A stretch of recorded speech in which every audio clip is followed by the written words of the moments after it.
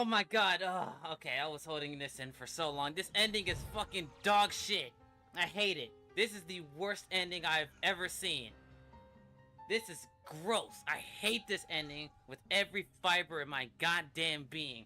I hate this shit. It is worse than the Goku Black arc, and I mean it. This shit pisses me off to no fucking end. This ending, oh my god, I was holding in that scream for so long. Anyway.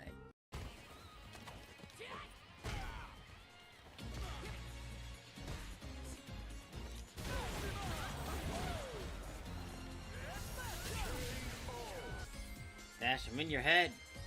I'm in your head, dude. You have to make me outside of your head. That's what you gotta do, bro. You gotta do that. Just take me out of your head, bro. I promise you. I promise you.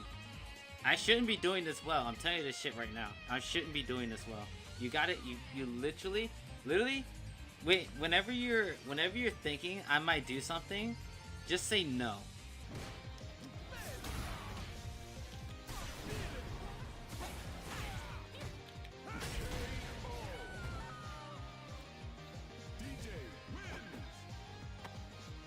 You didn't say no enough. You didn't say no enough, Dash. You didn't say no enough.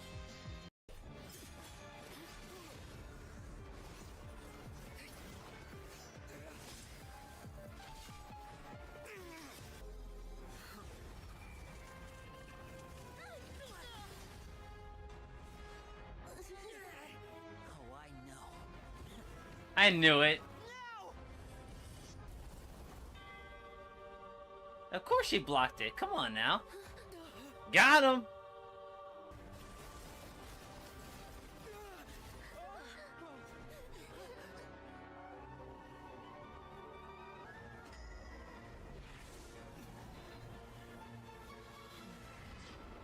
What, she got a Sharingan now?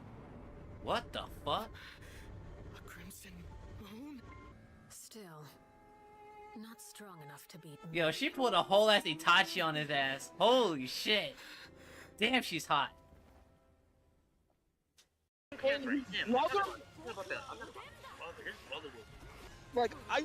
Like, that's how you know that this anime is like, okay, it's bad that it has a good story. It has some good Holy stories. shit. Okay, that super was cool as fuck. I mean, for me, it has.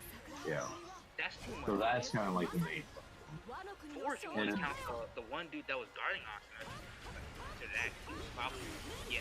Yeah. So, All I can say is Japan, bro. No, because I feel like the LLO is the.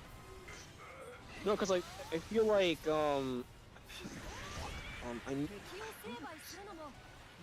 no, because I feel like the villain of that arc. Yeah, Okay, I know. Yamato. I'm just saying that like he just looks Dude, like she's not even fully leveled up, and holy shit, yeah, she's probably the best character in the game. Sparking is the original comeback mechanic of Dragon Ball FighterZ. Spark can be activated by pressing light, medium, heavy, and special at the same time, or through using a macro. Spark gives you a 20% attack boost, increases meter gain by 2 times, the ability to vanish cancel, fast blue health regeneration, and more. The timer for Spark increases per character defeated when activated. It can be used at any time during battle, meaning it can be used offensively for hit confirms and TODs, or defensively for getting out of mix-ups and Oki scenarios. Be careful, as Spark can be baited by long-reaching normals and specials, and invincible moves like DPs and level 3s. Sparking is a crucial element in battle, so use it wisely.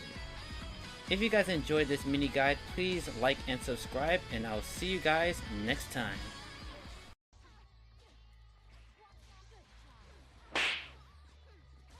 Counter.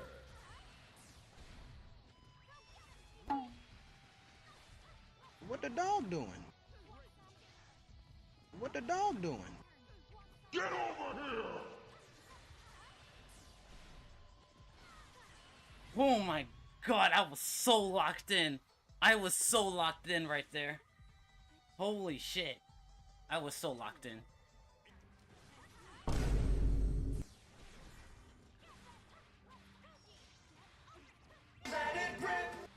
Woo! Oh my god, I smacked the fuck out of Namaya. Holy shit. I smacked the fuck out of her. I was like, bitch, no. I was smashing the fuck out of 2H, bro. This nigga ran up 2H and then super dash, bro. Big bar. This Sparks. Yep. Where the fuck is the rest of the team? Oh my god, dude. Damn it! Oh no!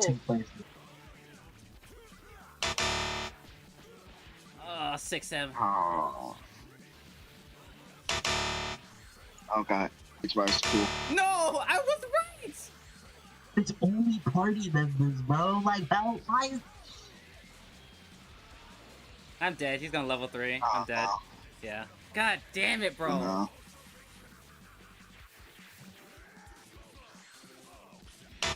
No! Oh yeah. Oh yeah. Oh my god. see the Why last did they fight. give him infinite jabs? That shit is so corny! Who? Bro, You oh go my... Gita 4. Ancestors sure knew how to decorate. Nothing but big piles of gold. Let me tell you this before I continue. This mission, the Gauntlet, I have played this mission so many times that I literally have it memorized. Like, this level alone, I've played more than probably any other mission in the Cooper series.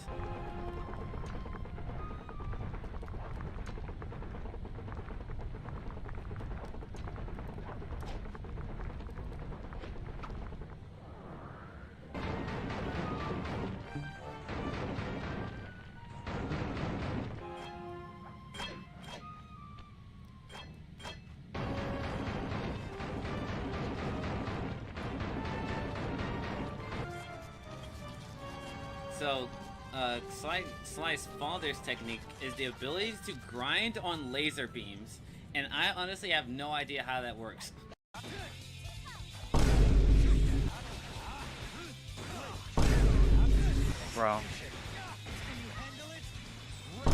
Bro, what the f— oh my god.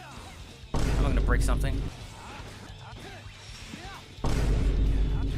Wow, I can't do anything about that. This game's great. It turned around. Ha! Shit. It's plus on block. Oh my god, bro. I'm gonna...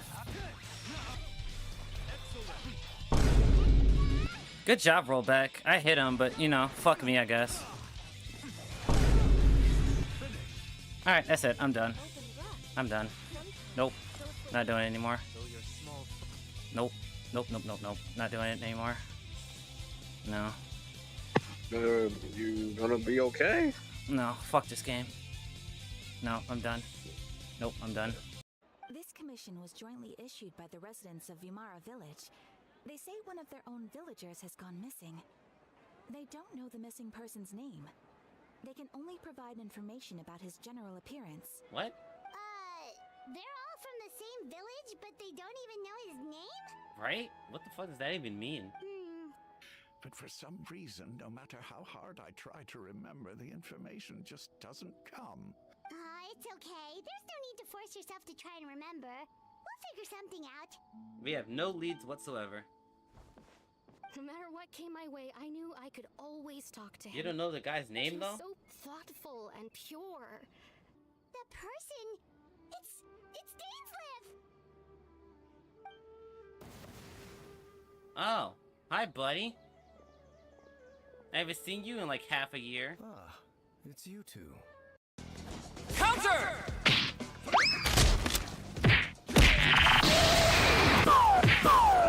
Oh no! Weak. My mind's telling me no. Counter! But my body. Gotcha, bitch. Mission failed.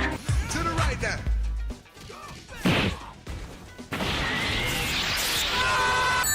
Shimmy, shimmy, yeah, shimmy, yeah, shimmy. To the left.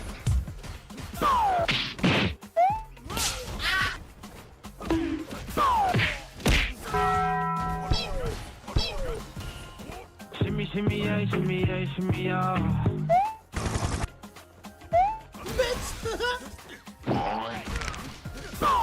How the fuck did he You stupid n.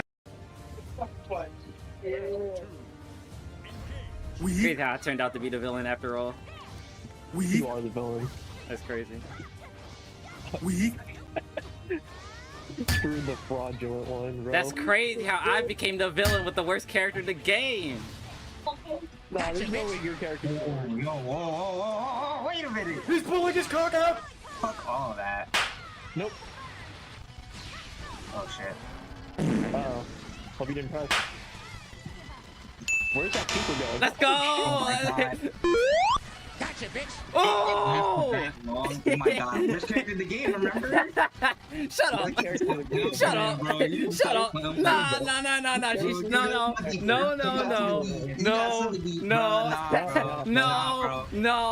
Don't do that shit. No. Don't do that. It is possible to fire repeatedly with the security level depleting every 3 projectiles fired, with properties gaining a power-up after expending more than half of the security level.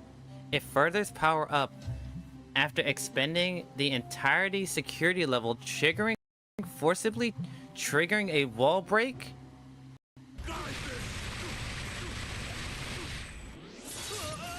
Dude, the fact that that auto wall breaks is kind of crazy. Eat my gun, bitch. Got him.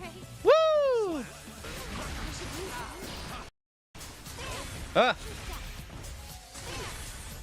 Do you, bitch? Light him up. Yeah, light him up. I'm so glad it works like an actual gun. Goat Lewis can now spend security level to follow up Behemoth Typhoon by using the same direction Behemoth Typhoon again. Oh my god, that's a true string. Oh my god, that's a true string. Oh my god, that's a true string! What were they cooking? What? And this is a low too. Can I do high to low? Oh my god. Oh my god, you have to... Oh no, they fucked up. They fucked up. Oh shit. Oh my god, that's a true string. Overhead into overhead. I can do overhead into overhead. I can go overhead into low. Bro, are you kidding? Bro, this character is so cool. What? This character is so cool. What the f-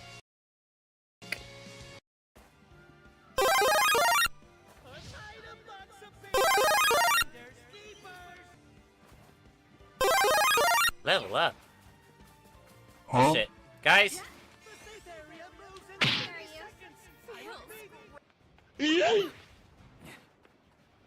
Alright, it's time to fight.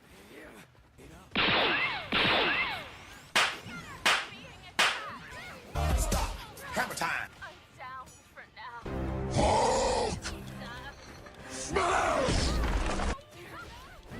Alright, I'm running. Shit, I broke my shield. Just leave me be. Oh no! It fell on my body! Oh no! Dobby! Stop drinking! Oh my god, Dobby, help me! Dobby! Help me! Oh my god, you idiot. God damn it, Dobby.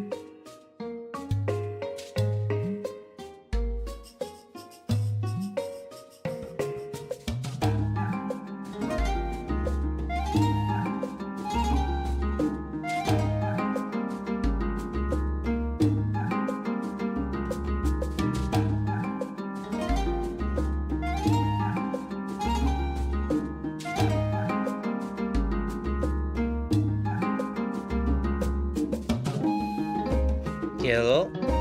What's good, everybody? How y'all doing?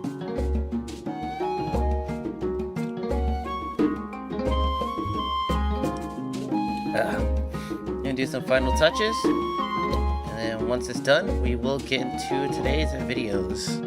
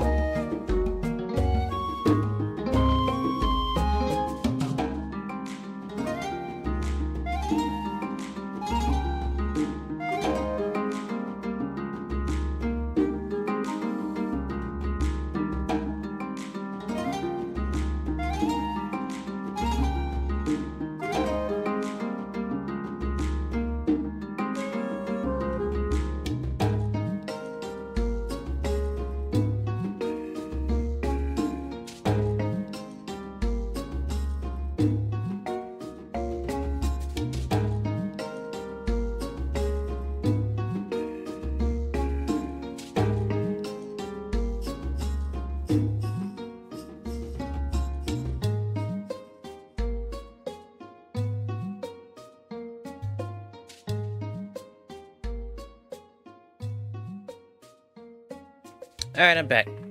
Looks like everything's up and working. Alright, so today, everyone, we're going to be finishing the videos we were meant to finish yesterday. Just overall talking about the FGC, and we kind of ended it off with talking about Sparking Zero. So we have a couple of videos here talking about Sparking Zero, you know, currently, in its current state. And then we also have this video that we didn't get to finish yesterday because it's nearly an hour long. So we will finish this video from Diaphone, and then we'll go into talking about Sparking Zero. And then if we have enough time, then I was planning on playing Overwatch 2. So we'll see if that pans out. But yeah.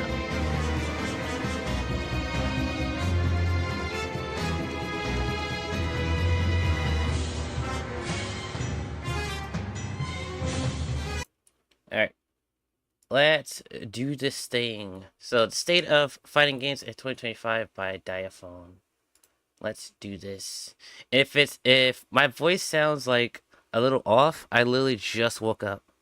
Just so you know, I literally just woke up. I was planning on streaming earlier, but I was way too tired from yesterday, so I slept in, and my whole schedule kind of got thrown off. So I had to kind of catch up, and this is the earliest I could have streamed.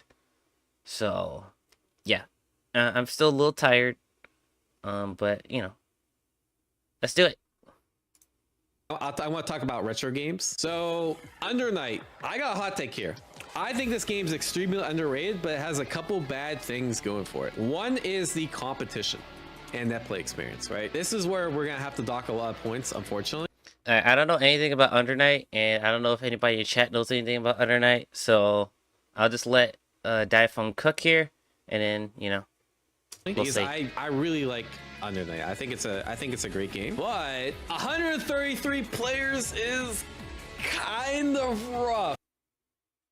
Yeah, that's not a lot of people. I'm not gonna lie. Yeah, that's not a lot of people. I was watching Lily Pichu learn this game, and unfortunately, she just couldn't find other beginners to play against, right? And a lot of times when you play these games with not very populated player bases, it's really hard to find inexperienced players to learn the game against. Yeah, that's true.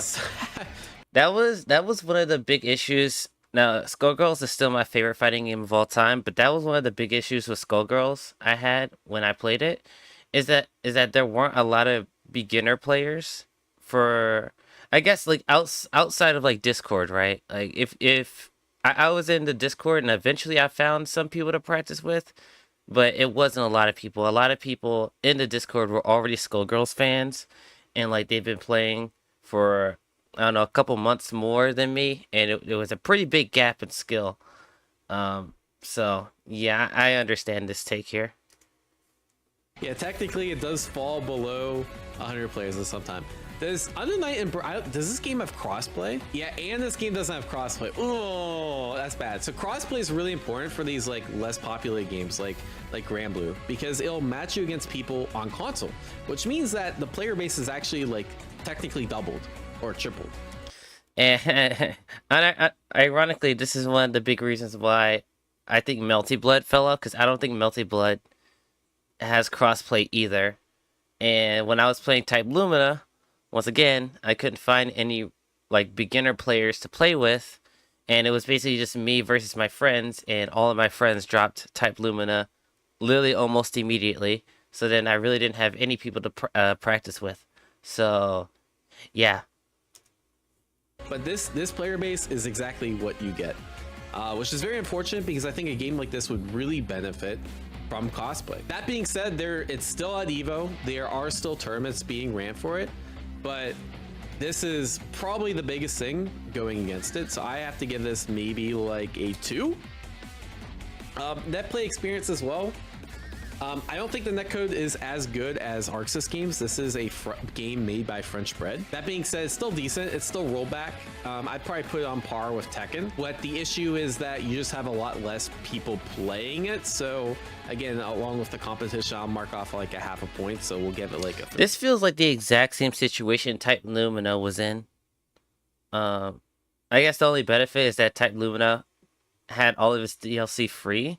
So I guess like the peaks of the player base was a lot more when DLC came out, but I think Under Night you had to pay for their DLC. So yeah. No, it's rollback. I think it's Tekken 8 level rollback. It's not amazing. I don't think, unless you guys disagree. I haven't played Uni in a while. Tekken 8's rollback too, but it's not all rollbacks are made the same. It rolls. Yeah, it rolls. Tekken 8 netcode is not that good. Neither is Uni. Uni netcode's not amazing, bro. I agree with Tekken 8 netcode not being that good. It somewhat rolls. Yeah, I'll tell you what. I do. It's probably slightly better than Tekken, but we'll keep it at 3.5. I don't want to do Uni dirty because I like the game. Ongoing support. It's probably less than like Grand Blue. I'd say I'd give it like a strive. You're getting balance patches. You're getting new characters. They all seem to be in the right direction. People think the game is pretty well balanced. I'll give it a 4. Here's my hot take. Gameplay, I think this game's peak. I think this game actually has amazing gameplay. It's the best thing going for it. Amazing music. If you watch like any YouTube video outside the FGC, there's like a 30% chance it has a Uni soundtrack. True. I'm not even gonna lie. The music is probably some of the best, if not the best. I haven't tried Uni because I believe that's just like $50 or some shit. So like I'm just like, yeah, no. I'm not doing a Melty Blood type situation again, you know? But I've heard a lot of like Uni music from like other videos. So in a fighting game, graphics I think maybe are a little weak. I think compared to like Strive, I think Strive graphics are better, but they're still really good. But the game has I don't know if it's fair to compare the two because they're doing obviously 2 different styles. So I don't know. I don't know if that's fair to compare, because like they're doing 2 completely different styles of animation and their art style, and so there's a lot go for it. It has tons of depth at high level. I mean, you just do the combo trials and it's gonna take like 5 or 6 hours. It's missing something that a lot of the modern games have, which is like execution barriers and like depth of gameplay, which I think is really awesome. And I like the art style as well. I think art-wise, I like it better than Street Fighter and Tekken, but I agree it's not for everyone, right? This is a game, let me put it this way. I have not seen one person complain. I can't recall the last time someone on Twitter has complained about the gameplay for this game, right? I think this gameplay is peak. Honestly, I don't hear anybody talk about this game online, period. You look at the Evo result. What is the tournament just happened? Look at the character spread. Eltnum, Hilda, Byakuya. We have like 12 different Typhon can't do math. 11 different characters in top 8? That's amazing. That's amazing balance. Compared to... Actually, these are all pretty decent. In Guilty Gear, we had a repeat. Street Fighter, you had several repeats. But yeah, overall, I think it's in a good direction. In general, the games that have less people to play, there is a sort of sense that like the tiers are more muddled because like we don't know everything about the game. But I think I just like the mechanics of the game. I think it's, to me, if I wanted to like strictly, purely focus on gameplay, I think this game actually might be peak. I'm not gonna lie. Casual appeal, I think there's definitely less. Story mode's kind of there's trials and that sort of thing, if you like that, but it doesn't have much going for it in terms of casual appeal.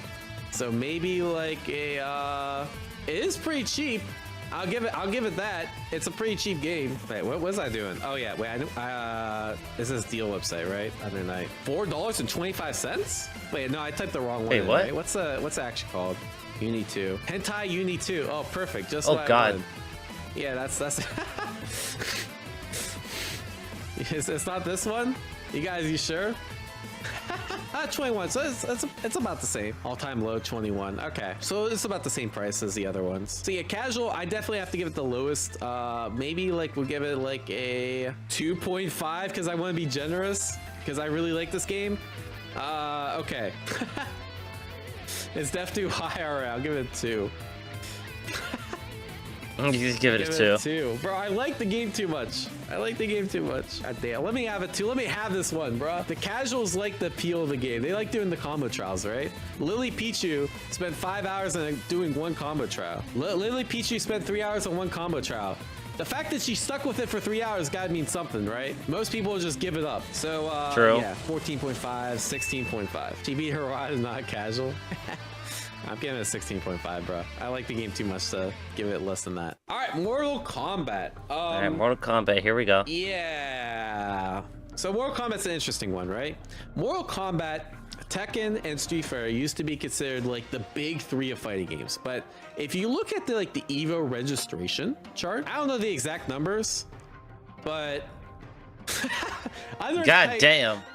Under Night, that has an average of 100 people playing the game, is somehow beating Mortal Kombat 1. Damn. Just put that into perspective, right? So that's kind of like the story going on is like, yes, it has a lot of casual appeal. In fact, it probably has some of the most casual appeal in the game. A lot of those people aren't competitive players. They're strictly there for the casual aspect, right? They don't travel to tournaments, they don't enter tournaments, they're not involved in the Pro Tour, that sort of thing. Right, which is really interesting because when you search this, right, Mortal Kombat, right, it has 30 times the concurrent amount of players as Under Night, right? So competition is a really interesting one because, like, yes, you have people playing. If you go online, you will find matches easier than Under Night, but in terms of the tournament scene and the competitive scene, it's a lot less, honestly, right? Like, even like if I just open up Mortal Kombat 1, you have a decent amount of people playing, right? You have a decent amount. Actually, this is way more than I thought you'd have, to be honest, right? And you also like have a lot of people that play on PS5, and there's crossplay, right? I'm not really sure what to grade this. Since most people probably watching this aren't traveling to tournaments, I'm gonna give it like a 3. I think it's definitely better than Under Night. I'll give it a 3 because you do have a lot of people playing, and that will help to get in. Net play experience is interesting. So the netcode's actually decent. This game actually does have netcode. I think it's like it does have rollback. It's probably on par with like Under Night. You do have voice chat as well, which a lot of people might not be a big fan of. I think that's amazing. Dude, fighting games, it should be mandatory that fighting games all should have voice chat. Dude, I know like the Xenoverse series or just Dragon Ball games in general aren't considered to be a fighting game, and we'll have that discussion. Well, we've already had this discussion in previous videos and streams and whatnot.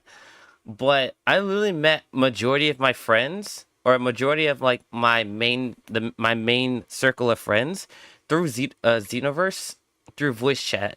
And it's like, the fact that like actual fighting games don't have voice chat is like actually insane.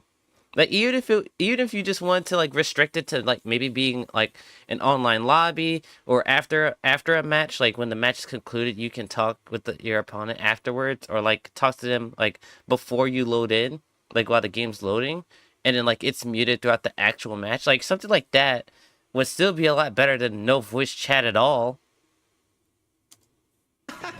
I think like going online and then like having your opponent talk shit to you is like the funniest thing. Not gonna lie, ranked is really bad. You're not gonna. Is ranked really that bad? I know most top players don't play ranked, right? Because the rank's not amazing. And yeah, you're right. You can't like queue up for training mode in rank 2. I do remember that, but the netcode's decent. So I would say if we gave Under Night a 3.5, and yeah, King of the Hill is really good for Mortal Kombat. I'd say maybe I'll give it like a 3.5. I don't think it's terrible. I don't think it's terrible. You have rollback. King of the Hill is amazing. Ranked sucks, but like at least you can find people to play it. I don't think it's a 1, bro. I don't think you understand how bad netplay has to be for it to get a 1. We're talking like even City of the Wolves back in open beta 1, where you literally couldn't find a match. That doesn't even deserve a 1, right? A 1 is literally like unplayable. Yeah, like it literally doesn't function. Like yeah, 1 is Brawl. if you play Brawl online, I'm gonna give it a 3.5. Game 15 isn't even a 1.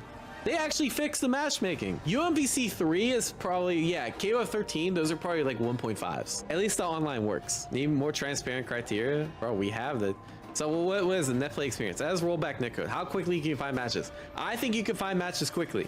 Infrastructure, I don't think it's set up perfectly. And modes, like I don't think rank's the best, but it's decent. It's decent.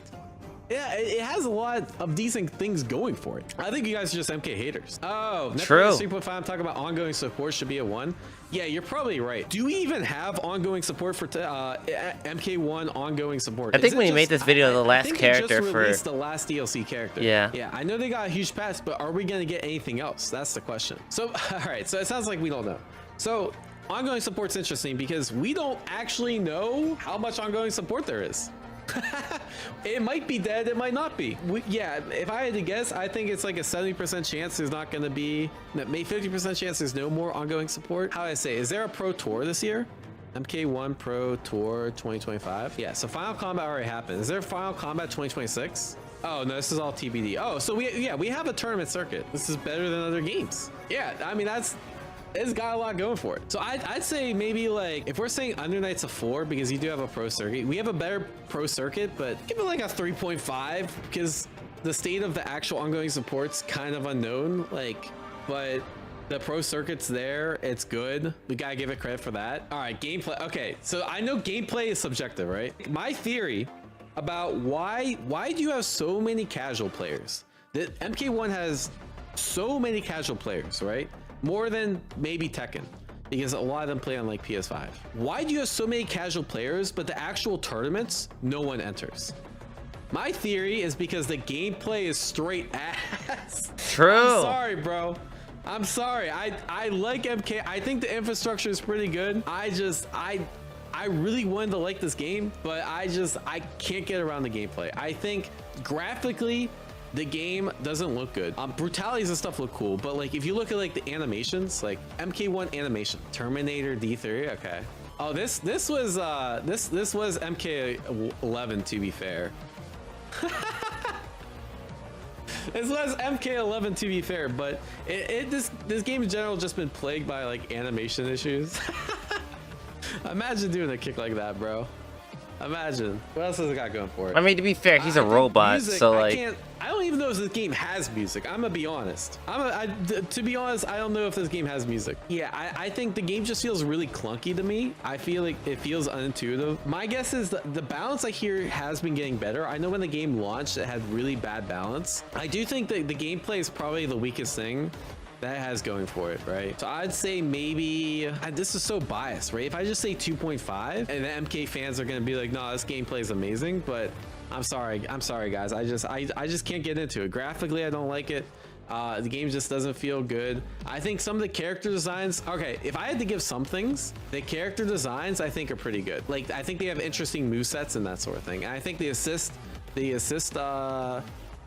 like has a lot of depth to it, right? There's a lot of like cool things you can do. Here we go. Double oh my god. Oh. How many times he's gonna hit the person? I mean, like, yeah, it's just a That's just a clip. All right, but where I will give this game credit for, I think this game probably is like maxed out on casual appeal. I think people just like MK. I think that's the reason this game has sold so many copies. And MK in general is the most successful fighting game franchise. Just in general. Like, yeah, it sold 5 million. That's more than Tekken. That's more than Street Fighter.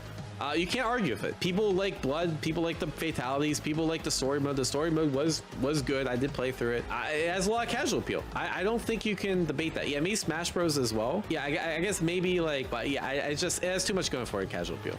So we'll give it a 17.5. I don't like the idea that MK1 is higher than Under Night though. Damn, that's crazy. I don't like that. I really do not like that. It's only about 1 point though. We have this rubric, but like gameplay 1. Objective, you said no rigging. All right. You're right. You're right. I'll talk about it. The voice chat should give it a 10. As long as Guilty Gear's above it. Tekken's above it too. So the only 2 games we have left, MVC 2 and Fatal Fury. So I'm actually not gonna cover MVC 2. I'll talk about all the other games. The only other game I want to go in depth with and give a score is Fatal Fury. So Fatal Fury is another game I don't know anything about. And so in fact, as of this recording, they made some pretty interesting announcements, right?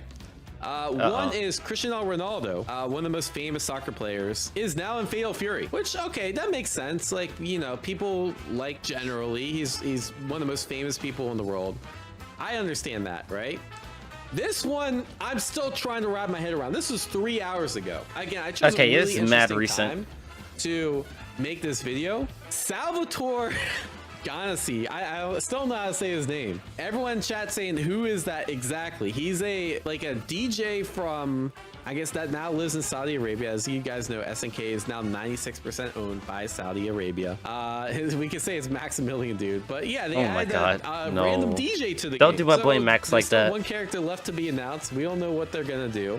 But with that being said, I think the gameplay is actually really good. This game does have a lot going for it, right? I anticipate competition. We don't know yet, right? But if I had to guess, because you have Ronaldo, because the gameplay package is looking. I like how you completely forgot about the tier list surrounding it. Like he's not even doing the tier list anymore. The City of the Wolves beta. Oh, it's interesting you didn't have as many people this time. So you had a lot more people test out the first time than the second time. But even just for a beta, which like a lot of people didn't even know about, you had pretty decent numbers for.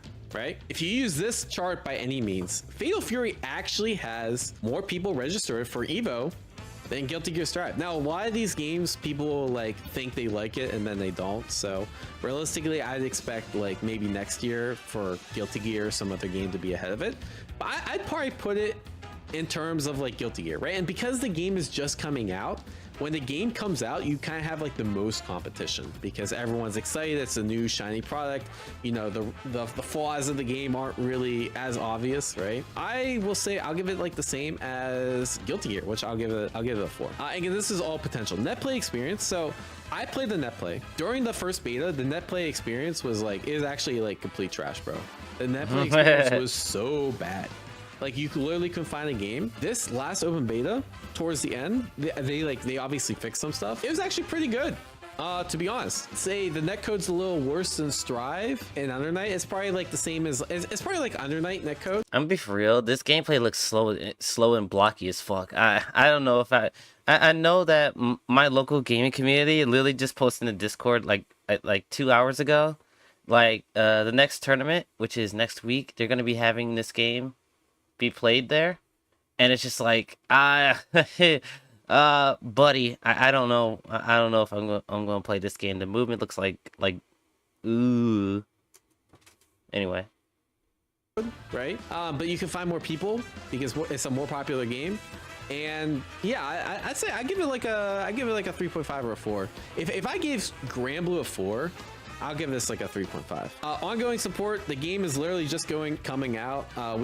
This game's gonna be an EWC, which means you're gonna have a crap ton of money. I mean, I think it's like $1 million tournament. God damn. EWC. So you have the prize pools, you have ongoing support, you have the game's characters that are coming out. We don't know for sure. Wait, is this real? This looks fake, but I don't know. Chun-Li and Ken? And SNK? It's interesting. I'll give it about a 4. I'll give it about 4 because we know for sure 4 characters are coming. It's really hard to say because we don't know everything else, right? A first season is free. That's true. Ronaldo said he gives 1 million to the player who places first who places the highest of the character. You might be right. You might be right. Gameplay, I actually like the gameplay a lot. I think graphically it's not as good as some of the anime games, but I think system mechanic wise it has a lot of depth to it. I think the Just Guard system is really neat. I think there's a lot of things to flesh out. Again, this is kind of tough because like we don't know everything for sure, but I'm gonna give it like a 4. Usually SNK games, they're characterized by like pretty good balance and like usually pretty good balance updates and a lot of characters that are being released and casual appeal. You got Ronaldo. I don't think this game has the most casual appeal. We don't even know the story mode, so I'm gonna give it a question. But Ronaldo, I'll give it like a 4 as well. I'd say it has similar appeal as Guilty Gear, right? Because it's new. You got Ronaldo. We don't know what the story is like or anything, right? They have the RPG mode for casuals. Yeah, I have no clue. I really have no clue. You also have a smart style, so you have like modern controls as well. I don't know. I really don't know. And again, the game's not out yet, so it's kind of hard to tell. So we'll say potential score. That is true. Guilty Gear does have a whole ass anime coming out. All right, 3.5. Modern controls are actually decent. They're okay. They're okay. They're not as good as Street Fighter modern controls, but like they are viable. Just not super viable. All right, so we'll give it like a 19, potentially. All right, let's put everything in the tier list. So okay, now cutoff is 20 for this. I'll put, because we don't know about Fatal Fury, I'll put it in potential S. Under Night, I can't believe I'm putting MK1 above Under Night. I guess that's the problem with my rubric. I obviously screwed something up. I screwed something up. My bad. Let me talk about some other games. 2XKO, I think is also potential S. It's not out yet. True. We don't even know when it's coming out. 2 years ago would have said potential. 2XKO looks like a game I could enjoy. I just never played any of the betas or anything, so I don't know if I would like it.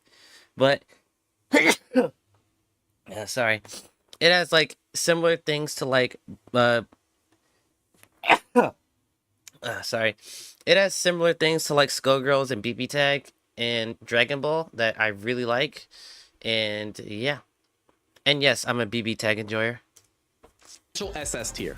I would have said this is the game to rule all games. It's obviously might not be that, right? I'm still debating. We still have a lot to learn, but the big announcement came out that 2XKO is only having 10 games on launch. That's obviously sad, but there's a lot going for the game, right? It's been extremely polished. People are so focused on the number. I've already talked about this yesterday, but 10 characters for me is not a big deal, especially because you're not paying for the game. It's free to play, and they're going to be releasing more characters in the future. But if the base roster is fleshed out, it's flexible, have actual identities, they flow well with system mechanics, and you know, just the overall gameplay experience is great, then I don't care about it being 10 characters. People are just focusing on the number, and once again, I'm gonna be real, most of these motherfuckers won't even play the goddamn tutorial or character trials. They'll probably be in there. They'll probably only do like 2 to 3 character trials for their specific character, and then that's it. They won't give a shit about anybody else in the roster, and then they'll bitch on and complain on Twitter that X character that they don't play is broken and they need to nerf them and yada yada. And I'm done. I'm done with this stupid ass argument. Anyway, sorry. It's just been developed for like 8 years. I mean, that could be a good thing or a bad thing. There's FGC heads behind the game. There's a lot of thought put into the systems. I think mechanically the gameplay is going to be very deep. So if we look at the criteria, right, I'm not going to write this one out. I think competition, is the game popular? We don't know. Because it's free to play, I think it will be. I'm anticipating right now for it to be like Street Fighter 6, Tekken 8 levels of popularity, but could be more, could be less, right? I don't really know how this is going to do. No one does.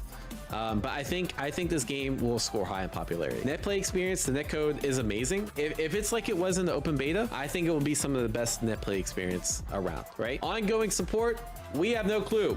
It took them 10 years to make 10 characters. Are we gonna get one character per year? I don't know. If that's the case, the game's probably cooked. I'm not gonna lie. So, or are they gonna like pivot all their resources into pushing out content and we're gonna see content like never before? Maybe. Are they gonna have a prize pool? Are they gonna have a pro tour? Maybe. I really have no clue. So this is something we have to wait and see. I really cannot give this a score, right? Gameplay I think is great. Graphics, I think the game looks slightly worse than I probably put on par with like Street Fighter 6. Music, I mean, it's obviously better than Street Fighter 6, but I still think games like Under Night and Guilty Gear, I just like their music style better. Balance, I have no clue, right? We don't know how they're gonna do balance. Again, a lot of this potential we have no clue, but I like the game personally from a competitive standpoint.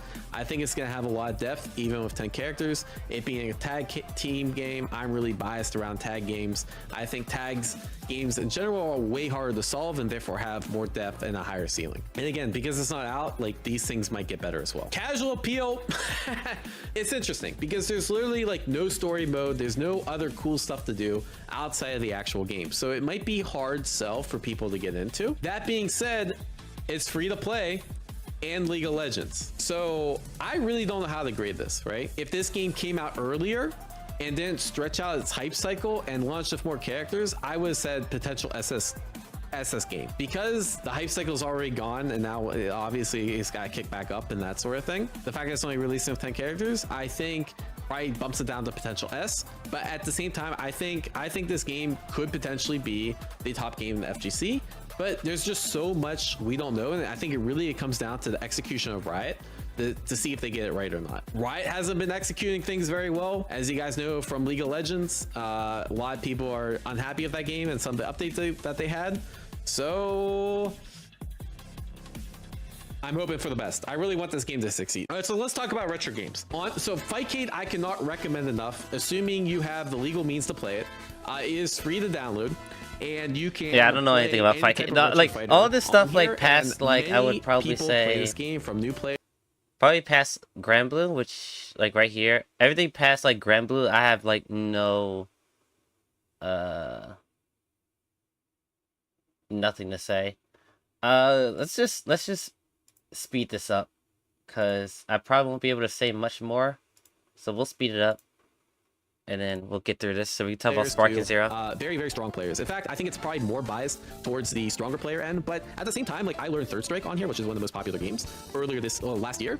And I found myself in the middle of the skill pack, despite not really playing Third Strike at all. So you do have some more casual players that do play on Fightcade. And there are learning resources for these games, which is really cool. I would say in general, any game on here that has over like 100 players is honestly probably A tier, right? You're still gonna suffer from the issue of like new players. It's gonna be hard to get into an old fighting game because most of the players have been playing for a really long time, and you don't quite have there's no like updates being made and that sort of thing. But some of these old games are very, very good and they're very, very fun to play in. And they honestly, they usually have like a different feel than more modern games. And some people really like that old feel. So if you haven't checked out Fightcade, A++ would recommend. But I would say that goes somewhere on the A tier. So we'll use Third Strike to indicate that, right? Brawlhalla is interesting because it's not really a traditional fighting game. It's more of a fighting game platform. I'll say it doesn't qualify because of that, but it has a lot going for it. It's probably like the most popular free-to-play fighting game because damn, platform fighters not considered fighting games. Crazy. It's free. It's free and it's well polished and it still gets updates.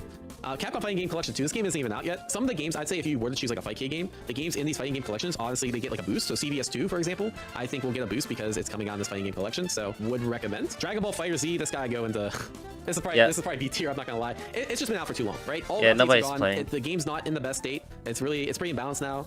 Most of the Pro Tours are kind of like phasing away. The game when it came out was kind of peak. And it does have rollback now.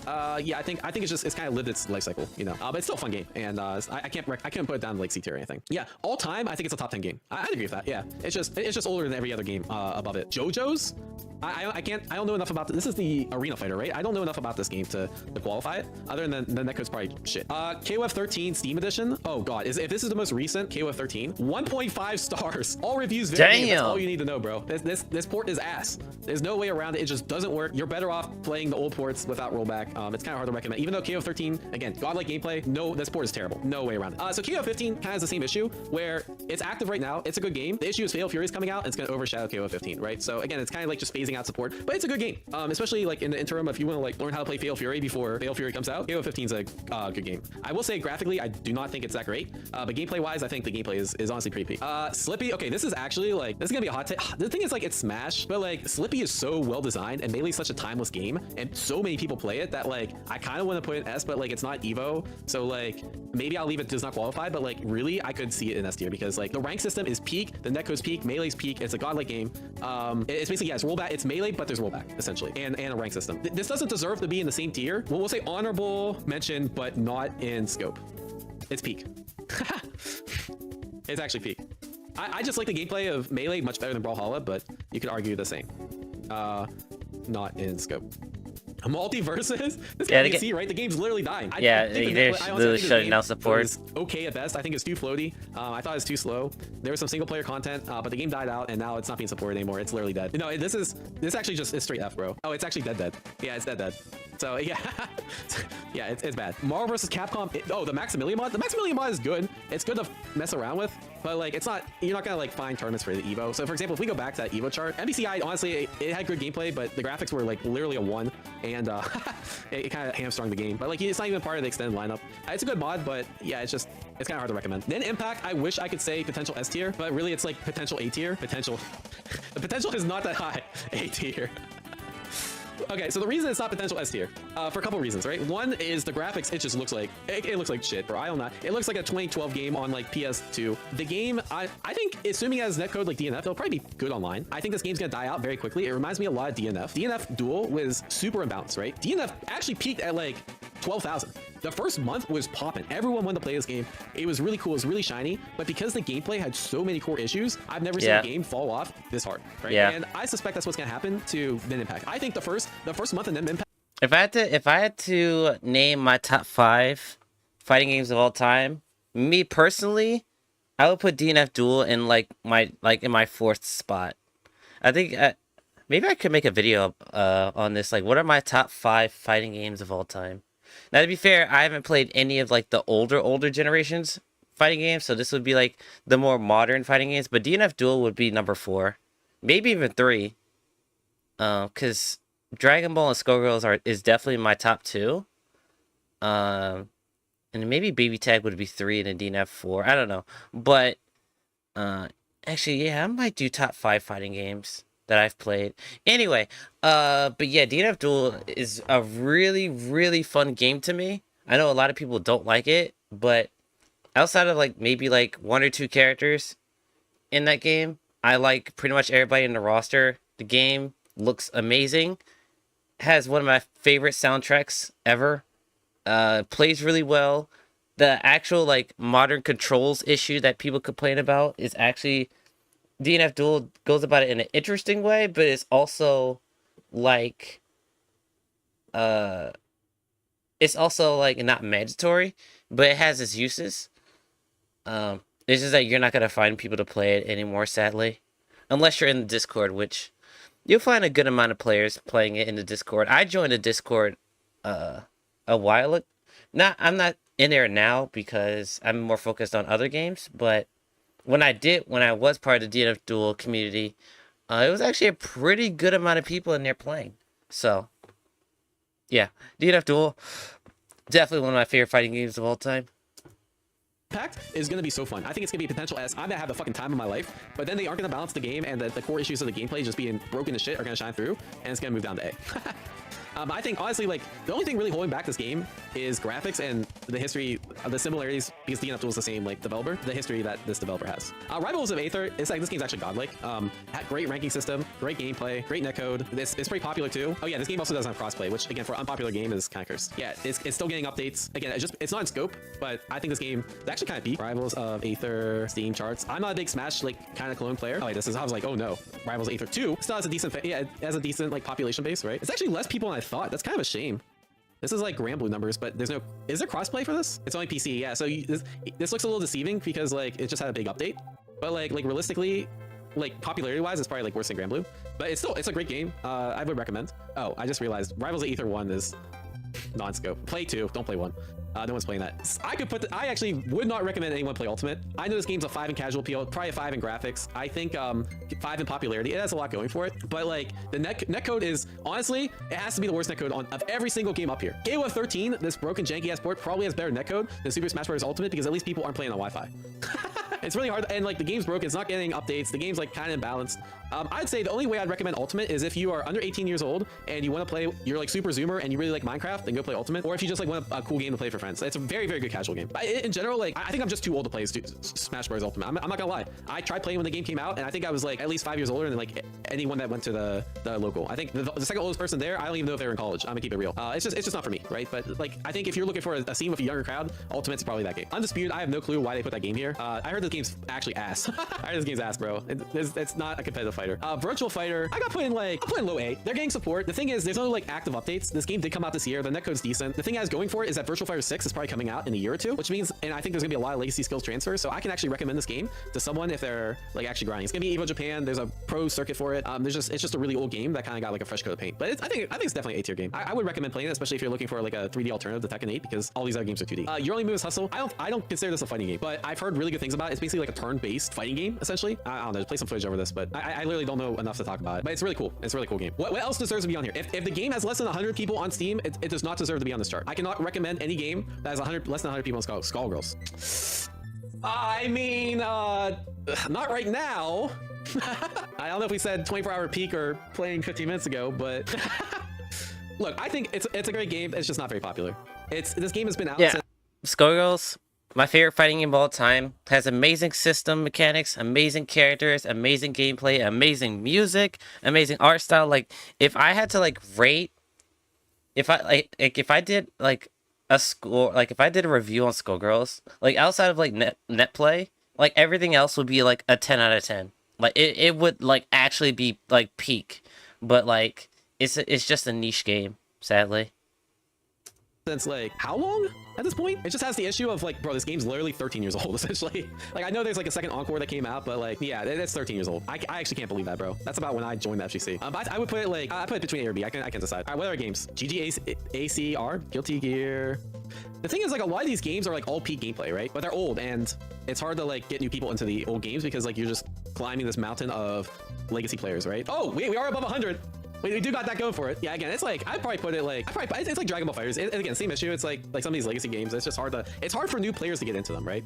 Even though Plus R, like, it has a lot of things. I think Plus R, if I just had like a month of my life to dedicate to playing a game, Plus R has to have like so much depth to it. Yeah, I know the balance is amazing. Like you got Zappa throwing the fucking full screen overhead swords and that kind of bullshit. But yeah, I mean it's a good game. The gameplay's peak, but again, it's Iron Saga versus bias. You know, broken characters in old game, but no, old game better. Is Steam charts? Are we over 100? Yeah, sorry. Probably my last video on the channel is Iron vs. Saga. I actually like this game. I would recommend it. I would recommend it to someone that wants, as a very specific niche, right? If you're looking for a mecha fighter, like this is the only mecha fighter on the list, right? If you're looking for a new community, like a new game that has a brand new community where other people, basically everyone else that's playing the game doesn't know the game very well too, and you want like a very small, tight-knit community to learn the game with, this is one of your only few options. So I think that if that's something that appeals to you, I'd recommend this game. Honestly, I think it's fun. I've actually put like 20 hours into the game, and the game just released like 2 weeks ago. Where are we at? I was playing it literally yesterday. I really like these kind of... Wait, I got an update. I was gonna say, if they nerf my main again, bro. I played this game's now for a week, and they've already nerfed my main twice. I'm a little salty about that. But yeah, 16 hours in the game. I think it's a good game. The one concern I have with this game is it's not... I don't know how much depth it will have compared to like something like Guilty Gear Plus R, but it's a fun game to like fuck around with in the discovery phase. I think the discovery phase of a game is really fun. There's no way Melty Blood has above 100 people. Idle Showdown does, though, probably. It's a lot less than I thought. I'm not gonna lie. It's a fun game, but damn, that's a lot lower than I thought. Tekken 7, Street Fighter 5. How about we just do Steam charts fighting games? Because those will come up. Oh, we forgot to talk about Sparking Zero, Bleach, Reaver of the Souls. These games are not competitive fighting games. They're fun to fuck around with friends. The netcode, yeah, they're not competitive. Bleach doesn't even have a rank mode. That's all there is to say. But they're fun. Tekken 7, I mean, I guess maybe it doesn't have balance issues like Tekken 8 does. But I mean, the issue is the vast majority of people that are interested in Tekken are going to be playing the new game. Same thing with Street Fighter 5. Same thing with the old Mortal Kombat. They're good games, except Street Fighter 5. I thought that game was garbage, but that's not the whole point of this video. Actually, I think other people think it's garbage because I don't even see it on this list. Damn. Yeah, 139. Even you gotta be. I think the game got better over time, but the netcode was terrible. I did not like the gameplay. It had a lot of issues. Rev 2 over 100. Rev 2 is an interesting study because I think it's a good game to get in. Again, a lot of these games are good to get into because they're fun. Again, it's like if you're a new player, you have to think most of the people watching this YouTube are like very casual people compared to the people in my stream, right? So a lot of people, like, imagine if you're casual and your first fighting game is Guilty Gear Rev 2, you're gonna go online to Guilty Gear Rev 2, you're gonna get your fucking ass handed to you 100 games in a row, and you're gonna be like, fighting games aren't for me. That's the issue with recommending a game like that. The gameplay is great. I played Rev. I thought it was awesome. It's hard to recommend to new players. So yeah, same thing with Plus R, same thing with a lot of these games. I'm actually surprised Virtual Fighter is this low on the Steam charts. It's kind of a shame. BBCF? Isn't BBCF, I heard, like, has more... Yeah, 262. That's actually better than I thought. So the cool thing about BBCF is that it does have rollback. I think at this point, like, I can't recommend anything that doesn't have good net play. Because, like, that's kind of standard. Like, again, same issue. Yeah, right? rollback netcode is the standard. But with BBCF, there's less of a chance because there might be, like, more new players. I actually think BBCF is... If I could, like, count my regrets as a fighting game player, I wish, instead of taking a 3-year break, because Street Fighter 5 came out, and I'm like, this game's fucking ass, I don't like fighting games, and I quit fighting games for a while. I wish instead of that, I just played BlazBlue Central Fiction. Because I think this game's, like, super, super cool. I wish I spent more time into it. Bro, some of these aren't even fighting games, though. Like, Sifu is not a fighting game.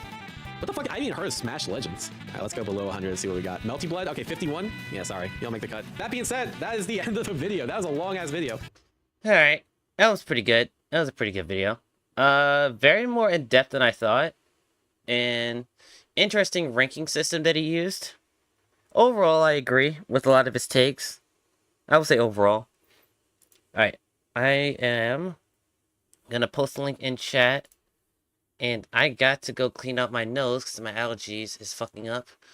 And when I come back, we will get into the Sparking Zero portion of this stream. So I'll be right back.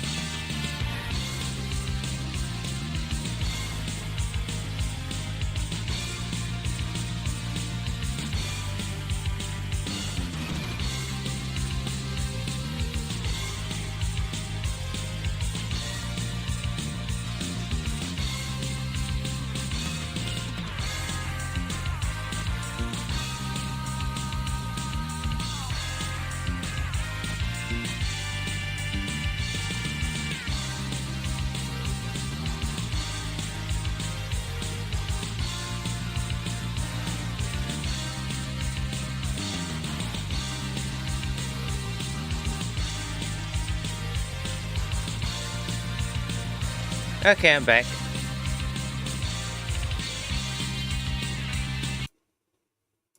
Alright, let's do it. Alright, so we have the Rise and Fall of Sparking Zero from Nanogenics. I have already seen this video, but I figured this is a really good starting point for our Sparking Zero discussion. So, just to be clear on my thoughts on Sparking Zero before we start, I think Sparking Zero and its current iteration is amazing gameplay-wise. I literally just played it yesterday with one of my friends and had an awesome time playing it. Music is 10 out of 10. Graphics is 10 out of 10. The offline experience is kind of whatever.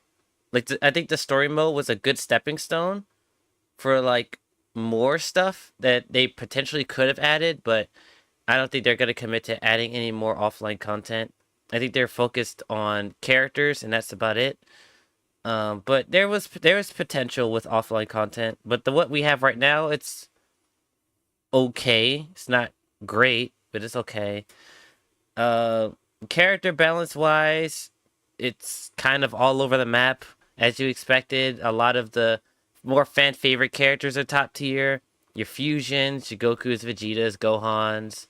stuff like that. So they're running the metas as everybody expected.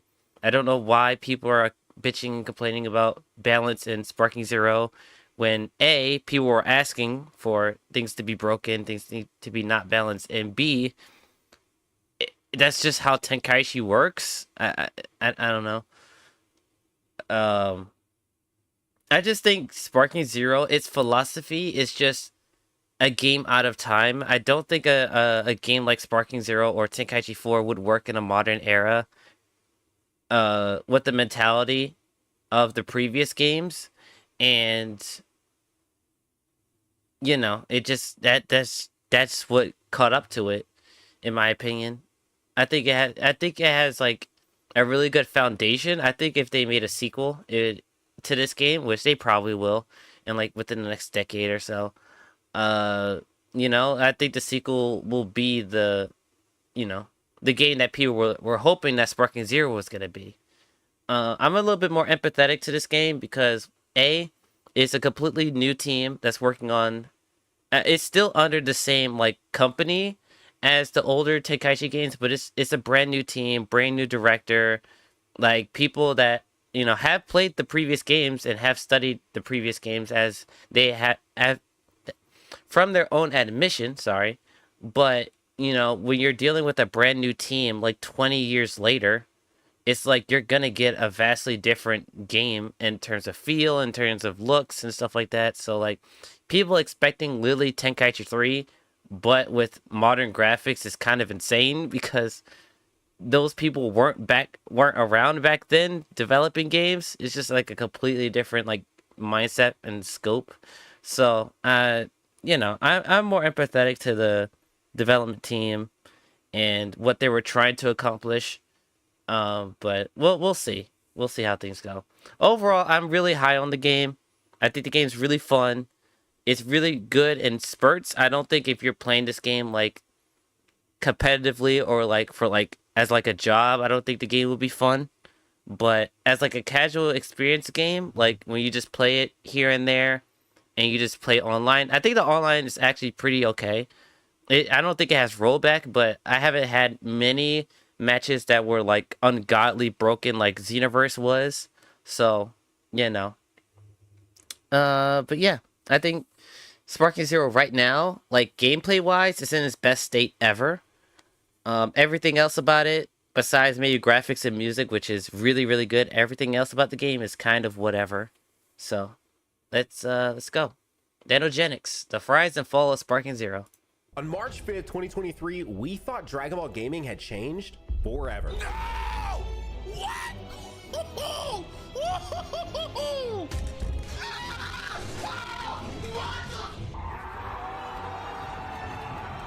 Everyone thought this was going to be the next Dragon Ball game they played for years. But unfortunately, just 6 months after launch, that isn't the case at all. What went wrong? How did the most anticipated Dragon Ball game possibly ever go from peak excitement to what we see today, a title that's been mostly forgotten? In today's video, we're going to dive deep into the complete story of Dragon Ball Sparking Zero, from its pre-release hype to the future of the series with an actual hint from the main producer himself. But what went wrong? Could it have been avoided? And most importantly, is there any hope for a revival? So sit back, maybe grab a G Fuel, use code NANO because we are sponsored by them, and let's take a W look plug. At the rise and fall Dragon Ball Sparking Zero. To fully understand why Sparking Zero had so much motion pre-release, we have to go back to November 2002, where a company known as DIMPS would develop the first truly notable and accessible Dragon Ball game in the West, Dragon Ball Z Budokai, which would go on to sell 3.5 million copies and spawn 2 sequels that would total a whopping 7.4 million copies sold for the original Budokai trilogy. However, Budokai plays closer to a Tekken style game and was very revolutionary compared to previous Dragon Ball titles by all means, but it didn't fully encapsulate the Dragon Ball experience, which is why Atari approached Spike to develop a Dragon Ball game where you could move freely and fight opponents in a large arena type stage that of course would become known as Dragon Ball Z Budokai Tenkaichi, released in 2005. And just like the original Budokai series would also spawn 2 sequels, and the series would go on to sell an impressive 7.5 million copies, with almost 4 million of those coming from just Budokai Tenkaichi 3 alone. If you combine the sales of the next 5 mainline Dragon Ball game releases, they still didn't sell as much as either Budokai 1 or Budokai Tenkaichi 3 did alone. So when you ask someone what their favorite original Dragon Ball game is, it's probably those games. common answer you get is one of the Budokai games or Budokai Tenkaichi games, which is Yep. why 16 years later, after Budokai Tenkaichi 3 was released, no one was expecting what would happen at Dragon Ball Games Battle Hour 2023 right before a Dragon Ball Super card game tournament. It was so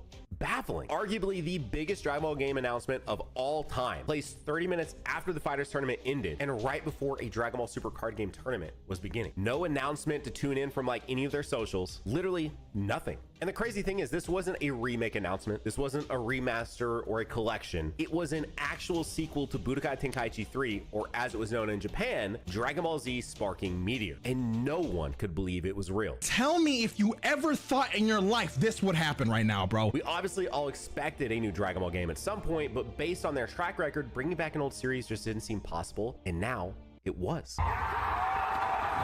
Now it's real, and we all want to know more info about it. How many characters will it really have, and when will it be released? And all we're left with for 9 months is watching this 5-second clip of Super Saiyan Blue Goku on repeat. I feel like I watched that sequence so many times that I can close my eyes right now and still see it. December 2023 at the Game Awards, we got our first real glimpse of what would now be known as Dragon Ball Sparking Zero. Based on that very brief 60-second trailer, we were so back. It really looked like Budokai Tenkaichi with a modern coat of paint, and now somehow we were all even more excited than before. They followed that trailer up with our first substantial look at the game in action in March 2024, and now we mostly had our answer on gameplay. It at least looked like it played very similar to Budokai Tenkaichi with maybe a small touch of Raging Blast in there. So with that, most of the conversations around the game shifted. Now we wanted to know if they could actually deliver on the main thing Budokai Tenkaichi 3 was known for, its huge roster, which Bandai would slowly start to have an answer for as they rolled out character trailers throughout 2024, leading us to Summer Games Fest in June, where a select group of people were able to get their hands on the game for the first time ever, and the reception from those that played it was overwhelmingly positive. It was definitely faster paced, but the bones of Budokai Tenkaichi were there. So much so that Dion aka C-Reacts had a clip go viral of him using a BT3 combo in Sparking Zero, and it was the exact same. The first real hands-on gameplay wasn't the only thing we got from Summer Games Fest, because that's also when we got our answer to when it would be released. October 11th, 2024. The hype for Sparking Zero had reached new heights. People had played the game and it was actually fun. We had a release date and we had tons of footage from everyone's hands-on previews that people just couldn't get enough of. Personally speaking, Sparking Zero is some of the most viewed preview content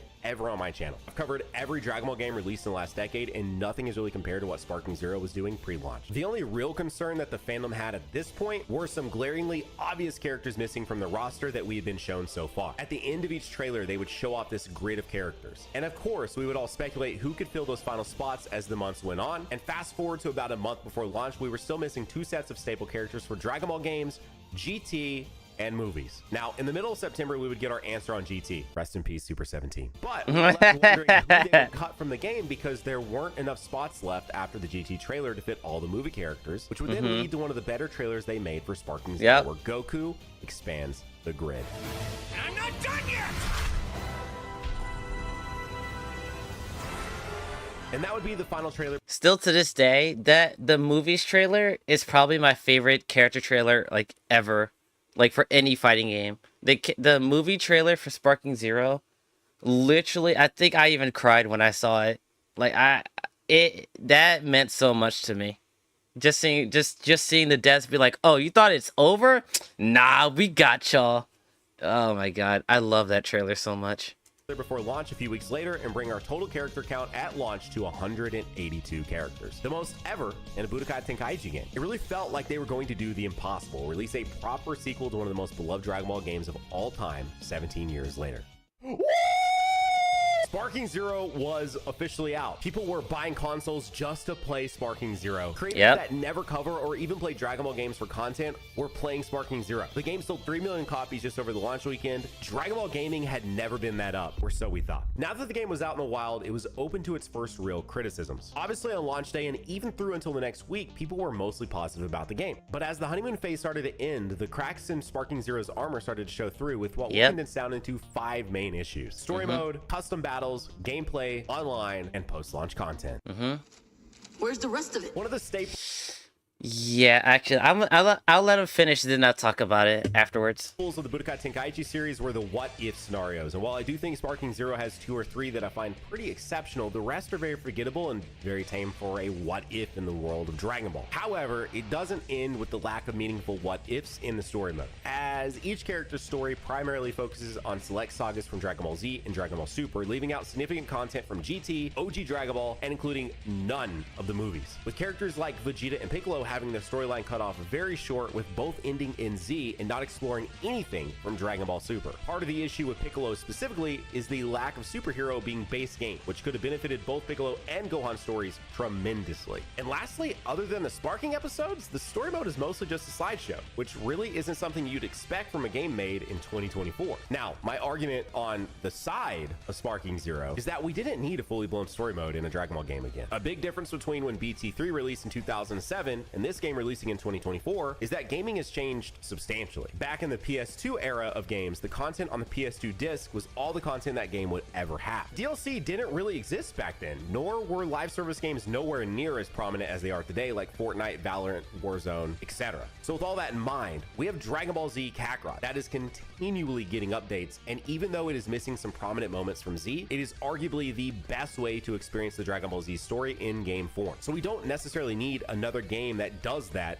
anytime soon. However, to argue against Sparking Zero, we needed more Sparking episodes. The main one people talk about is obviously Gohan Black. It's the most out there what if, and it's exactly what we needed more of. I'll be honest, I did enjoy Goku's Super Saiyan in the Saiyan Saga timeline that ended with him fighting a Super Saiyan Vegeta on Namek. That was definitely a fantastic what if storyline, as well as the father-son Vegeta and Trunks moment against Cell. But I'm just surprised they didn't fully embrace more what if. I'm sure they were never trying to make a full encompassing story mode, whether by their own accord or from direct instructions from Bandai to not do so it wouldn't be a competing product against Kakarot. But to say the what ifs and the story mode in this game was a letdown for most would probably be an understatement. Also, why are we over 6 months out from release and we still cannot play as Gohan Black?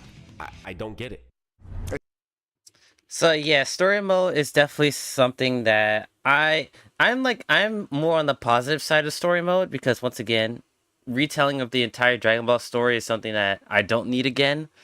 I really feel like if they were going to do this type of thing, they should have just really committed to what if scenarios. Like the entire story mode would just be what if scenarios, right? Sort of like you get like an introductory, like kind of like recap of the arc in general, and then you pick a character, and then you basically do whatever you want. Like you get to pick and choose where you want to interfere, and then that's where you get the what if scenarios. I feel like Sparking Zero tried to do both. It tried to tell the story of Dragon Ball while also implementing what ifs, but I feel like they should just commit it to one or the other, to be honest. If they couldn't do both well, and I don't think Sparking Zero did both of them well. The telling of the main story isn't that great, and then also majority of the what ifs aren't that great. So like they failed on both attempts, but I feel like if they committed to one over the other, it would just overall been a better product. Oh god, custom battles. Okay, here we go. It's the biggest piece of dog. This mode pre-release sounded like such a game changer for Dragon Ball games. It appeared to have endless content for Sparking Zero and gave those who don't care about online PvP something to do. We were going to be able to build out all the what ifs and fanfiction moments we had dreamed of actually in game. What if Goku was trapped in the time chamber for forever? Yeah, go make it. It was going to be awesome, but it wasn't. Custom battles feels like such a lifeless mode that is a chore to use from both the creative side and the player side. This mode reminds me of Little Big Planet, except if you removed all the heart and soul. I think once you played a few of these, you've basically played them all. Plus the fact that all the voice lines aren't actually voiced and are already completely predetermined with no customization is the final nail in the coffin for this mode for most people. Because watching lifeless characters just stand there as text rolls out on screen to set up scenarios isn't exactly interesting. Yeah, I custom battles was such a interesting mode. I was for it, and I still think it's a really good mode and a step in the right direction, but relying on your player base to make content for your game will never work. I don't care what player base you have. Relying on your player base to make content in a dedicated mode, and it being your main side mode, no. Because like even games that have a mode like this, they have other modes that you can play that the devs make specifically so you can enjoy them. And Sparking Zero really doesn't have that. It's literally story mode or custom battles for offline. And if you didn't enjoy story mode, then it's like there's literally nothing else to do because your player base is just not going to be sustainable, right? It's not going to be sustainable unless you're constantly adding updates to custom battle. And the last DLC we just got didn't add anything to custom battles. So it is Jesus. All right, gameplay. Here we go.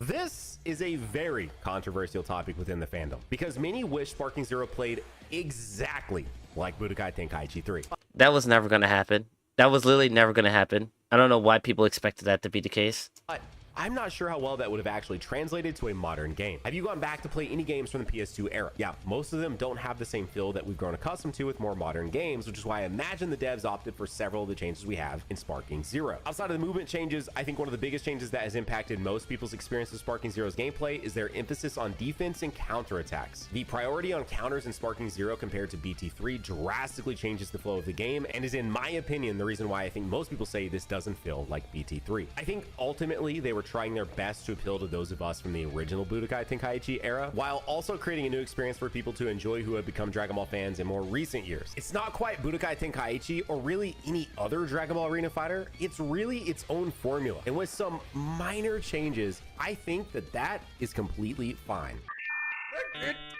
Yeah, people's expectation that it's going to be exactly like 3 is kind of wild. In terms of like defensive mechanics, like, yeah, they were busted, but in the current version of the game, it is nowhere near as bad. Like, they've done several nerfs to the defensive mechanics in general, and just me playing it yesterday, like, you could tell, like, a lot of the defensive mechanics got nerfed or changed for the better. So I think over time, as the game kind of like simmers out after its DLC cycle, I think a lot more people are going to be more willing to play it and explore it. And then once we probably get like a sequel, maybe in like the next decade, the developers will be able to take that feedback and implement it into the new game. So I think right now, gameplay-wise, it's in a really good state. It's really good. But obviously, he's talking about the launch of Sparking Zero. And the launch was a fucking disaster because Perception was like the most broken shit like ever made for like a defensive mechanic. Like it was nearly unstoppable. There was literally almost nothing you could do against Perception. So yeah, online. Here we go.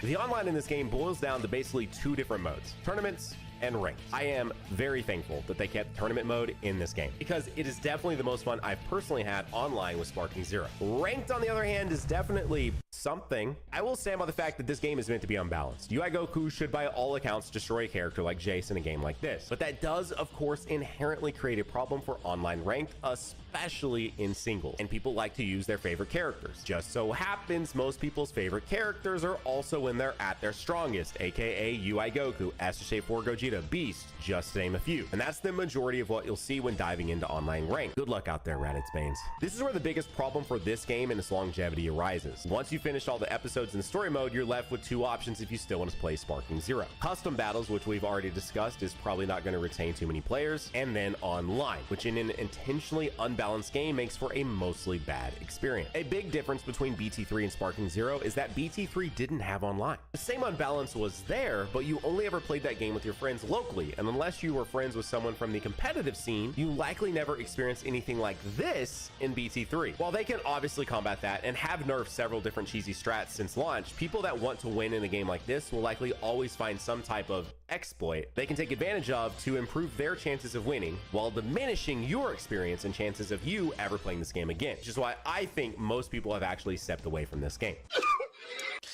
Yep, he explained it literally perfectly. I don't think I have anything to add on that. He literally, it was literally, yeah, I can't expand on that. Nanogenics literally hit it right on the head.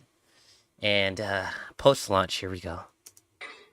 Sparking Zero has received several patches that have fixed a lot of the initial issues people had with this game. Adjustment to skill cost, counters, and tons of different adjustments to the battle system, but ultimately, balance patches are only going to appeal to so many players. They aren't exactly going to get people that haven't touched the game since week 1 to come back all of a sudden because they rebalanced this move or that move or this skill. It really takes new modes, new characters, and just new content in general to get new players and old players back interested in your game. You don't see Fortnite's player population spike because they just made adjustments to certain weapons. It's when new modes or new seasons start with completely new content that get people to come back to the game or possibly download it for the first time ever. In the 6 months since launch, we've really only had 2 main content drops so far. Superhero DLC pack that had 11 characters in it, and 1 new mode called Legendary Warrior Face-Off where you take on an extremely difficult AI-controlled character, and that's it. To say most of us were disappointed by the Superhero DLC pack is definitely an understatement. I think most of us expect the stages to be included with the characters at bare minimum, especially given there's only 11 stages in the base game. And stop, Destroyed Namek does not count as an additional stage. It's basically just Namek. I also really thought it would include some content for the game's story mode and Gohan and Piccolo's episode battles, but unfortunately that was not the case. A Dragon Ball game that has surprisingly managed to maintain its player base and shocked most of us is Xenoverse 2. That game is currently working towards 9 years of decently consistent updates, which is something I don't think most of us expected back in 2016 when Xenoverse 2 initially launched. Xenoverse 2 though has 2 major differences from Sparking Zero that has likely contributed to its longevity: create a character and co-op. Sparking Zero has some customization, but unfortunately it is yet another weak spot for this game. It is not good. It literally only applies to Zcast. If you want to customize your Broly to have like a Halo, or give him like fucking his Broly Second Coming costume, like, yeah, you can't do that. I'm not necessarily the biggest fan of CACs in Dragon Ball games, but they do offer a ton of opportunities for replayable content and updates. They can drop new cosmetics or skills that you can farm to give to your CAC that Sparking Zero just can't do. In Xenoverse, it actually gives you a reason to want to play the game, and since they act as drops, it also gives you something to work toward. Then there's the co-op aspect of Xenoverse 2, which is also pretty huge. You can do team fights or actual raid bosses where you get to work together with your friends instead of always just fighting them. Because games like Apex, Warzone, and Fortnite are also popular because you— Bro, I'm gonna be for real. If Xenoverse 2 had really good netcode, I would be still playing that game to this day. I'm gonna be dead ass. I really do like Xenoverse 2. But man, the online from both the parallel quest and like expert mission realm and also PvP, it's just bad all around. It's not fun to play online. You can hop on with your friends each night and team up to work towards a common goal. And that's something you just can't do in Sparking Zero. And I know you could say, well, what about insert fighting game here? But the issue with that is that this isn't designed like those games at all. Yep. And since they embrace the party game aspect of Sparking Zero, I think it would benefit heavily from some co-op type modes. And I think that Legendary Warrior Face-Off mode would have benefited tremendously from co-op in Sparking Zero. That mode sounded really cool, and I actually had slight hopes that they would implement some type of co-op type mode for it. Of course, they did not. But just going on there and fighting a really difficult AI completely by myself does not entice me that much. However, if there was actually built-in co-op to go take on this raid boss with my friends, I would have done it multiple times over at this point. That mode was begging for co-op so badly that the 3 idiots had to do this crazy workaround in 2025 so that they could take on this huge new crazy AI boss in a cooperative play using, I'm sure, some sort of Steam remote play or something like that. So the 3 idiots going through hoops to turn a single player mode into a cooperative play mode, I think goes to show how badly this game, especially being a party game, needed some sort of cooperative feature to allow you to actually play with your friends versus just having to play against them all the time. Yeah, co-op mode is definitely a big... It honestly, if they release the co-op mode, it would shoot the numbers up for Sparking Zero a lot more, and I think people will actually be able to be happy about the battle system changes and like actually experience Sparking Zero what it is now as honestly a really good fun experience overall, I would say. But you know, they're gonna have to do something big in order to draw people in. Obviously, we have the 2 Diamond DLCs to look forward to, but I think with their current post-launch content pace and a lack of any other real announcements at the moment, they are likely looking forward to the future beyond Sparking Zero. I mentioned this in the beginning, but during an interview, Furuatani, the producer of Sparking Zero, stated that the game is designed to be a new foundation for the future sequels in this series. So as a starting point, I think Sparking Zero is great. I don't necessarily think it's quite to the level of Xenoverse 2 where they could just update it through patches and DLCs. Imagine we need a proper sequel or 2 before we could see what this series could truly become. And hey, when I ask most people what their favorite Tenkaichi game is, they never say one. It's usually an overwhelming amount of Budokai Tenkaichi 3s with a few BT2s sprinkled in there. I see a lot of people thinking they'll treat Sparking Zero the same way they've treated Xenoverse 2, and that we'll be getting DLC for the next decade. But I truly believe we'll have a sequel to Sparking Zero in the next couple of years instead. I think the series has an incredibly bright future. I think that Sparking Zero is a fantastic foundation for what will likely become a new trilogy of games. And while this game obviously has some shortcomings with the customization features and the episode battle, this game is a blast when you're playing with friends. And if you haven't played in a while, they actually patched in where all the maps are available on offline play with your friends. So ultimately, I think they did a great job in reviving a series that we thought was once dead 17 years later. If you guys enjoyed this video, hit that like button for me. It would help out a ton. Of course, subscribe for more videos. Yeah, so I like I said, I've already watched NanoJank's video, and pretty much everything about what he said about Sparking Zero, I completely agree with. Before this video, I didn't even know the producer of this game said like they wanted this game to be a new foundation for other Sparking Zero games. So that was news to me, and it kind of makes sense why. Now, am I saying that justifies having a lackluster product that costed 70? Did it cost $70 or $60 at launch? I think it was 60. And I would say that a vast majority of the people that bought this game paid for a deluxe edition, which was like over $100.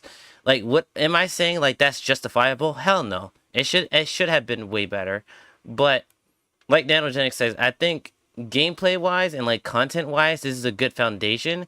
It's just that in this new modern era, you can't make a foundational game and expect people to stick around for your sequel if your foundation isn't at the level that they expect, right? Like, I don't think whenever Sparking Zero 2 comes out, or Sparking Zero X, or whatever they call it, like, I don't think it's going to be at nowhere near the hype of Sparking Zero. And I think it's probably going to be the same thing as, like, I was going to say Fighters, but Fighters was kind of revolutionary when it came out. But I think it's just gonna whimper and die, you know, unless they drastically change like the offline content. It literally does what it did, but more, you know, with its DLC. Like, literally every character from Sparking Zero 1 is put in to Sparking Zero 2 and just add more on top of it. Like, I don't think they can get away with like only having like some of the characters from the base roster and then reselling them as DLC. Like, I don't think they're gonna get away with that for a sequel. So, yeah, no, it's unfortunate, but that's just how gaming is. You can't rely on being like, all right, this game is gonna be our stepping stone. We'll gauge like player player retention and stuff like that, and then we'll work on the true game, which is the sequel or whatever plans we have in the future. Like, you can't do that now in this modern era of video games. And yeah, so that's Nanogenic's video. I put his video in chat, so let's get into the next video, which is how did it go wrong from Hidden. And yeah, so let's jump into it.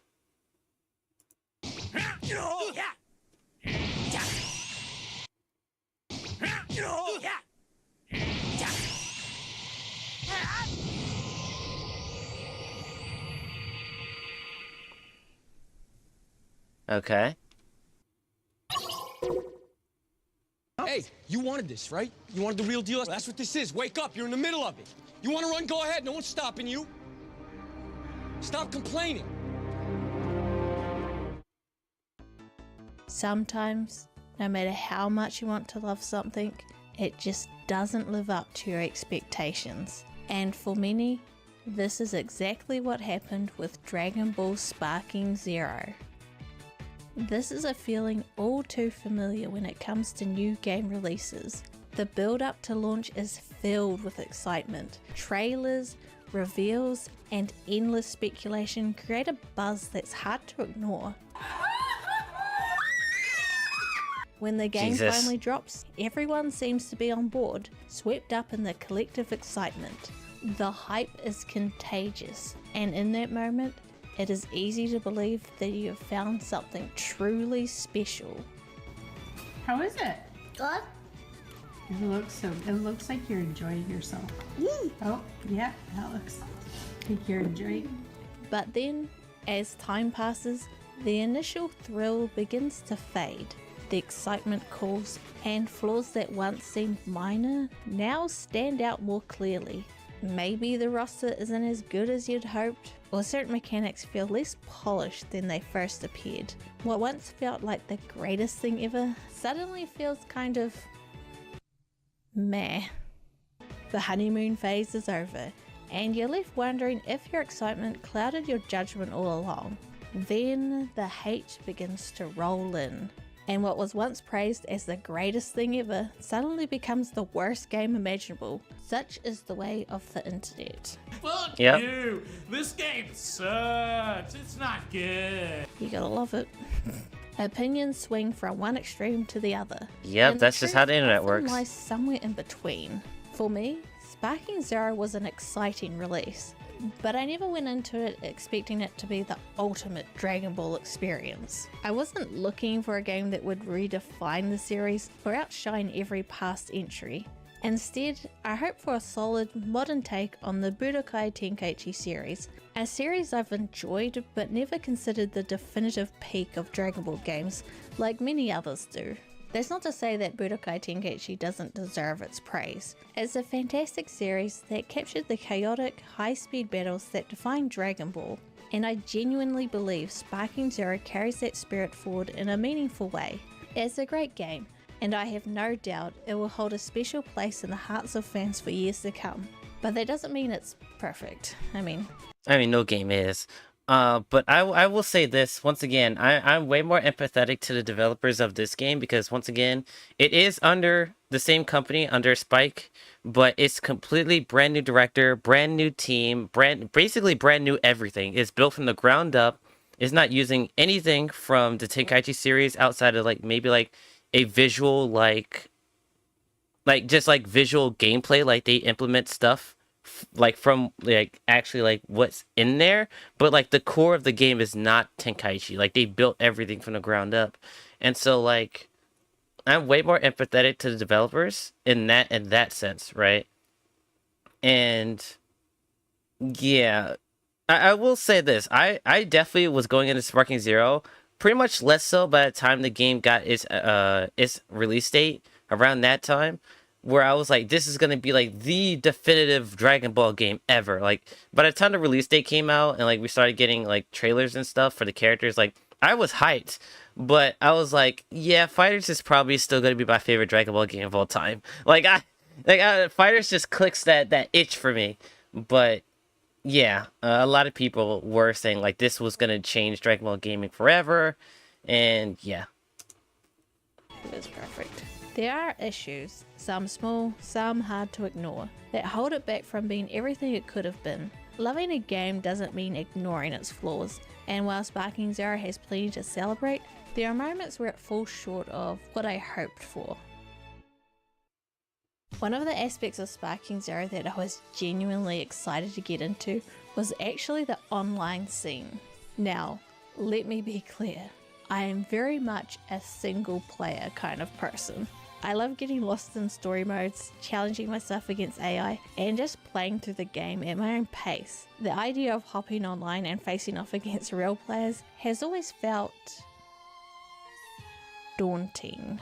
I've always been a bit too nervous, or let's be honest, too shy, to really throw myself into that world. In my mind, I just assume that no one wants anything to do with me and doesn't want to talk to me, and they'd rather me just fuck off. You know what I mean? I mean, to be fair, there's really no communication in Sparking Zero. You pretty much just load in, play, and then get off, So, Just me. But for Sparking Zero, I thought this might be my chance to break out of that comfort zone.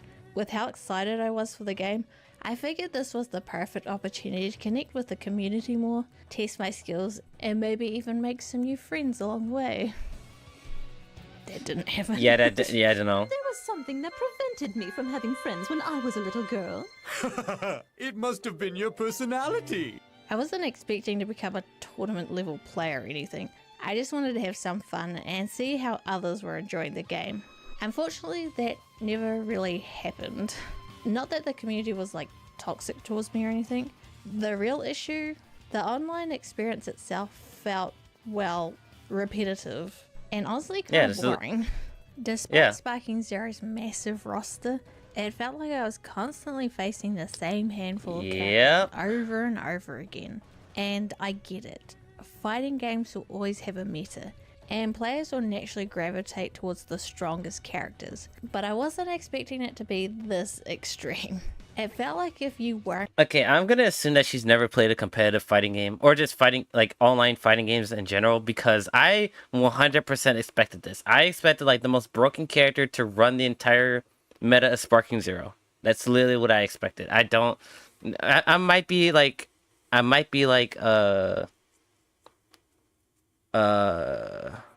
should I say this? I might be like taking her out of context maybe or whatever, but like I don't know. This kind of format is exactly what I expected for Sparking Zero, even back then. Like when it got announced, I was like, yeah, it's probably gonna be UI Goku, Gogeta 4, the fucking Beast Gohans, the Gogeta Blues, Vegeta Blues running online. To be fair, I wasn't expecting the Android meta to be that good, but once again, people will play the best shit if it gets them to win. So, aren't playing one of those top tier characters, you are just setting yourself up for a bad time. And hey, I am no stranger to losing. Believe me, I've eaten my fair share of dirt over the years. I'm used to the taste, kind of like. But there's a big difference between losing a fun back and forth match and getting steamrolled by the same character spamming the same moves on repeat. After a while, it kind of just felt like I wasn't really playing and I was just watching my character being counted into oblivion. Yeah. yeah, it's, you know, what I expected. You know, people will use the best strats to win. Like I said, Tenkaichi 3 was not great because of its competitive integrity. You know, people talk about like all these like hidden mechanics that they implemented over time. Like I know key sickness is a thing that they implemented, but I don't even think that was a thing in the first two games, right? So, yeah, you know, it took them a while to figure that part out. So, I don't know. It's like the worst Dragon Ball Z episode ever. How are we supposed to do this? Are we like, which way do you go? Up and down, girl. But I've seen people do it left or right. That's not the right way. Who said? Jesus. So yeah, I bailed on the online pretty quickly. And from what I've heard, I don't think my experience was all that uncommon. Maybe some I of don't these blame you. issues have been addressed or will be fixed in the future. Probably. But honestly, I've kind of just lost interest in even trying to jump back in. First impressions is a really huge deal with gamers. Gamers won't come back to your game if their first experience with your product is bad, right? It doesn't matter if you change it later. Even if you change it a day later, like let's just say like I was playing Sparking Zero and like the day like they nerfed like androids and did that huge balance patch, I just dropped the game and said, fuck it, I'm not playing it. I'm not coming back to that game, even if they said, oh yeah, I fixed it all, you can come back and play now. It's just like, it's over. You lost me. Now, to be fair, I don't think that's a good mindset because, like I said, the whole gaming space is just so reactionary, unempathetic, impatient, and just generally overall just a bad experience to be into. But there is some merit to their criticisms, right? So, like I said, first impressions are a big thing. I don't think it tells the whole story, but I understand when people have a bad first experience with a product and they're just like, I'm clocked out, I don't care anymore. I really wanted Sparking Zero's online to be my especially when they pay full price for this game or just for their products in general. Gateway into something new. If it's like a free game, like Multiverses or like I don't know, like some other indie title, like that's completely free to play, like people are just more receptive to being patient and waiting things out to see if they actually make the changes that they're asking for. If you paid full price for a video game and it's a terrible experience, you're not going to play that game again because you feel like you wasted your money. So, you know. To finally break away from my single player comfort zone, but instead I found myself retreating right back to where I started, and in some ways I'm kind of okay with that, as one of the things I really enjoyed about Sparking Zero was its story mode. If you couldn't tell by the nearly 5-hour video I made on it. I truly need a life or some friends or something to get me out of that. You had a 5-hour video on the story mode? Diving into that aspect of the game, and it definitely kept me hooked for quite a while.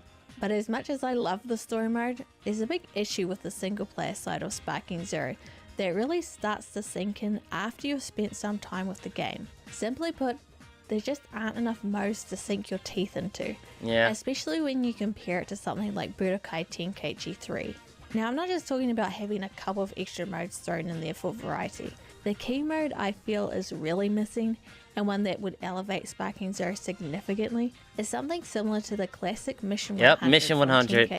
Dude, literally, I made a video on like what they need to implement, and I think Mission 100 was like in my top 3, like things they should implement, like content-wise. Like Mission 100 is like, even if like you just like the only thing you get from it is like maybe some Zenny and maybe like a costume or two, like that entices people to engage with your combat and engage with like different characters, because Mission 100 gives you like different achievements and stuff, or like restrictions, and like you have to use certain characters in like a particular order or whatnot, and I feel like Sparking Zero could have used Mission 100. HE3. So why exactly do I think this mode is essential to a game like Sparking Zero?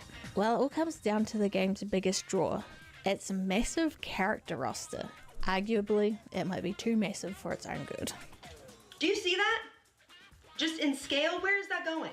Not in here, okay? The average gal is gonna get about that much. Maybe this, if they're a pro, but the rest of that, completely unmanageable. For those of you who are not familiar, Mission 100 in Tenkaichi 3 was a mode that featured 100 pre-made fights, each with unique restrictions like using only one character or constructing a team with a set DP limit. It was such a great mode because it allowed you to experiment with so many different characters without the pressure to play to a competitive meta. It wasn't about being the best, it was about having fun and discovering what characters work best for you. Before Sparking Zero came out, I spent 100 days straight playing Tenkaichi 3 to really get the hang of the game. And hands down, the mode I spent the most time with and enjoyed the most was Mission 100. It was a perfect mode for a quick session.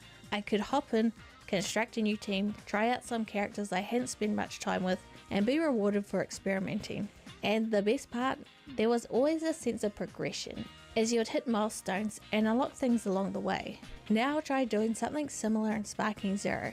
You can either jump online and hope you get some variety, though as I have already mentioned that is a bit hit and miss, and mostly a miss, or you can set up individual battles with the AI, but let's be real here, that's just not the same.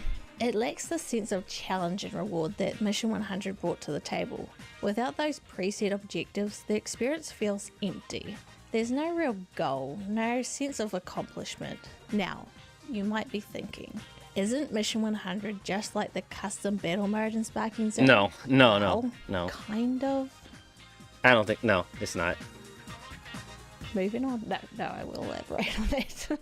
The custom battle mode is close, but it's a bit bloated when you just want to hop in for a few quick fights. The setup process takes longer than it should, and while I really enjoyed the custom battles overall, I found myself wishing for more challenges within the mode.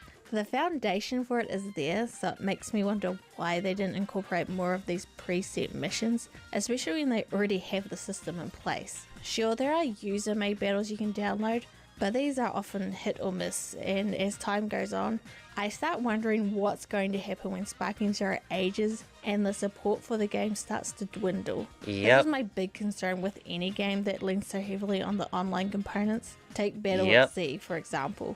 Without its online component, it's essentially a ghost of what it was. Now, I don't think Sparking Zero will ever suffer as drastically as Battle of Z, but I do wish they would have put more in the base game to ensure that there's substance to come back to down the line, instead of needing to craft your own custom battles, which, let's be honest, is a pretty tedious process. Having more built-in challenges would have gone a long way. And that brings me to another gripe that I had with Sparking Zero, which is kind of surprising because at first I kind of liked how the system worked, but then as I progressed in the game I realized that I didn't. And that system is how you unlock things within the game. At first, I was really on board with the idea of unlocking everything through Zenny. It seemed like a great system, giving you the choice to either play through the story or use the Zenny you've saved up to buy what you want. On paper, it sounds great. It's all about player choice. But as I spent more time with the game, I started to feel like there just weren't enough meaningful rewards for overcoming challenges. Let me explain. If I couldn't beat a certain fight to unlock the outfit I wanted, I could always just buy it with Zenny I'd accumulated. Yep. It didn't feel like an accomplishment. I realized that what I truly enjoy about unlocking things in a game is the challenge of earning them. Take Tenkaichi 3 for example.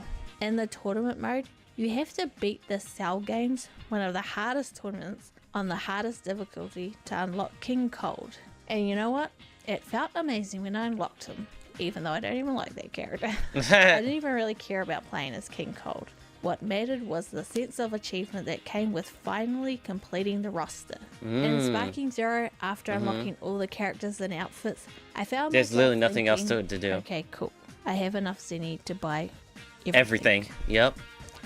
And I don't want any of it. Is this what it's like to be a billionaire? Is that why they go all crazy and get into okay, I'm not gonna. Honestly, that is a really good point. I didn't think about that. Like the whole progression system in Sparking Zero. That's actually a really good point. I actually never thought about that. That's a really good point. Good on you. Get demonetized if I keep carrying on. The process just didn't have the same satisfying punch. It's a system that lacks a sense of struggle and accomplishment that made unlockables in games like Tenkaichi 3 so rewarding. At the end of the day, the best rewards in the game aren't just about what you unlock, but how you unlock them. And while Sparking Zero gives you freedom in how you earn things, it misses out on the thrill of true accomplishment. And isn't that what Dragon Ball is all about? Overcoming challenges? Okay. Now, it wouldn't be a hidden video if I didn't take the opportunity to complain about DLC. Because here we go. Boy, oh boy. Here we go. I am not impressed. In fact, I would go as far to say that the first DLC pack is downright insulting to the player base. Let's be real for a second. This DLC is just 5 new characters with their respective transformations. Yet they try to dress it up as if it's something more. Just sell it for what it actually is. 5 characters. No fluff, no nonsense. Stop lying. And for what do they lie about? That costs $18 bloody, and that's in USD, which is like 100 New Zealand dollars because our economy is so shit. Anyway, for that price, you'd think there'd be at least something to make it feel worth the price, but no. No additional content, no extra modes, no story integration, nothing. Just a handful of characters that, from everything I've seen and heard, aren't even all that exciting to play as. Thankfully, I had the sense not to buy the DLC, or even worse, pre-order the season pass without even knowing what's in it. But I've read the reviews, I've seen the reactions, and by the looks of it, it's a complete rip-off. And here I was a year ago, making a whole video complaining about Xenoverse 1's GT DLC, when in hindsight that was a downright steal compared to this mess. I will never understand the mentality of these companies that continuously overcharge for the bare minimum content while targeting their most loyal fans. These are the people you should be treating with the utmost care, going out of your way to provide them value, quality and respect. But Bandai Namco? Nope. Instead it's just a big old screw you and give us your money. It's like, fuck off. Are the rest of the DLCs going to be like this? Are they going to be adding any more meaningful content?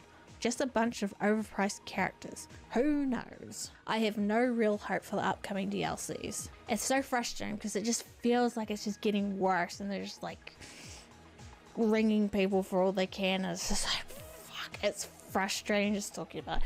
And sorry, I think this video is over. I'm sorry. I'm just like getting angry. Let's do a little bit of a tangent. So that last part, I don't know what she meant by it was a lie.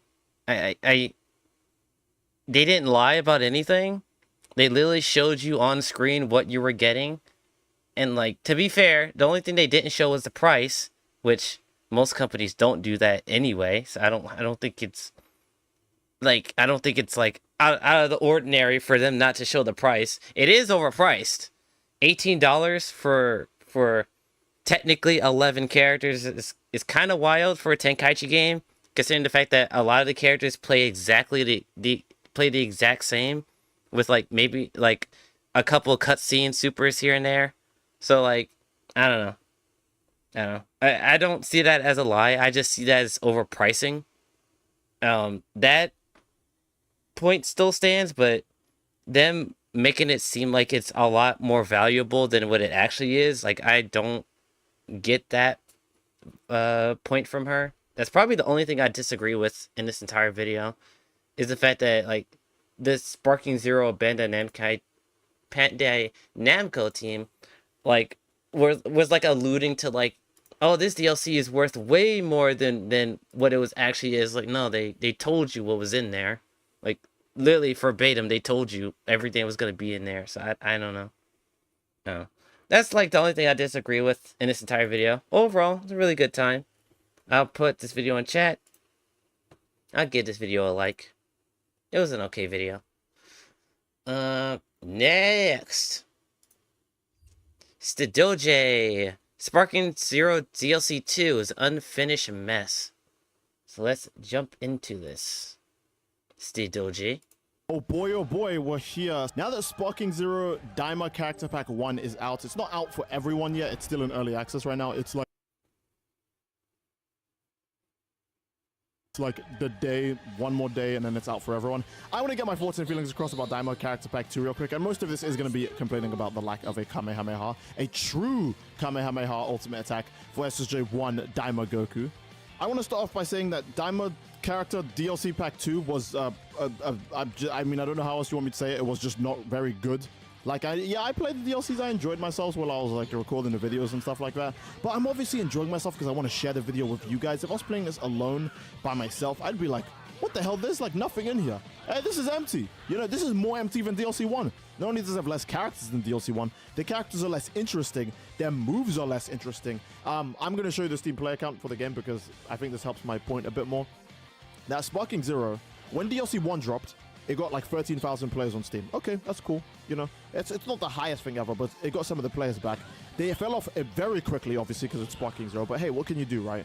Modern gaming. Like that happens. That's cool. Okay, that's DLC 1. DLC 1 gets 13,000 people on the game. How much does DLC 2 get on the game? Not even 3,000. Not even 3,000 people from DLC 2. And it's already fallen off right away. I think it's just because they waited too long to release. Now, to be fair, the game wasn't even out yet by the time. I don't think Daima was. I think Daima was done by the time Sparking Zero came out. I think. I can't remember, but like, I just think they waited too long. I feel like the Sparking. This probably wasn't gonna happen, but I feel like all of the DLC should have just been Daima, and the first DLC was supposed to be Daima. I don't feel like at this point in time, Superhero should be a DLC. The movie is several years old at this point, and many other games have has superhero content like already in there. So like, I don't know. I feel like Sparking Zero's content should have just been all Daima from the get-go, but I wasn't surprised that their first DLC was Superhero because it was the most recent movie. But I feel like a couple of years after release, a lot of people just don't really care. And the only reason I would say like the only reason why like Superhero got like much more reception on Steam is just because it was just like the first DLC. That's it. And also just because Beast Gohan, like Beast Gohan is just immensely more popular than like Daima Goku or Daima Vegeta, right? Unless we're talking about Super Saiyan 4. But outside of that, nobody really gives a shit about anybody else in Daima. Which is sad, but it's objectively true. Wait. Want to know why? It's because DLC 2 lacked what the players wanted. That's it. That's all you have to do. Just give people what they want. And they didn't even put... hold on. Let's not get mad yet. It's too early to get upset. But Daima DLC Pack 2, I think, is not very good. And here, I'm going to explain why real quick. Oh, but first, hello everyone, it's me, Good Steve OJ. I haven't said that yet. Let me get this out of the way. So, Daima DLC Pack 2, it's the worst of the 3 DLCs. I said this way before the DLC even came out, because DLC 1, the superhero DLC, right? That one at least has you going, oh, I want to get Beast Gohan, I want to get Orange Piccolo, I want to get the final forms for 2 main characters in Dragon Ball, you know? That's cool as hell to me. And it's True. like, okay, that's fair. Yeah. You know, maybe you want to play Cell Max. He'd be the new strongest giant in the game when the DLC drops. And maybe you're a Gamma 1 or 2 fan. There's a lot of them in Japan. I know that for a fact. Okay, cool. DLC 2. You get Super Saiyan 1 Goku. Bro, imagine telling Super Saiyan 1 Goku as DLC in any context. You get Super Saiyan 1 Goku. You get SSJ Free Vegeta Mini. Okay, that's like the only thing that makes sense. And even then, the thing is, you would only play SSJ free. You're not going to play the other forms of Vegeta because I know everyone and their dad goes, oh, Vegeta Mini looks weird, his head is too big and stuff like that. People don't think he looks aesthetically pleasing until he gets the SSJ free hair. Not to mention, in-game, he's kind of just like very okay to decent until he gets Super Saiyan free, right? So I've never heard that criticism. I'm not saying he's lying, but I've never heard that criticism about Vegeta. Nothing that's going to be affecting him quite badly. But hey, you know, at least he's like a thing people might get. I'm not saying people will, but he might, you know, be gotten. The other characters, no one cares. No one cares. Majin Ku, Gloria, Pansy. Who is hyped for Pansy? Yeah, Pansy. Okay, whatever. And then DLC 3. What's DLC 3 gonna bring? SSJ 4, Adult Daima Goku. SSJ 3, Vegeta, Adult. Goma in probably like a big mode and then an even bigger mode and then probably some unique busted ability because of the third eye, right? Tamagami 1, right? How many other characters can we add to this? There are so many interesting things that people would want out of the third DLC that no matter how you slice it, DLC 2 was going to be the most disappointing. And my proposition was, hey, here's an easy solution.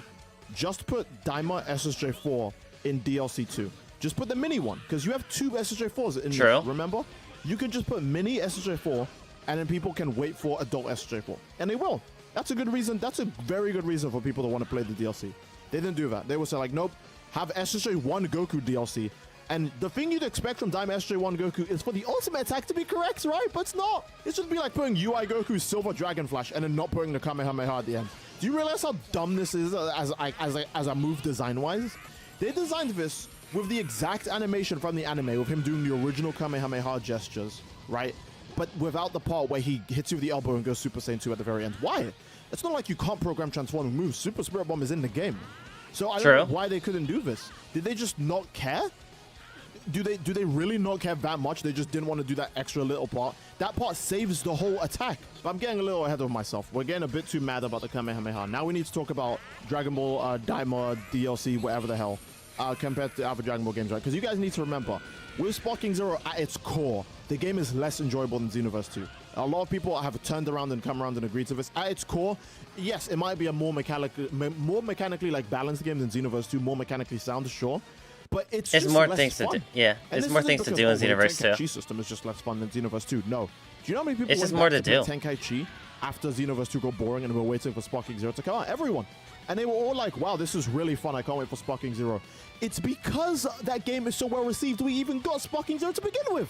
With Xenoverse 2, the game is fun enough that you're not waiting for, I mean, now we are, right? But when Xenoverse 2 came out, when it was in the same situation Sparking Zero is in right now, you weren't waiting for the DLC to come out. You were just playing the game. You were leveling up characters. You were there's just shit to do. Customization items. You're making your character, you know, tip-top notch, perfect. All of these cool things, right? All of these amazing things. And then, you know, the DLC would just drop out of nowhere. Just, fell on my lap. I don't remember anyone, and I was there back then. I don't remember a soul going, oh, I'm just waiting for Vegeta Blue to come out, or I'm just waiting for Fused Zamasu to come out. No, people were just playing Xenoverse. They were just playing the game. Sparking Zero, all you hear is, yeah, I'm just waiting for the DLC to come out.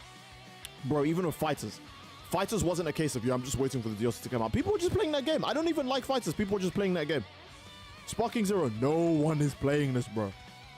Actually, since we're doing comparisons to Xenoverse 2 anyways, I'm gonna include this in. Remember when Xenoverse 2 came out? The Goku Black arc was done when Xenoverse 2 came out. Xenoverse 2 came out, Goku Black arc was finished, and it managed to get Vegeta Blue and Zamasu, which are the last 2 DLC characters at that point, out in June when the game released in October. That's like 6-7 months. In 6-7 months, we got 4 Xenoverse 2 DLCs with a myriad of new characters and new systems added to the game. constantly the entire time. And in Sparking Zero's same time span, 2 DLCs with way less characters than people are hyped for. And keep in mind, Xenoverse 2 then still released Ultra Instinct Goku and Jiren on time when the tournament power ended. Meanwhile, we're still waiting for Super Saiyan 4 in Sparking Zero. I'm not saying, oh, drop every single character in Sparking Zero DLC 2. Drop SSJ4 Goku Adult, SSJ4 Goku Mini, Vegeta SSJ3 Mini, Vegeta SSJ3 Adult, Supreme Kai Mini, Supreme Kai Adult, Piccolo Mini, Piccolo Adult, every single character, Bulma, give me Goku Black, a Mini as well. No, we're not saying that. Just make it reasonable. Make people actually want to get the DLC. I always said just add SSJ4 Goku Mini. That would literally fix everything. It was so copious, it's a new dude. form for a new character. People would want to play the first red SSJ4, the first Diamond SSJ4, right? Red hair SSJ4 in a console game. They would. They would want to play it. I agree. It doesn't matter if it's not the adult version. They just want to play it. Yeah, they just want to play. Nobody wants to play Super Saiyan 1 Goku DLC. True. And Super Saiyan 3 Vegeta's cool, don't get me wrong. But Dragon Ball Raging Blast already did that. So it's not even like that's a new hype thing that we've never seen before. Raging Blast did that. So it's not like we've never seen SJ3 Vegeta before, or him doing something cool especially. So what was the reason to get DLC 2? Just to get it? Oh, you already have the season pass, idiot, so just have some slopware at it while we make the actual stuff in DLC 3. Come on, man. At that point, just combine the Diamond Packs into one DLC. Oh, by the way, remember, they delayed the DLC, and we still didn't have the English voices for the characters. Again, I don't really mind because I actually like the Japanese voice cast for Dragon Ball, but let's not be stupid. Dragon Ball it's massive globally, man. It's massive globally. A lot of people, when they hear Goku, they think of Sean. There are people who watch the Japanese dub for Dragon Ball for the first time and get like annoyed that they have to listen to the Japanese voice actor because they're like, oh, why is Goku so scratchy? Why does Goku sound like a kid? Why does Goku sound like that?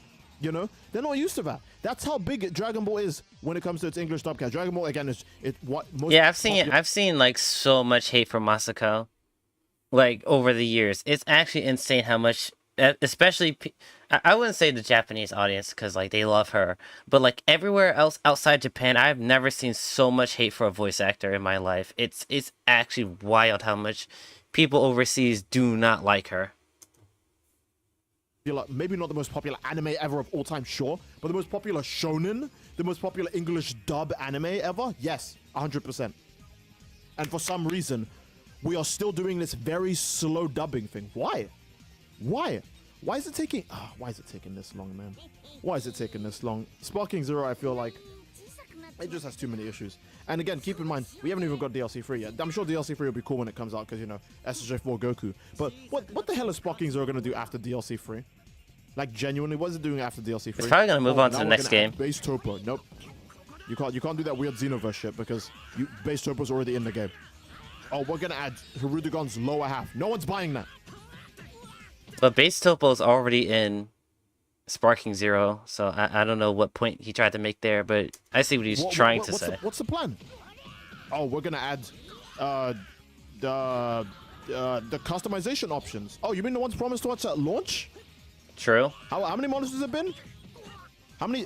Hey guys. Honestly, if they added offline content with this DLC or just DLC in general, it would just be a lot better. Like imagine if they added Mission 100 with DLC Pack 2. It gives you something to grind for. If they added like, you know, some costumes or some Zenny or some shit to actually grind towards, it'd be fun. But it's like it's literally just the characters. Like they're trying to do like the whole fighters thing where they just do characters and that's it. But like for a game like this, you can't do that. You have to add some girth to it, especially because I'm pretty sure the Diamond DLC is $15. Right? You pay $15 to play like over half of this DLC. Most people are not going to play, like Glorio, Pansy, Majin Ku. Like people are not going to play that. They're just going to play the Saiyans. Once again, that's one of the biggest issues I have with the Dragon Ball community is that they just don't give a shit about anybody else but Goku and Vegeta. But that's neither here nor there. It's just an objective fact that nobody gives a shit about any of the side characters in Dragon Ball. They just care about Goku, Vegeta, Gohan. And maybe Piccolo if he makes it. But everybody else, yeah, they can go fuck off. So, you know. How many times have you changed the color of your key? Oh, none? Really? Wow. How come? How come? Why? Is it because there's no customization? that's something for a different video, man. That's something for a different video. But I don't know what to say. I think I'm just gonna end the video here because I'm kind of just devolved into being mad at Sparking Zero. I'm not even playing the game right now, and I'm just upset. Like that's kind of crazy work. I'm not even playing the game. I'm just upset thinking about how the game like is right now. That's just kind of tragic, you know. I don't feel like it should ever be like that. It shouldn't ever be like that. This is a fate no one should ever have to suffer with. You know, this game has been cooking for like 5 years. I'm being so serious. I would have actually preferred Jump Force 2 or Xenoverse 3. No cap. Jump Force 2, Xenoverse 3, or another Fighters Season Pass. I am not kidding. With the way Sparking Zero's post-launch support is turning out, Jump Force 2 would have been fire. Oh, you don't know. No, that's cap. Maybe Xenoverse 3, but Fighters 2, you've already admitted you don't like Fighters. And then Jump Force 2, no. Give me those bug-eyed characters again. Give me those ugly graphics. That game would have been more enjoyable than this. And it would, oh my god. And here's the thing, it would actually have DLC that people want, like Madara. Yeah, I think Madara's DLC was still a scummy move, but that's a character that makes sense to make DLC. People would buy Madara. No one is buying Super Saiyan 1 DLC. How old is Super Saiyan 1? Namek Saga? That shit's gonna be like 30 years old. Come on, man. Super Saiyan 1 DLC. Okay, sure. Then we're gonna be buying fucking water and air DLC next. Electricity DLC to play our games. Actually, we are. That's what online services are. Yeah, that's pretty much what that is. Yeah. Oh man, it's so tragic. It's so tragic. Oh my god. Paying for online services is such a fucking scam, dude. It's so bad. Good place to end the video because I'm just being upset now. But yeah, again, you guys let me know your thoughts and feelings in the comment section down below. Leave a like on the video. Don't forget to subscribe to greatly support the channel. And leave a comment down below as to what you'd like to see next, amigos. And that'll be it. I do love you all. I hope you enjoyed, and I'll see you all next time. Take care and peace. Alright, that was a good video from Stajoje. He's another content creator that I don't really agree with a lot of times, but this video is something I agree with overall. Yeah. I feel like if they just added more offline content, it just wouldn't be as bad of a situation as it is now. Like I said, imagine mission 100 mode with this DLC. It would be just so much better as a product. But you know, that's just how it goes with modern gaming. All right, final video of today coming from Kaizen Kuma. Exposing toxic gaslighting content creators and the community. A real Sparking Zero rant. So this is going to be interesting. This probably is going to be like the other extreme, where it's like more so on the positive end of Sparking Zero, where everybody else is just shitting on the game. So we're going to see what this guy has to say. The Sparking Zero community is definitely the most delusional dorks I have ever seen. That's kind of hot take. I've seen worse, but we'll continue. Y'all really sit here and compete with the Naruto Storm community. That's sad. Do y'all realize how hard and how delusional you have to be to compete with these people? Y'all niggas really sit here, wake up, and hop on whatever trend somebody tells you to get on. No thought process, no creativity, no originality. Y'all get on any trend that is on YouTube, any trend that's on Twitter, talking about some why Sparking Zero failed, talking about some why this character's broken. No. I mean, objectively, like, Sparking Zero is not in a healthy spot for a live service game. Like, that's an objective fact. It's not the fact that people are making these videos just because of, oh, Sparking Zero's dead. Well, to be fair, they honestly, no. If he didn't say failing and said dead, that would have been more accurate, because literally, and everybody and their mama, whenever a new live service game comes out, literally a month after the game comes out and the player base drops to like less than half, which is very typical of most live service games, like in circulation. It's very rare for a live service video game to retain its player base, even like half of its player base, like after a month after launch, right? Even if they do everything 100% correct, like people are just gonna run off to the next thing or go back to what they were already playing, right? So, but everybody in the mama is like, oh, what? Like I've literally seen like 3 to like 5 videos already that say Marvel Rivals is dead, and I'm like, the game just came out. Like, what do you mean?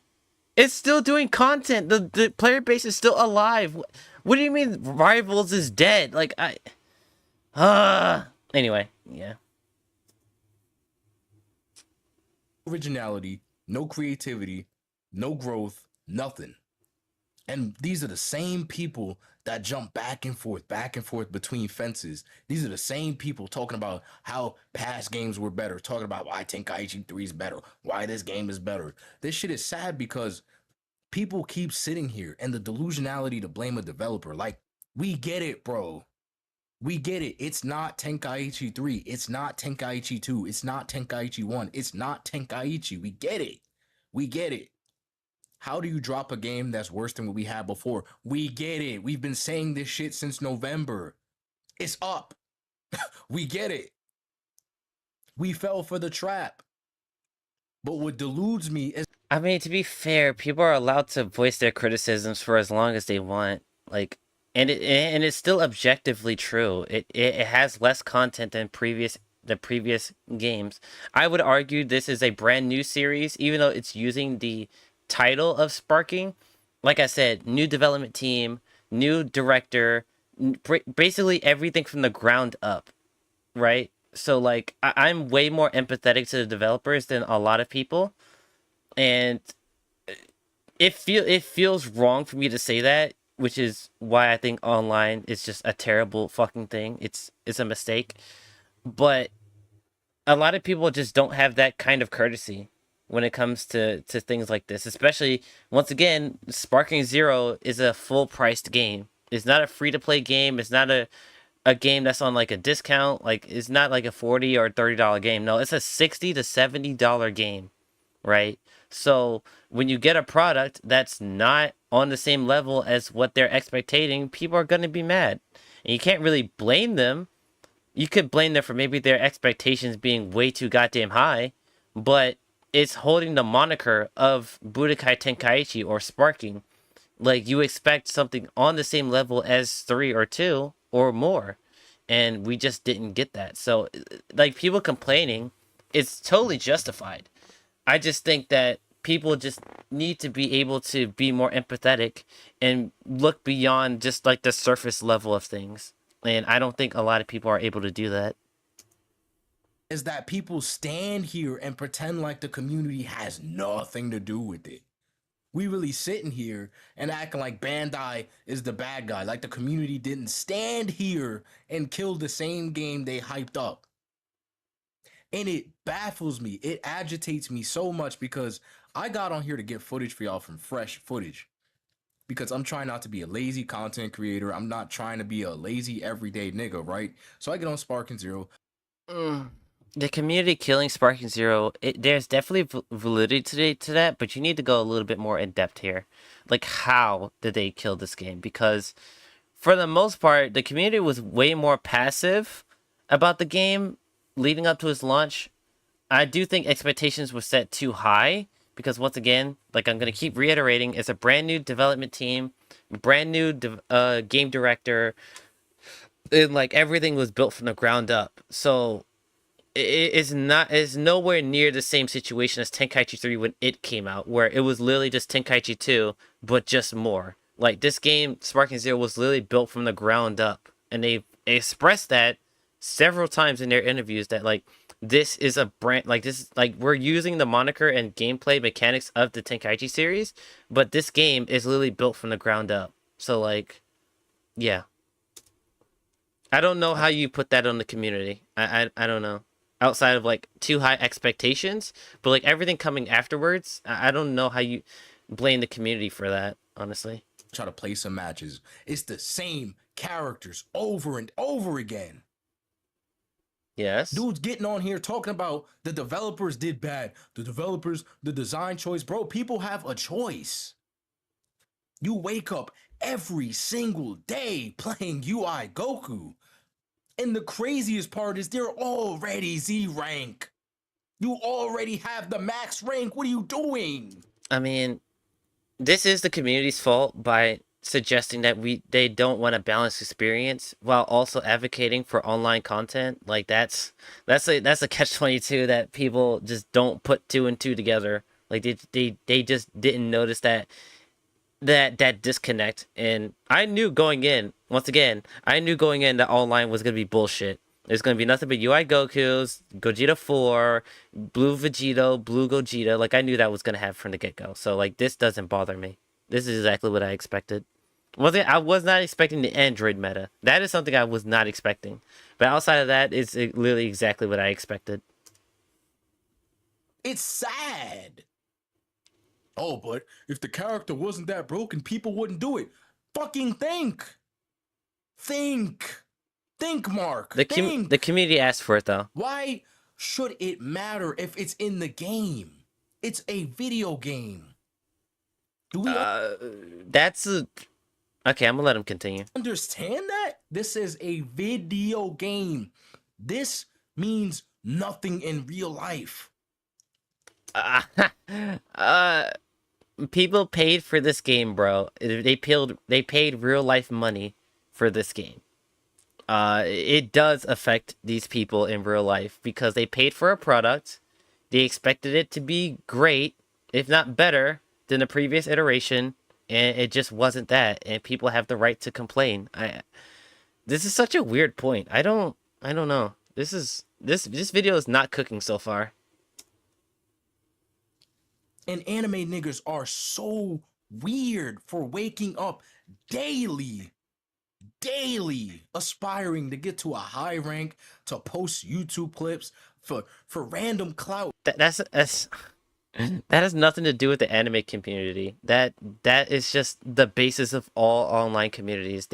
People that have that competitive edge want to be the highest rank or want to be the best in the world, or they want to be the best. I don't know why this is specifically for anime like enjoyers, people that enjoy anime games. Like that's just the basis of competitive like games or games with a ranked mode in general. Like I don't know.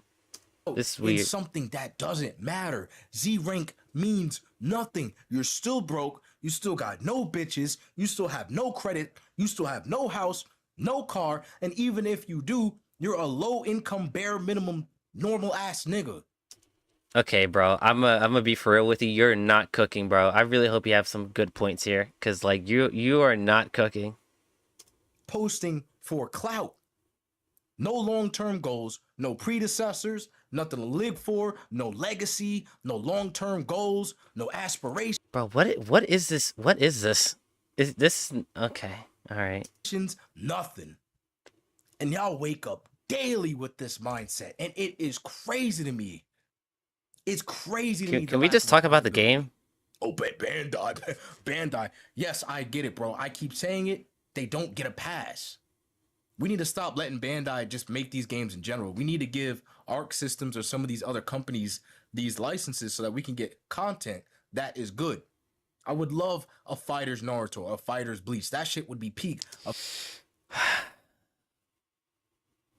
Anyway, sorry. I was gonna say something, but Fighters My Hero or Fighters Dragon Ball Part 2 or Fighters 2 or some shit.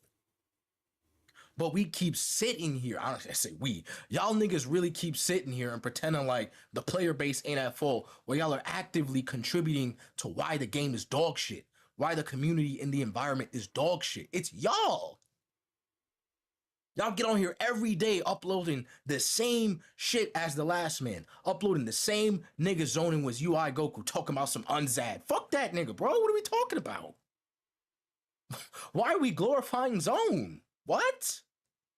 Why are we giving these people a platform? And then the same people, when the game dropped, hyping y'all up with early access gameplay, early access trailers, easy guides. I'm gonna be the top player, #1. These are the same dudes getting online week 1, frame 1. Talk about best Goku, the best Jiren, how to Broly. This character's insane. what does that have anything to do to Sparking Zero's quality? I don't. This applies to every video game that's releasing in the modern era. People release content, do content on the game, and and uses it to expand their career in content creation. I don't. What is so negative about that? Dude, this guy is not cooking. I was not expecting to be this. I don't think he's made a single good point so far. Holy shit. We don't blame the content creators though, right? We don't talk about how dudes get on here and gaslight, show y'all and put niggas on and playing like dorks. No. Watch the game die and then come back and make more content talking about What does that have to do with the quality of the game? If the game isn't up to people's standards and content creators make videos on it, then people have the right to complain about it. What do you mean? That has nothing to do with the content creators at all. What? If the game is not in a good state and the content creator makes a video talking about how bad it is or how UI Goku's ruining the game or the androids are ruining the game, they have their full right to do so, and it's objectively correct. The android meta was fucking atrocious. UI Goku is broken. Like, what does this have to do with the quality of the game? why the game's dead. I don't get it, bro. How do we not see this? I get on YouTube daily. It's the same shit every day. Sparking Zero dead. Why Sparking Zero fell off. The downfall of Sparking Zero. How Sparking Zero changed. The historical event. Shut the fuck up, bro. We already know. Y'all have been doing this since I went to my father's house. But it's true. The game did fall off.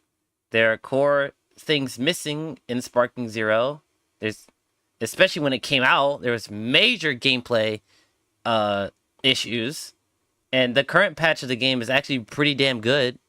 It nerfed a lot of the OP system-wide mechanics. There's like character imbalance, of course, but system-wise, it's a lot better than what it was. But most people are not going to stick around for that if the base game at its launch had broken mechanics and broken characters. Like, people are just going to fall off and just be like, all right, I'm not playing this shit no more. I'm going to go to play something else. You know? So like that has nothing to do with the content creators. They're literally just reporting on what's happening on the game. Now, yeah, there are clout chasing like content creators, but the vast majority are just people making that one video where like, oh yeah, the game came out, this game's great. They make another video. Hey, this game has problems. They make another video. Okay, this game sucks. And they leave it at that. Is that wrong? I don't know. It's sad. No originality, no plans, no effort. None of y'all did nothing. Y'all have been doing this shit since November. The game is not that bad. What's bad is people getting on there every single day doing the same shit. The same Beast Gohan, same UI Goku, same fusions. Y'all don't put them niggas down.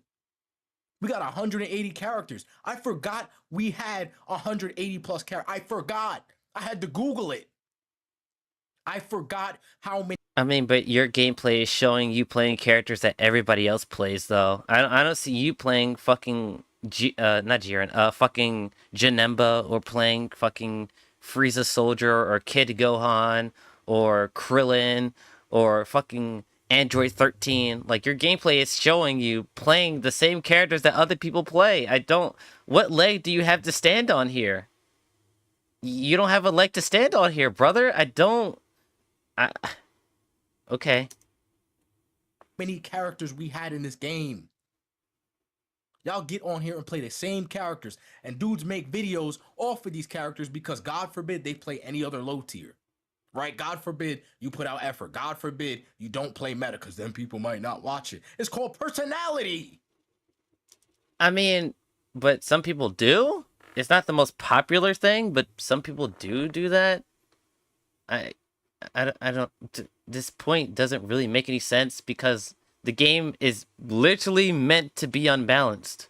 You would have a point if like all the characters in the game were meant to be balanced, and maybe there was one or two characters that were like just objectively better. But the game is meant to be unbalanced. The game, at its foundation, the devs even said this.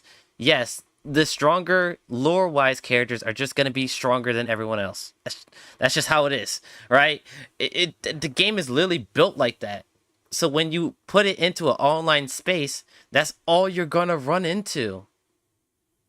That's literally the name of the game. That's for every game that comes out in the modern era with online support. People are going to play the best shit regardless if it's a fan favorite or not. Is he gonna talk about like the Android meta and people running Androids? Cause like I promise you, nobody gives a shit about Android 19 or 20. I promise you, they don't give a shit. But people were still playing it. Why? Because it was good. It was a good strategy. Not good in the sense of like this is healthy for the game, but it was meta. It worked.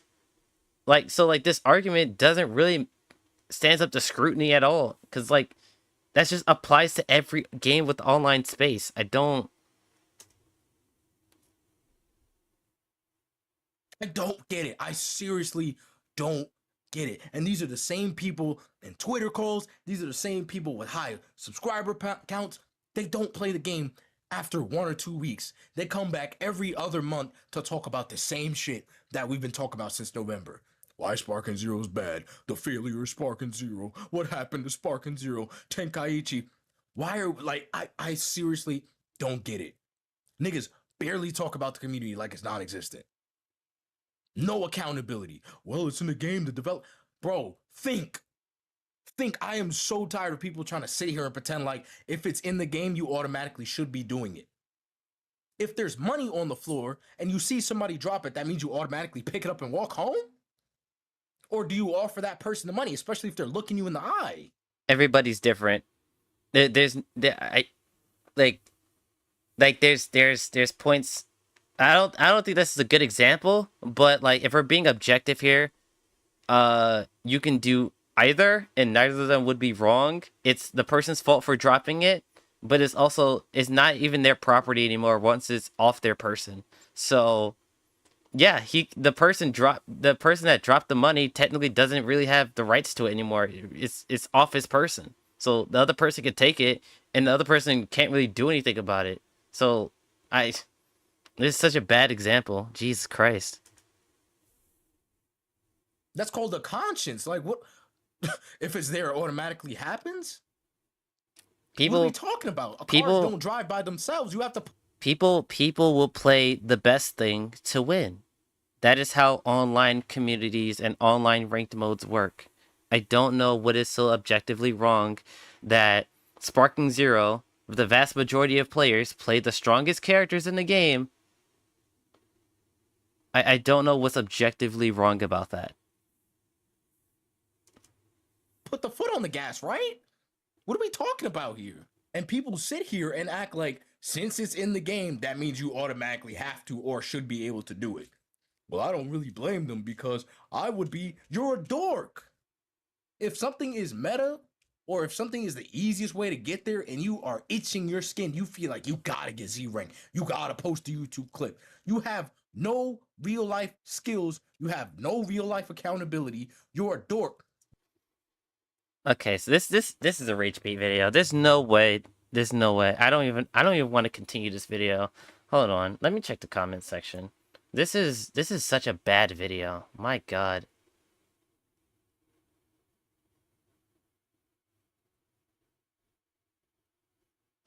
These videos must end.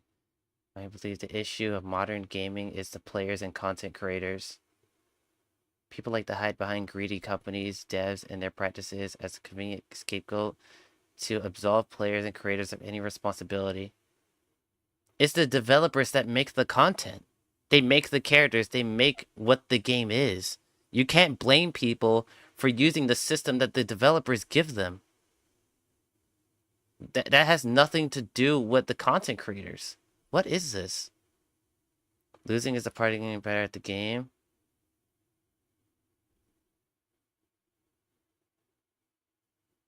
Offline.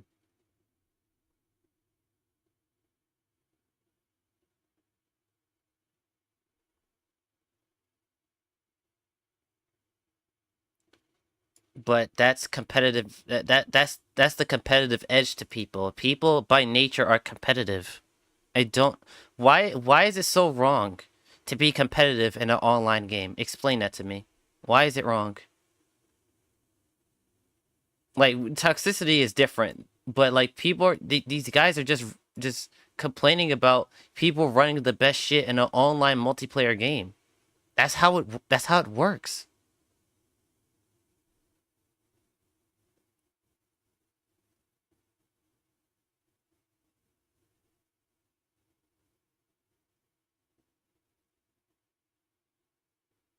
Why? Okay.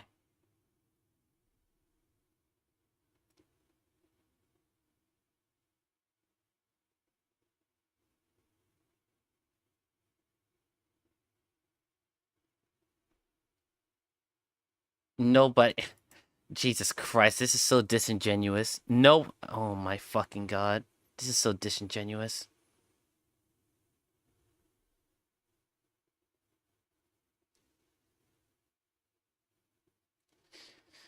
Oh my god. Sparking Zero is not a competitive game, though.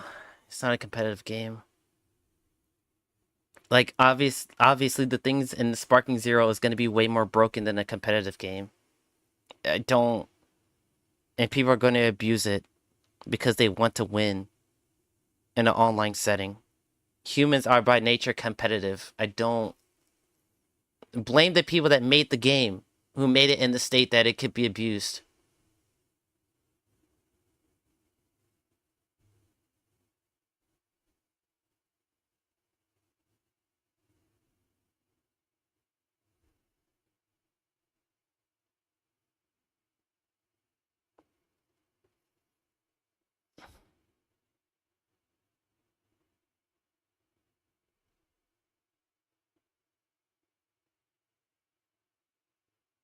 This I agree with. This I agree with. If Tenkaichi 3 had online, the love for the game wouldn't be as high as you would see it right now. Because some people will find some kind of cheese to win, spend hours trying to find some kind of tech and abuse it. 100%. Tenkaichi 3 would not be as high hopes, high praises as it would now, but unlike Sparking Zero, Tenkaichi 3 has plenty of offline modes that even if you didn't want to engage with the online mode, you can still engage with the game by participating in this offline mode. The vast majority of Sparking Zero players literally only has story mode or online. That is literally it. You can't play Sparking Zero unless you're engaging in one or those two modes. So the fact that most of the player base has no outlet for their gameplay besides online, you can't blame the community for that. You can't blame the community for that. It's the developer's fault for not adding in content for their players to chew on outside of online mode. It's the developer's fault at that point, you know? We don't know their schedule or anything like that, so we don't have the full context. But from what we do understand, and I am more empathetic to developers more often than not, but it's still, the game doesn't have content. There's nothing to chew on. There's nothing to do. So like, yeah, the online scene is gonna be vastly outweighing the offline scene in the community, and if the online is not good, people are gonna complain about it. Let's not forget the usual video. Sparking Zero is back, Zero is dead. Then rinse and repeat. Yeah, but that's any game. That's nothing. That's any game.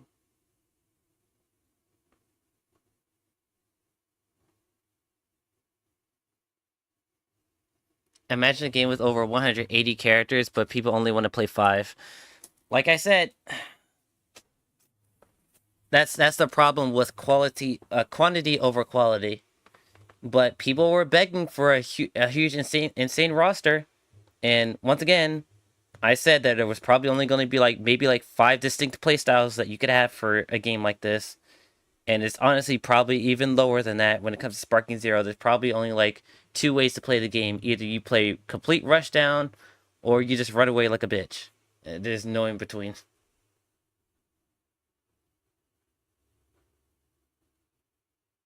Content creators want this game to be content farm, not caring about objective truths.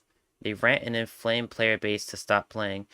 But there's core issues with the game. That's not them not caring about objective truths. There's literally nothing to do in the game, and the game is not balanced.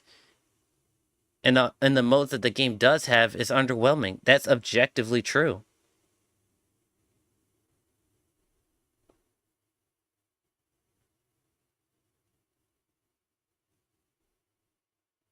No. This video is not cooking, bro. This is not cooking. Your life has to be bad enough for you to have some sort of accomplishment. That's the only way I could mentally justify you getting on a goddamn video game and sitting here and justifying why you have to win. You have to win. You gotta win it. Because humans are competitive by nature. People like winning. Something, right? You gotta win. Who wants to hop on a game and say, I want to lose? I bet you don't. I don't think you want to hop on Sparking Zero and say, hey, I want to lose as badly as possible.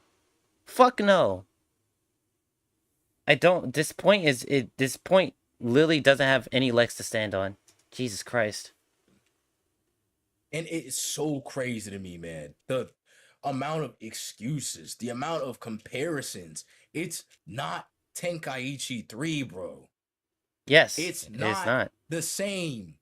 Yes. I understand some mechanics would be better. I don't know why we downgraded so much. I honestly don't. But let's keep it a band. Let's be honest. Let's stop sitting here and pretending like the reason why we wanted to be like Tenkaichi 3 is because, well, the game had more fluidity. The game was a better in overall stance. You know what it is? And this is where I learned from Storm. Dudes who are good on past games don't like losing in new modern games. That's the truth. It's an ego problem. What? Hold on. What the fuck did you say? What? Don't like losing is because, well, the game had more fluidity. The game was a better in overall stance. That is objectively true. It had way more system mechanics that lent itself more to competitive integrity. It's objectively true that Tenkaichi 3 was more functionally sound, systematically wise. Yes. You know what it is? And this is where I learned from Storm. Dudes who are good on past games don't like losing in new modern games. That's the truth. It's an ego problem. Dudes of previous games don't like to lose in modern games? What the what? What? Huh? People don't like to lose in general. What kind of point is this? Jesus Christ, this video's bad. Jesus. Problem. If they had transferred over every single mechanic and we had Sparking Zero as a complete copy of Tenkaichi 3, y'all niggas would get on here daily trying to make this shit Evo. Daily making... No. No, they wouldn't. YouTube clips. Daily trying to talk about I'm the best in the world. And we still would have the same effect. Because I promise y'all there would be some dork out there. I promise y'all there would be a dork out there figuring out some meta in Tenkaichi, some sort of broken loophole, some broken mechanic is going to be there. Yes. And then that's going to be widespread. Yes. And then the same people who want to brag about their movement in Tenkaichi, the same people who want to brag about how good they used to be, glorifying in their glory days like we're in the fucking 80s, right? I used to be. It shouldn't be that way, man. Dude, but there was no competitive... There's literally almost no competitive scene to Tenkaichi, so your point doesn't make any sense. Your point objectively doesn't make any sense. There's like, what, like one, maybe two competitive communities for Tenkaichi 3, and it's like less than like, maybe like 1,000 people? Like, what? And most content creators don't involve themselves with the competitive side of Tenkaichi. What point? This is literally a non-point. Jesus Christ, this video is bad. Back in my day, shut up, bro. Take the Sparking. It's a different game. No, they shouldn't just take Sparking if Sparking is objectively a worse product than the previous games.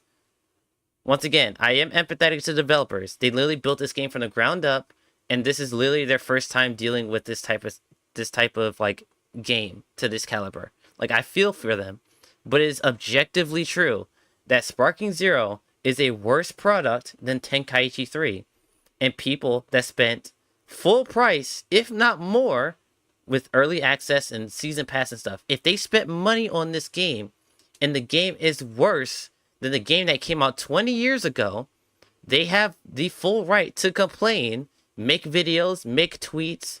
They have a right to complain and ask for more. They have that right because it's true.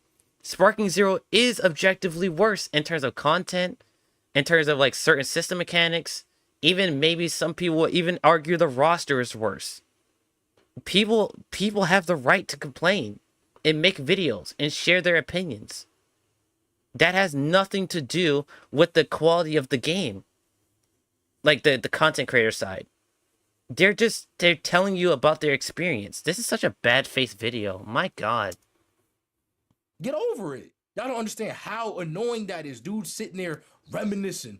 Man, if this were like my old game, do you know how much of a dork and like how egotistical at a certain level that is? I understand a lot of mechanics probably should have stayed. I wasn't crazy on Tenkaichi 3. I've said this before. I was competitive on Raging Blast. But never would I get on Sparking Zero and say, man, if this was like Raging Blast 2, man, I could have been top 10, man. I'd be top 1 in the world. I won't play the game unless it's like Raging Blast. Adapt or don't play and get off. That's the truth. That's the reality. Yes, some of the mechanics would be better, but let's look at the real intentions and let's look at the egos, right? And that's the fact. That's the truth of what I learned in the Storm community. The amount of people that would get on entire tampon levels of breakdowns, losing their shit because they lost to a new upcoming player. I was good in Storm 4. You shouldn't be able to beat me. I lost to a normie? What? What? Nah, bro, I'm top. What does this have anything to do with the quality of the game? You're arguing two different sides of the community. In fact, probably like 3 different sides of the community. First, you were talking about people talking about the game in an objective way and saying that they're not being genuine. And now you're talking about competitive people having egos. Those are 2 completely different issues. This and that. You shouldn't be able to beat me. And why are you clumping them all into one thing? The community of Sparking Zero has many different sides. And it's like you're combining them all into like, I understand if this video was like purely about like those types of creators, but no, he's lumping in those people with the people that have actual like genuine criticism and are making videos about the game. That's what he's lumping them in with. It's just a bad faith video. This video's bad. It's a game, bro. Why does it matter? Well, but Kaizen, why are you crashing out? It does matter because people spent money on this game. That's why it matters. Over a game, bro. If you're saying it's a game, it shouldn't be that serious. You want to know why it's not that serious for me? Because I play the roster, right? The crash outs come when you try to make decent content and dudes sit there copy and pasting and it goes. Okay, I actually want to look at his channel because all of his gameplay has been Super Saiyan 4 Goku, and he's a really good character and he's a very popular character. Let me just look at his channel. If I don't see like the Z Warriors video or some shit like that, this nigga is literally just being a hypocrite.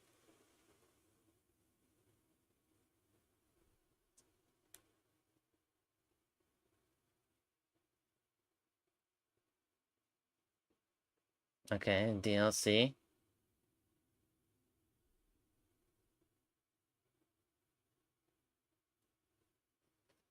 Kefla, Broly, popular characters. Teen Gohan, popular characters. He doesn't use meta characters.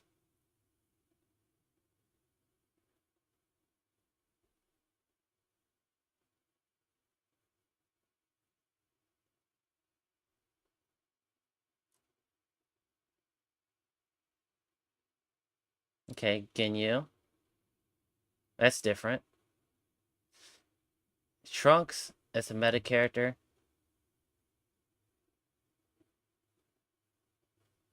Oh yeah, I remember this situation. Oh, look at him. He's uploading exclusive gameplay for Sparking Zero. Whoa. He's talking about leaks. Uh-oh. Early access footage? What?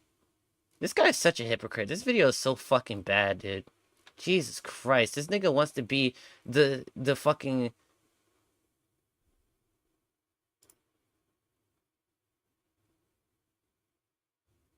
Okay, yeah, this video's bad. Jesus fucking Christ.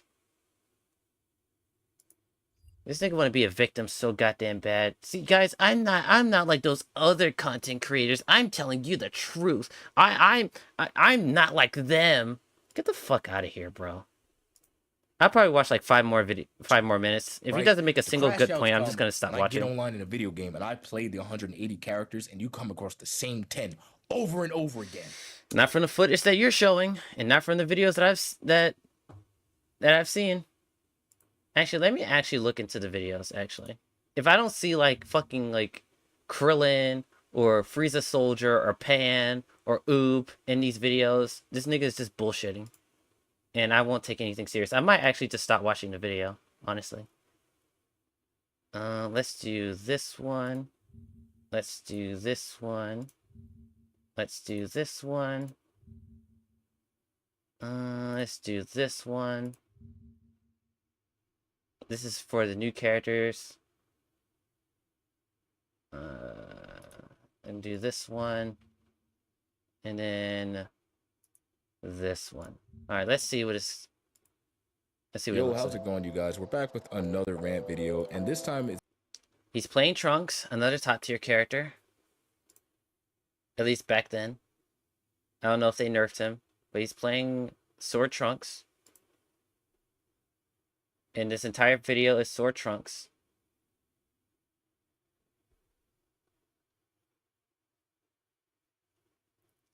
Yep.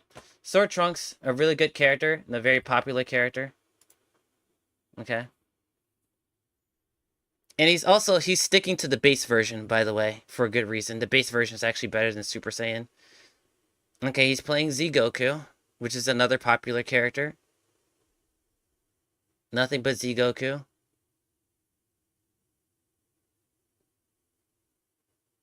I don't know anything about Storm's meta, so I won't commentate on that. Alright, so yeah. He's using Z Goku, a popular character. Yes, sir, we're back with another... Well, look at that. He's using Ultimate Gohan, another popular character. Wow, you have really good legs to stand on here, buddy.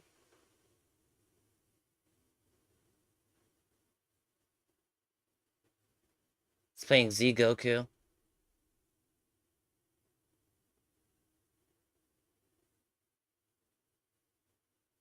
And not even mid Goku. That's crazy. Metal Cooler, another top tier character at the time. What is this? This video came out like a month ago. Yeah, I think this was before they nerfed like regeneration across the board in like certain moves. So another top tier character, Metal Cooler.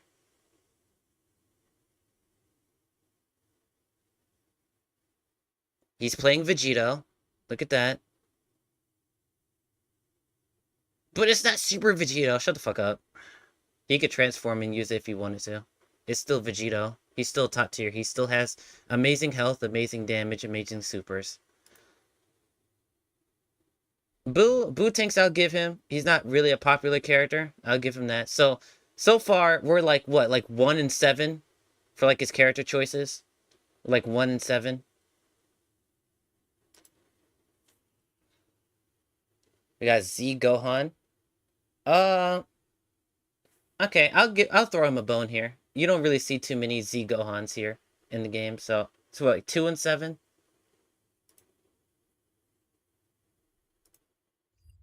What's going on, you guys? We're back with another... Oh, he's playing Vegito. Look at that.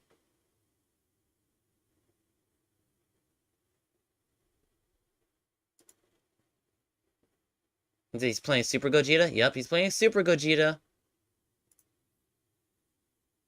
Is he playing Gogeta Blue? No, he's also playing UI Goku. Look at that. Look at that. Oh, he's playing GT Goku.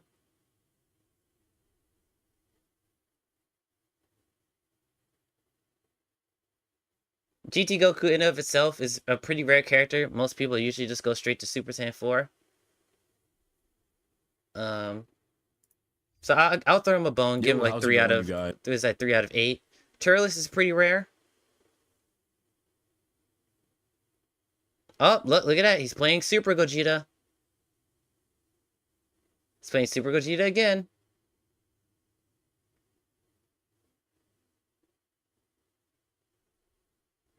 Yep, nothing but Gogeta. So what is that? That's like what, 4 and like 9? 4 and 9? So yeah, I don't want to hear shit about people playing the exact same characters where you're playing the popular meta characters as well. Yeah, this is such a bad faith video. I'm not gonna watch the rest of this. This actually put me in a bad mood. All right, we're gonna go play some Overwatch 2, probably for like next hour and a half. So yeah, I'll be right back. I gotta go cool off. This video is such bad faith. It's such a shit video.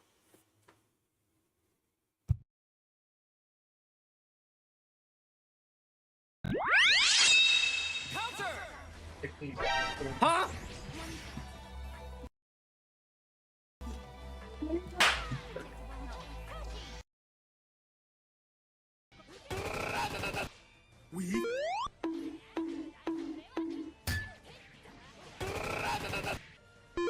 Stupid. DP, let's go. Let's go. I know that pogo stick was coming. I was like, I'm gonna DP the fuck out of this. Why you bullying me? Counter! Bro, what the fuck is going on?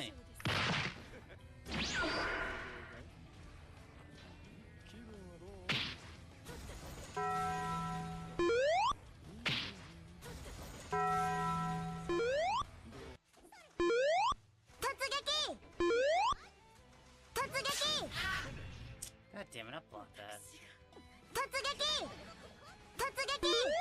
We. Gotcha, bitch. Ooh, damn. Ooh, the blue combo. Safe jump. Alright, noob, you're up. No, bro. Actually, Thespian, sit down. Actually, guys, let's let Thespian have a turn. Thespian, sit down. Yeah, go ahead, Thespian. Yeah, you haven't played for like an hour and a half. Go ahead. You haven't played for a while, yeah, bro. You've been eating for a minute, bro. You ain't eating. Go sit down, bro. I had to eat. Can I not stop my goddamn stomach? There's no way. Bro, you're still eating, bro. Get on that. Bro, if it takes you an hour and a half to eat something, you have the slowest metabolism on the planet. There we go. Oh, no, Lucius. Then it's gonna be Noob's turn, and then I'm gonna end stream. You're funny thinking that I'm gonna play. Nigga, get your ass on the fucking. Nigga, get your ass. That's funny, bro. Alright. Yeah, throw him to the wolves. Oh wait, Kid Des is here. Let me 1v1 him real quick. My DP did not come out those 5 times I inputted it. Wow, they caught my jump frames. Oh, I'm dead. It's almost crazy. Yeah, I'm dead. What the fuck? I legit got crossed up. I thought he went underneath me. What? Nah, it's cool. Shut up. Stop hating. How am I hating? It's stupid. That's all I got. And then from there. Okay. You got the job application, right? You're gonna. Mm-hmm. Yes. You're gonna go. I've touched grass at my job. Right. That's how you speedrun that part of your life. Wait, what? I get loyalty to life. I heard you're a chicken. No. What'd you just say to me? I heard you're... Oh shit, not good. Mix!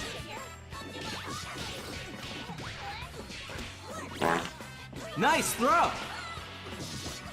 Give me them toes.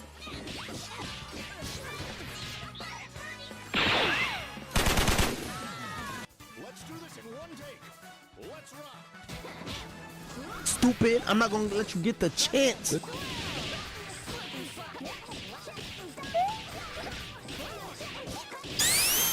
How it feels to chew 5 gum. Ladies and gentlemen, it's showtime.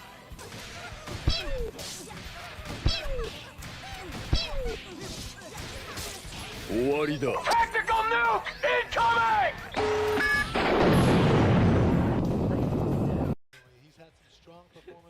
Mid piece. One mid.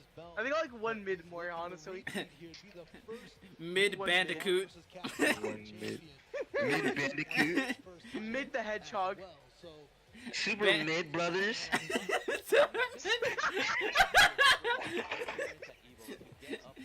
Yo, that perfectly describes our group.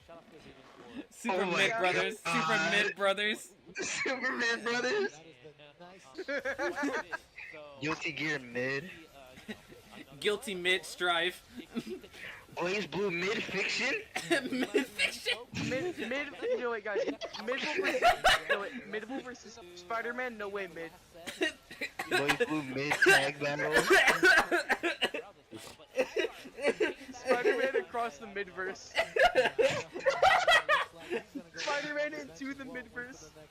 Spider-Man beyond the Mid. Spider-Man into the mid. Z-Reflect is the primary defense mechanic of Dragon Ball FighterZ. Reflect is used for pushing away opponents in block strings, mix-ups, and neutral interactions. This mechanic is a frame 1 reversal, but it has lots of recovery, making it a high risk but high reward option. Counterplay to Reflect includes Dragon Rush, Command Throws, Anti-Reflex, and waiting for the recovery frames. If you reflect the first hit of an attack, all hits coming afterwards in a tight string will be auto-reflected, but if a gap is present, you will have to manually reflect again or risk getting punished. Z-Reflect is a very strong defensive option, but with so many countermeasures to keep in check, make sure you watch your opponent carefully for the best opportunities to use it. If you guys enjoyed this mini guide, please be sure to like and subscribe to the channel for more mini guides in the future, and I will see you guys next time.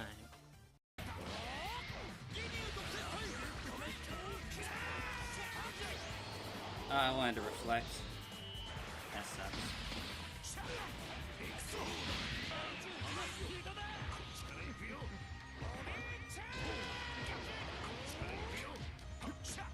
I'm upset. Like, this game literally makes me feel nothing.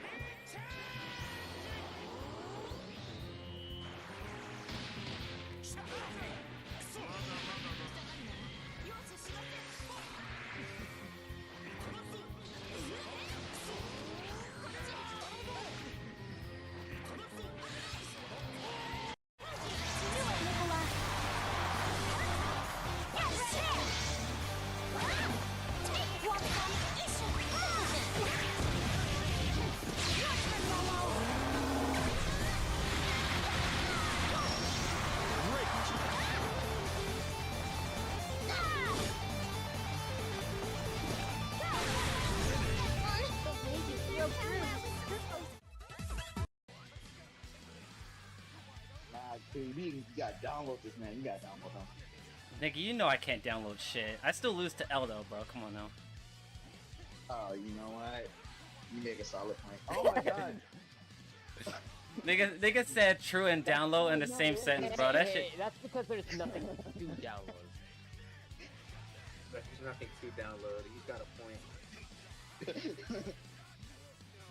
Oh my god. Oh, that was you that got him. Damn, I'm sure they. Oh no. And it's like I don't even blame you either. It's like it's fighters, bro. If you're gonna download fighters, nothing. Nothing. Yeah, I ain't gonna lie. It's easier for me to download in fucking second than it is fighters. He really just hit you with a 2H. Yeah. I thought he was gonna level 3, so I just waited. I mean, yeah, because people. In Tekken, people be falling into tendencies. You waited without blocking? Yeah. Jug Midoriya! It's up to you now. You're next. Eldo! Eldo! I believe in you! Dude, don't. Oh my god. Oh my god. Can you make it? Ooh! Yes! Good shit, good shit, good shit, good shit. Whoa. It really was. But you clutched. Gonna res, bro, you clutched the fuck out of that shit. Hello. Where is he? He's over in the fucking building. All right. Oh my god, bro! Bro. You know, that was the most chaotic end I've ever seen to an Ultra Rumble game. Oh, You know what? he's emoting on me. Nah, GG's, bro. GG's. That was a good fight.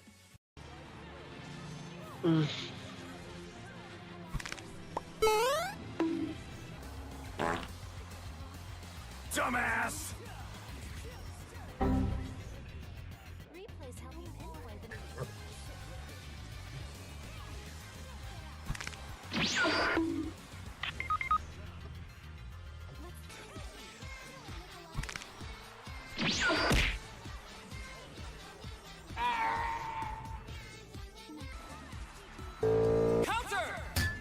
Yeah, I might have to check it with sweep.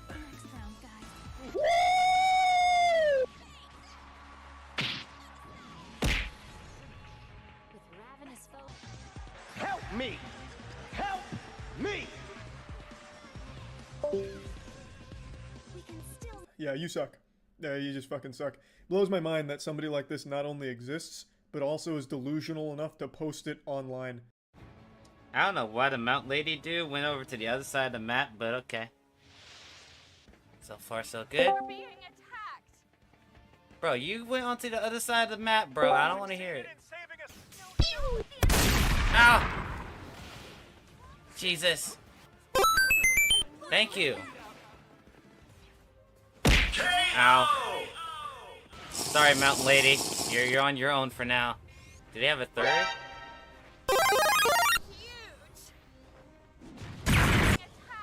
Oh wait, no, it's a 3v1. It's a 3v1. Yo, they'll die. They're gonna die out there, bro. No way! What? That's crazy! That's wild. Yo really clutched that whole match.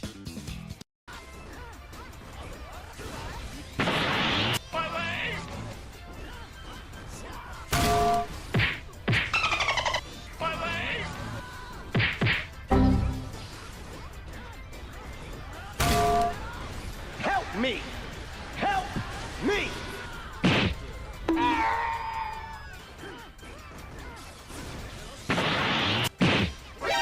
Nani?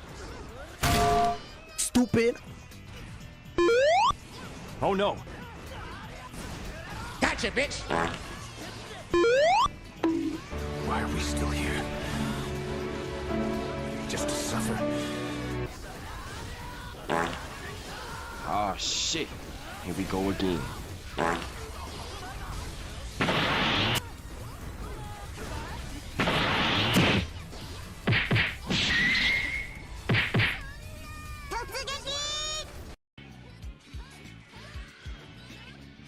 See, I'm fine with the PS5 D-pad. Ooh! I don't like What is this?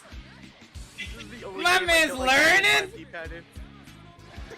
My man hit the lab. It's your god. It's like, what's your god, True? This dude doing streams. My man's hit the lab. Okay, I see you. Okay. He's just like, oh. Well, True, close up the set right here.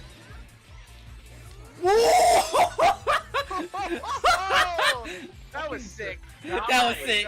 That was sick. That was sick as fuck. When I saw you hit that shit, I'm like, ah! Nigga, I was so happy. Bro, you know how like you have a son and he hits a baseball for the first time? That's how I felt. Son's first home run. I was like, oh my god, Pretty did an actual combo. Frame one. What am I doing? She's so unfair, bro. Dog. Okay, Okay. yeah, there you go, there you go, Oh. there you go. Ooh, Oh, nice. Nice grabby wabby. Oh, now you're dead. See ya. You're dead. See you in the Yeah, afterlife. Your content. Oh, never mind. Oh. Oh, your content.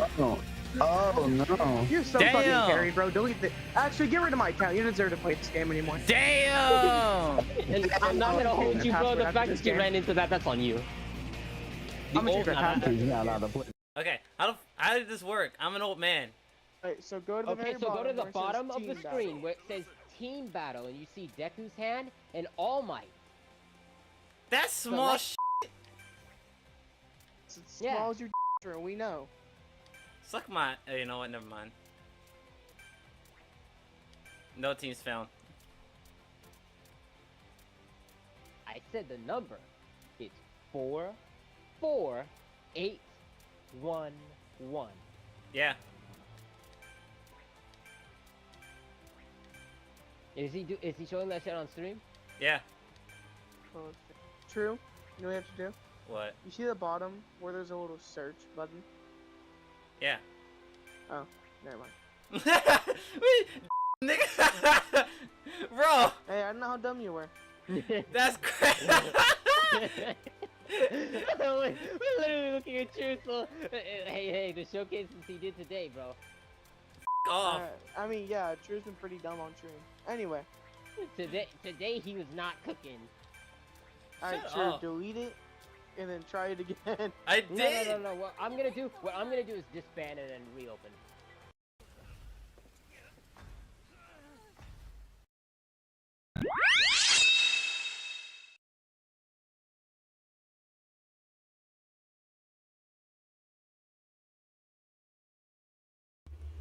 Alright, boys and gentlemen and yada yada. What's good? Alright, we're here playing Overwatch 2 for the first time. I don't know what to expect at all. But we're gonna try our best. I've literally never played this game before, so you know. This should be interesting.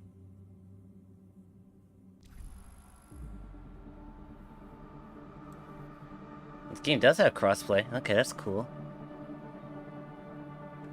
Alright, before we do anything, I want to look at the characters. Alright, we should have Diva. It's like a person with a mech suit. It's pretty cool. Alright, Doomfist. Oh, he looks pretty cool. Giant arm. Okay. Hazard.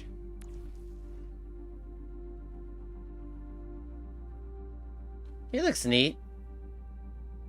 I like his gun though. His gun looks cool. Okay. Junker Queen. Yeah, this character's cool. I like her design. Reinhardt. Big guy with hammer. You know what? It's simple. Big guy with hammer, but you know what? That shit works. His beard is magnificent. Big guy with hammer. Ramatra? Ramatra? Ramatra? Ramatra? I don't know. I don't know how you're supposed to say it. Meh. It's okay. It's okay design. I like his weapon, but everything else kind of whatever. So, meh. Orisa.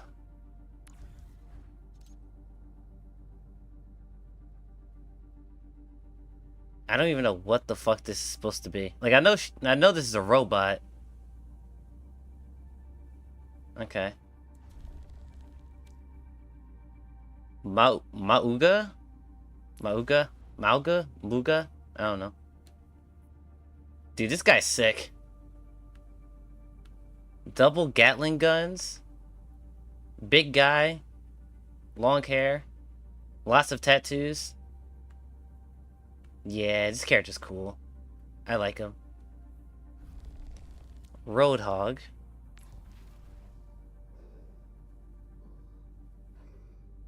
It's okay.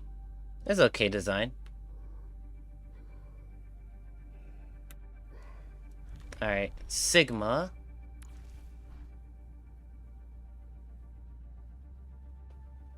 Hey, it's a rather simple design, but it's okay. I don't like that he does have shoes on. But outside of that, it's okay. Winston. Honestly, I'm very... I recognize this character from Overwatch.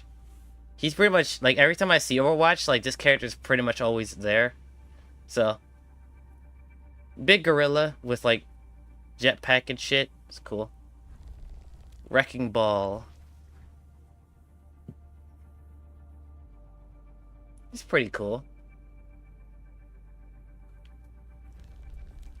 Zarya. Zarya? I think it's Zarya. It's okay. Let's get another really simple design. The hair really stands out. Outside of that, it's okay. Alright. Ash. Wait, is this a duo character?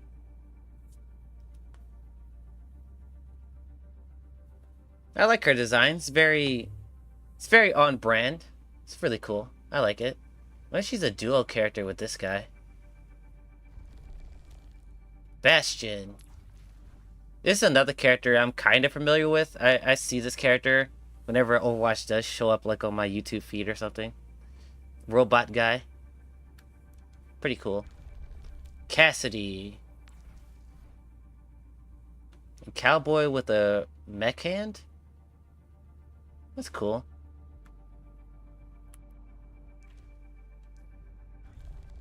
Echo. That's a really cool design for a robot. You know what this reminds me of? This reminds me of freaking Eve. You guys remember Eve from like WALL-E? It's giving me like Eve vibes from WALL-E.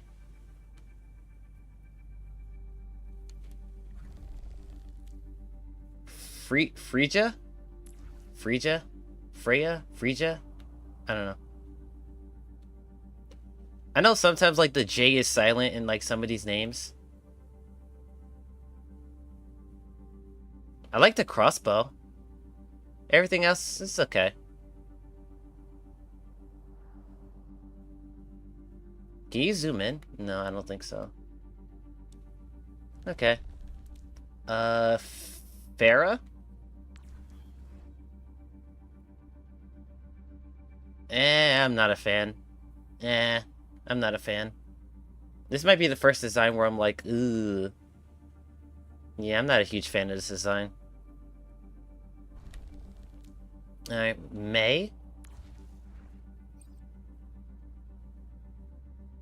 The fucking boots are clipping into each other. Good Jesus. That's how you know the shoes are way too goddamn big. Outside of that, it's okay design. Very cutesy design for a character like this. It's okay. Junkrat. He looks cool. Peg leg, robot arm. Giant tire with the razor blade on it. It's a cool design. Hanzo. Yeah, I vibe with this. This is cool. Honestly, I think his arm looks a little bit too small here, but that's probably because he has like a vest on underneath like the cloth. So he looks bigger than what he actually is. Outside of that, it's cool. I like his design. Genji. It's okay. It's okay design. I like Hanzo's better though. Reaper. Dude, I'm getting like intense Moon Knight vibes here. It's cool. I like it. Sojourn. Is she a robot? It looks like she's a robot. It's okay. I like it. Cool robot design. Alright. Soldier 76.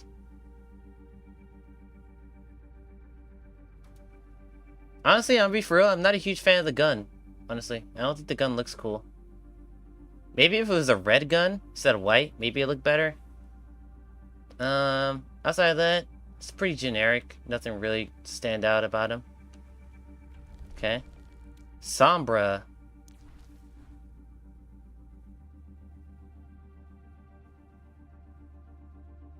I like her hair.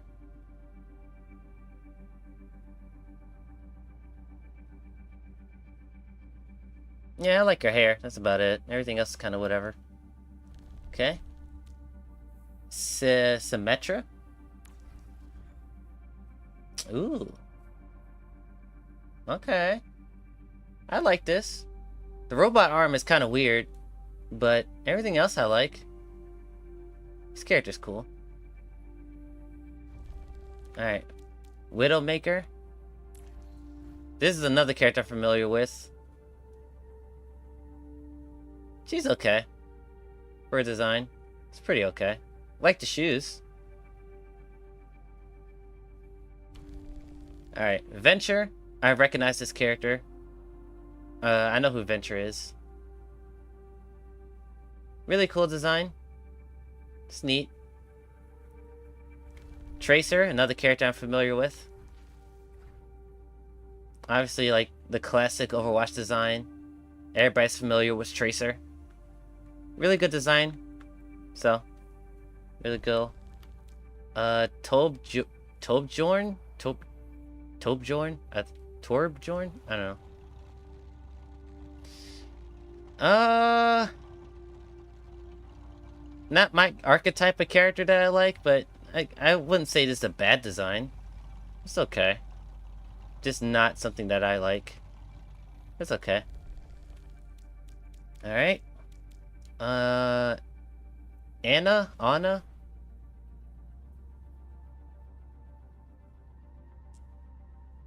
Meh.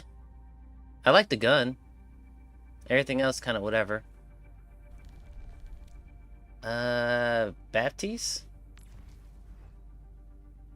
Jesus, those shoes are horrendous. Good lord. I do not like those shoes. What the fuck? Everything else is whatever. I just hate the shoes. God damn, those shoes are horrible. Ew. Also, I don't like the green color. I feel like they should have chosen another color. Green does not work. Bridget? Bridget? I think it's Bridget, right? Brigitte? I heard other people call her Brigitte. I don't know if it's Bridget or Brigitte, I don't know. Simple. It's okay. Nothing too fancy here. It's kind of typical Overwatch from what I've seen so far. It's okay. Ilari? Ilari?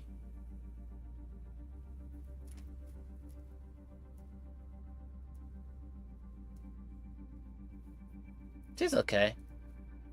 I think this is supposed to be a gun. Although it kind of looks like a sword, so that's kind of cool. Outside of that, her hair's nice. It's pretty cool. Lucio. I like Lucio. I really like Lucio's design. I'm already familiar with this character. I've seen him in like other Overwatch stuff that I've seen. I like Lucio. Lifeweaver? Bro, why does he have shoes on? What the fuck?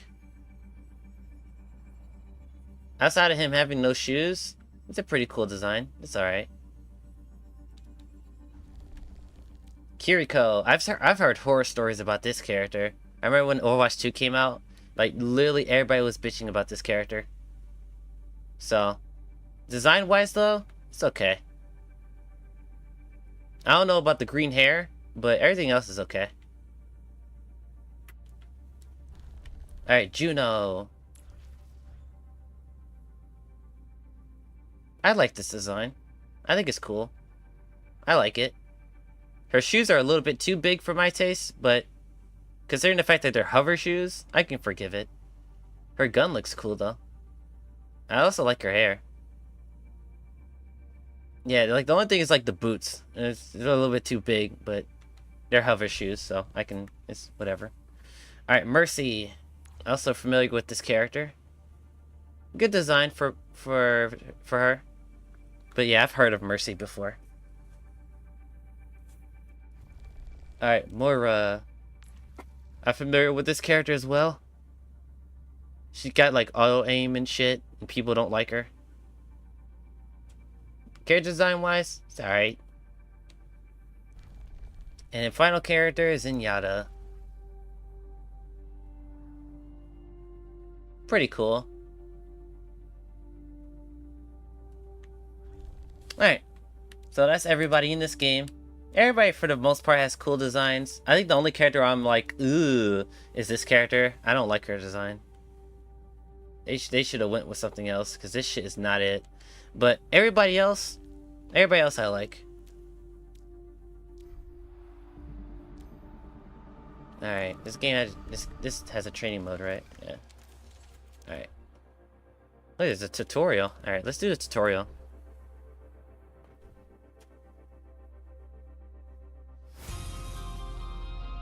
Let me know if the game is too loud for you guys.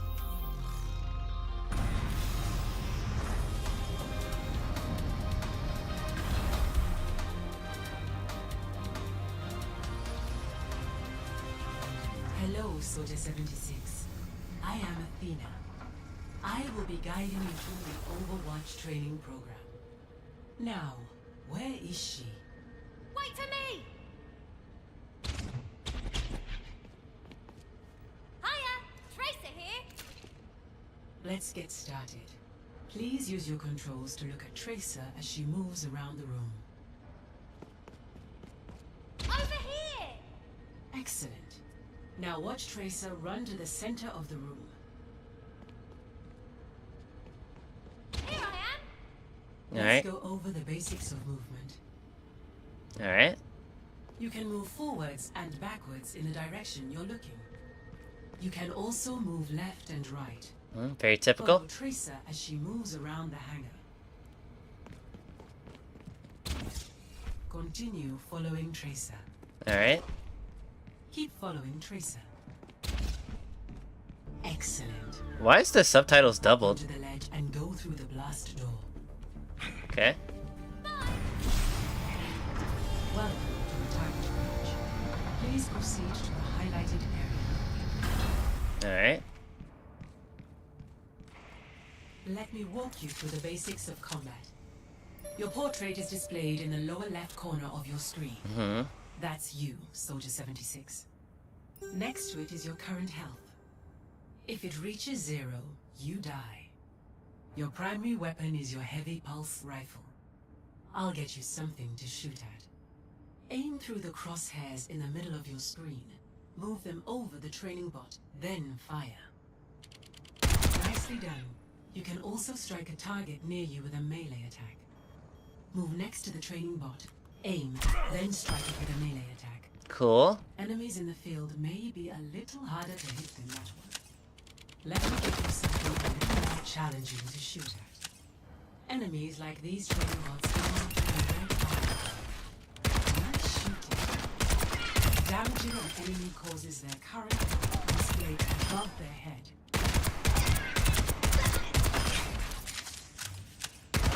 Most weapons fire a limited amount of ammo before they need to be reloaded. Great work. That covers the basics of your weapon. Nice. Next, we'll go over your abilities. Alright. We'll begin with Sprint. Please go to the highlighted area in the center of the room. While moving forward, you can activate Sprint to run faster. Try it now. Okay. In addition to Sprint, you also have the ability to heal yourself with Biotic Field. To demonstrate it, I need to damage you slightly. Ow! Now, deploy a Biotic Field. You will heal while you're within the glowing area. Note that you will have to wait a short time before using that ability again. Okay, cooldowns. Mm-hmm. This cooldown time is displayed over the ability icon. Okay. Your rifle is also equipped with Helix rockets. You can launch a volley of rockets in the direction you're aiming. When the rockets explode, they also damage nearby enemies. Nice. Try it out on the targets. Fire your Helix rockets at the targets. Finally, let me explain Tactical Visor, your ultimate ability. These powerful abilities can change the course of a game. Okay. But you must fully charge it before using it. Your current charge level is displayed here, at the bottom of your screen. Charge your Tactical Visor by damaging the training bots.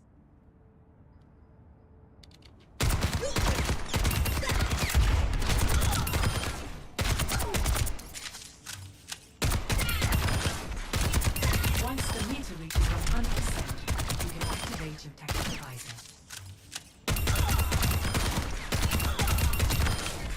Your ultimate is 50% charged.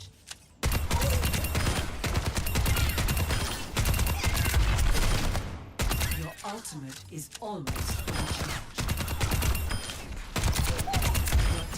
visor is charged. Okay. The tactical visor optimizes your shots so they do not miss. Oh, auto aim. Now activate your tactical visor and I've destroy got the you in trigger. my sights. All targets destroyed. Nice. So it activates auto aim, like Star-Lord. For the final phase of the training program, I'll show you how to capture an objective. Okay. Your current objective is indicated with a directional marker labeled A. The objective is marked with a bright outline on the ground. To capture, while you are within the area, you make progress towards capturing the objective. Your current progress is displayed here on your screen. If there are enemies in the area, capture progress is paused. You have successfully captured the objective. Nice tutorial. Nice and simple. Alright, let's go to practice range. I'm probably just gonna play like the regular online. I don't know if I'll have enough time for Stadium today. But Stadium is like the reason why I want to play this game, because Stadium looks really fun. Alright, so I think for a basis I should probably choose like one hero per class to learn. And I already know for who I'm going to learn tank, I want to learn Malga. Oh, I think it's Malga. And then for support, I'm going to learn Lucio, because I'm very familiar with Lucio. Like, he looks cool. DPS wise, I don't know who I want to learn. I don't know who's like an easy like hero to learn for DPS.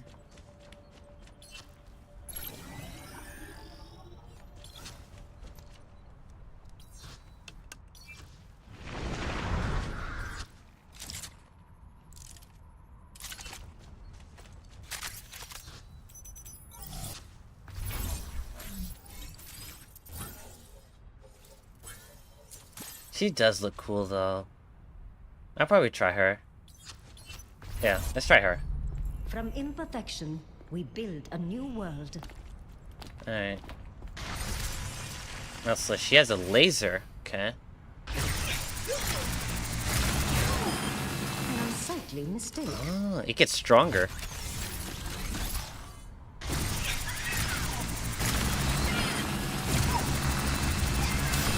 Behold my exceptionality. Okay. Behold my creation. So what does that do? Teleport? Oh. Allows you to teleport. Can you like set it anywhere? Let's try to go somewhere else. So what if I put it like, I don't know, like over there? Constructing my teleporter. Oh, dude, that's so cool! What? So it's like Doctor Strange portal.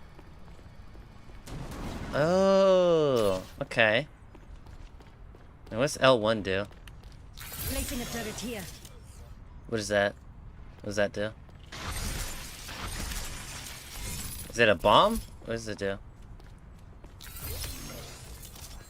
Distributing turrets.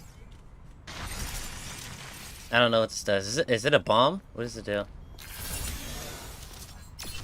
Oh, it's a turret. It's just like Namor. I am outstanding. Oh, okay, that's cool. Dude, this character's gonna be... Dude, I see potential. Major perk unlocked. Alright, so what does I this sense do? an absence of determination. Yahi param vastavikta hai. This is a barrier? What efficient defenses. Oh, perks. Oh yeah, that's another thing. Yeah, perks was another reason why I want to try this game, because perks sounds cool. Sentry turret has an additional charge, so you can get 4 of them. And then teleporter range increased by 50%.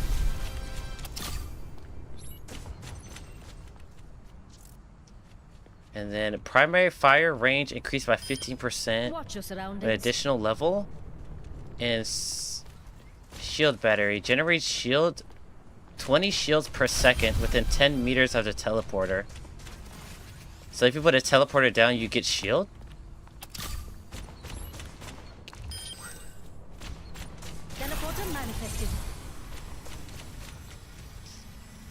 Oh.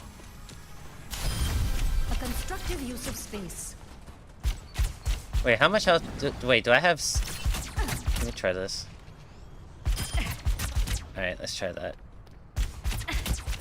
All right, let's put this down. Teleporter materialized. Oh. So it's like a little healing station. That's cool.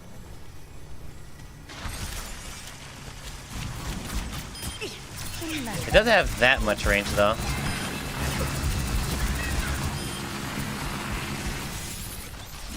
Yeah, this doesn't reach too far.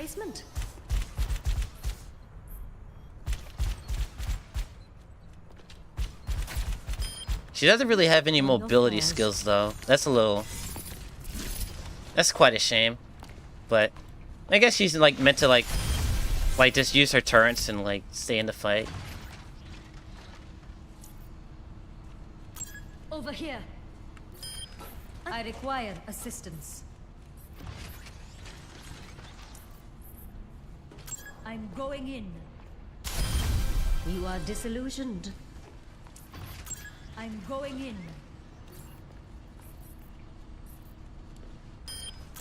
Over here.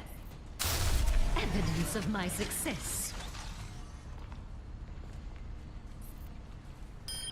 Such a lack of awareness. I require assistance. Fall back. Okay. Behold my exceptionality. So wait, what is her ultimate do though? That's a jump pack. But is this like a shield or something? Like what does this do? A constructive use of space. Let me try this. Yahi param vastavikta hai. Okay, it is a shield. Okay. It has 4,000 health. I am outstanding. Okay. That's a pretty cool character. Alright, how do I switch characters? Okay, you can crouch. You walk the wrong path. How do I switch characters though? Ow. Behold my No. exceptionality. Oh wait, she has a secondary fire? What's this? Oh. Okay, this doesn't go too far though. Quite an effective placement. Okay, that goes pretty far.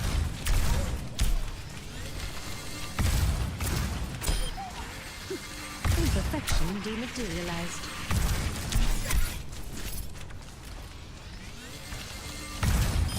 Double. So like it's 10 per shot. And then like 5 for like regular. Okay. Okay, okay. So you have not found clarity. Alright. Sumatra looks cool. Alright, I want to play Malga. What does this guy do? A gun in each hand and a smile on my face. Okay. L2 and R2.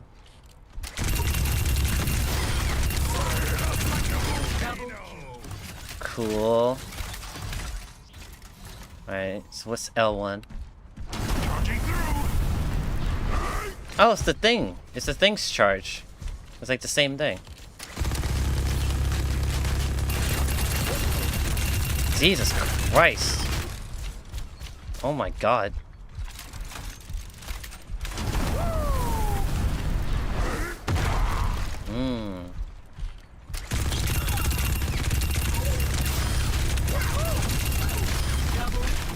Dude, this character's sick.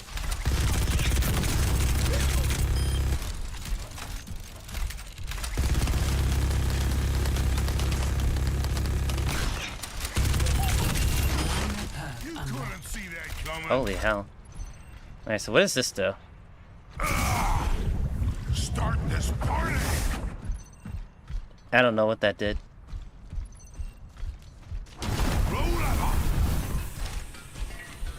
Is there a way to like look at like character abilities? What does this do? What's a hero bot? Overrun reloads 150 ammo while charging.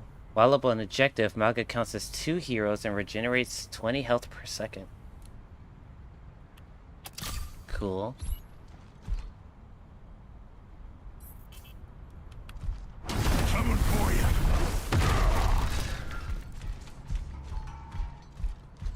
Like, can I look at his ability somewhere?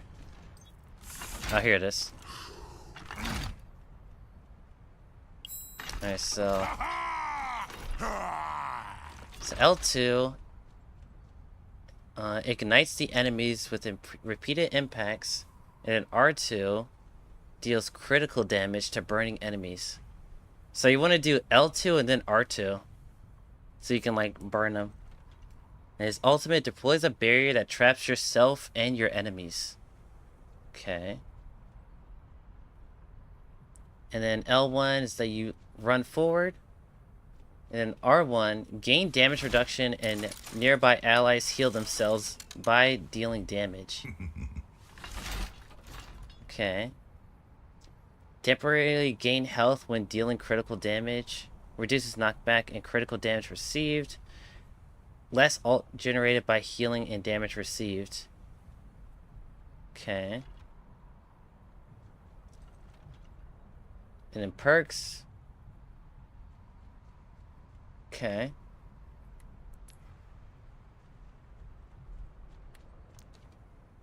Okay. Let's look at Lucio. We're here to be heard.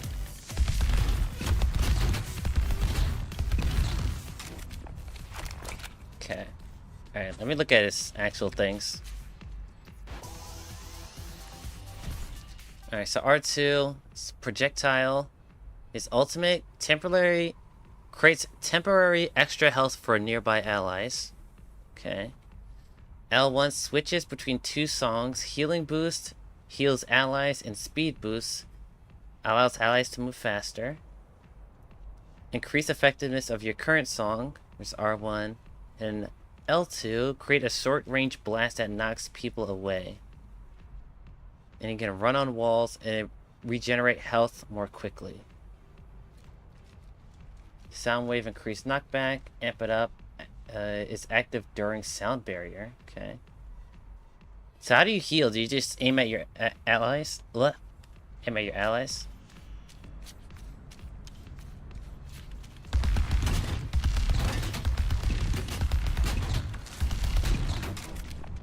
No?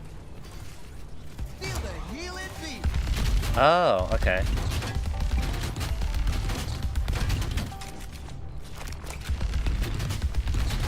Party time, let's go. Turn it up, turn it up.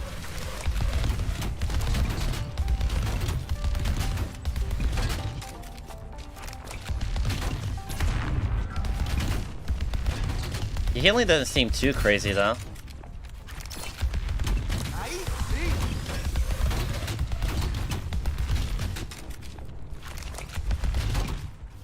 Okay. I think I have a basic understanding of these 3 characters. A little bit. Alright, let's try and get into a game. Alright, let's get into a game. Let's do unranked. Upgrade your heroes with perks, strategize to victory, experience new stuff.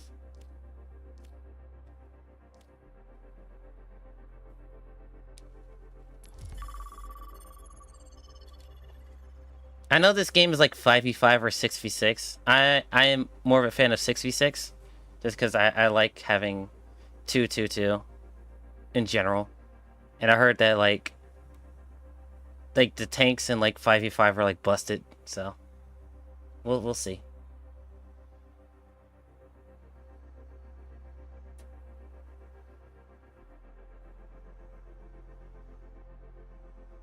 I think I do have crossplay on, right?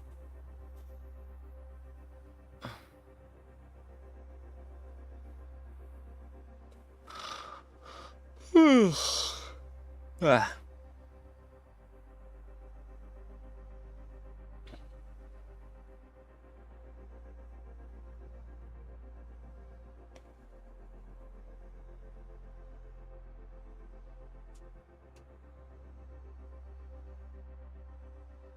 Damn, it's taking quite a while to get a game. God damn. Is there a quick play option? Oh, there is. Let me try. Maybe quick play will be faster. Let's try quick play. I'm okay with any role. I'm not picky.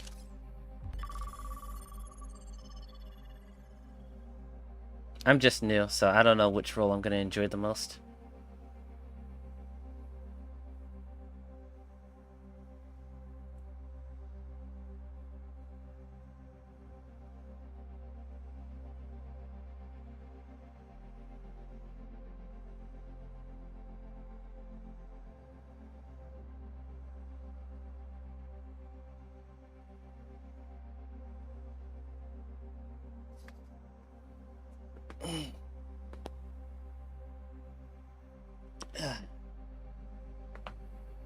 Damn, in Rivals, I would have had a game already. God damn.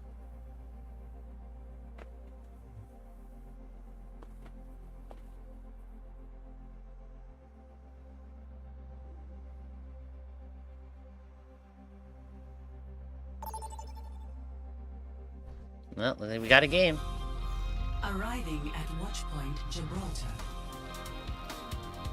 Prepare your defenses. Alright, looks like I am support. Select your hero. Alright, let's do Lucio.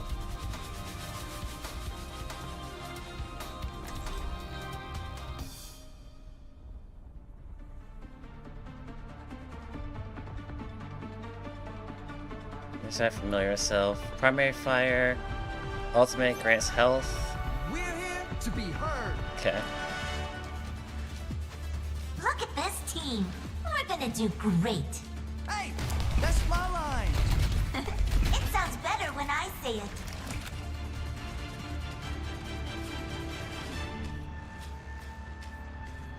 I am glad I can call this my home away from home.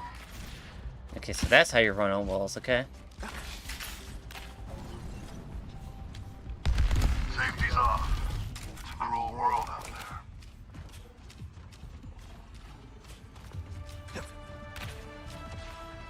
Five, 4, 3, 2, 1. Attackers incoming. Stop the payload. Prepare to cause trouble.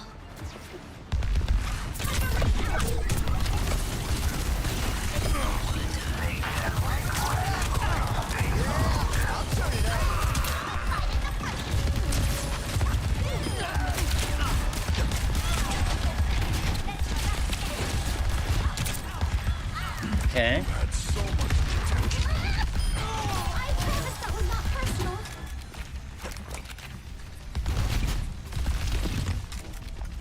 Okay.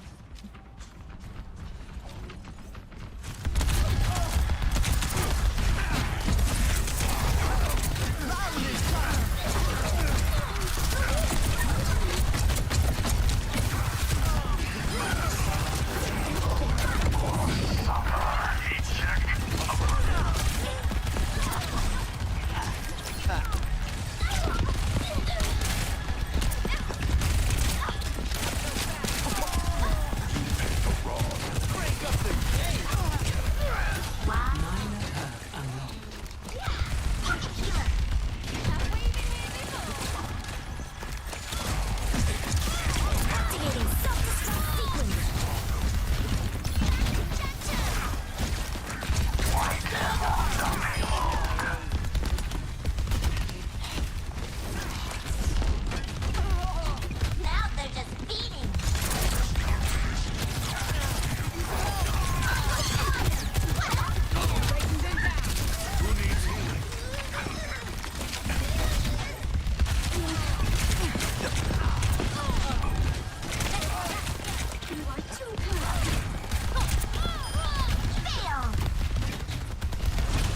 This game feels way more compact than I thought.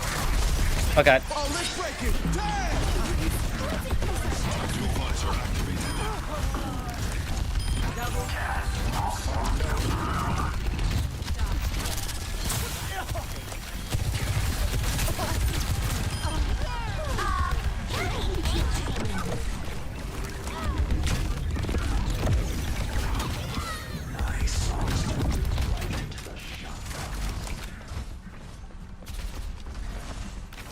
Oh shit. I've got meds. Who needs them?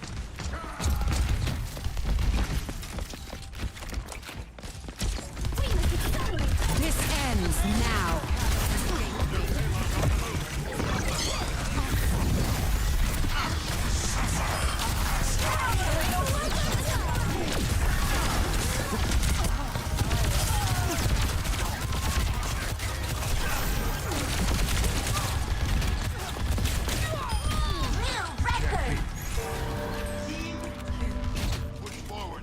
I am having fun. It's cool. It's very chaotic. I think Rivals is a little bit more chaotic, but like I was not expecting the map to be so enclosed.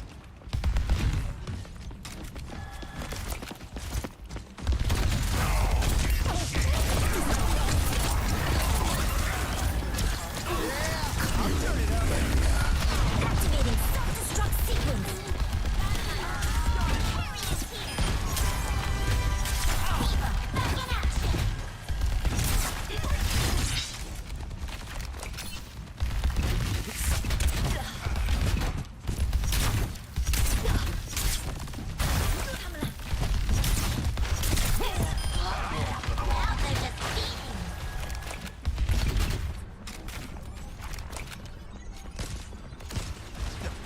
60 seconds remaining. Let's take off.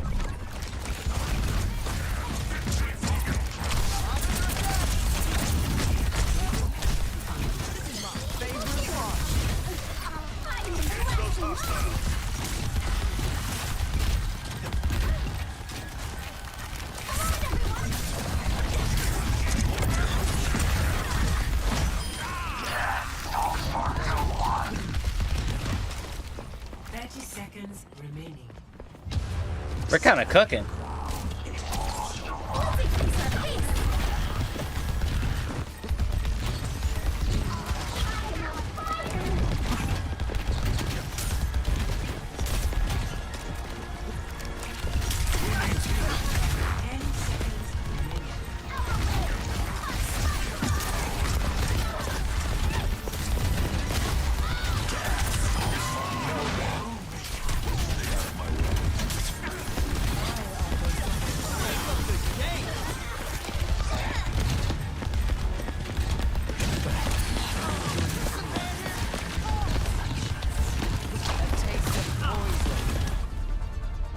God damn, we cooked.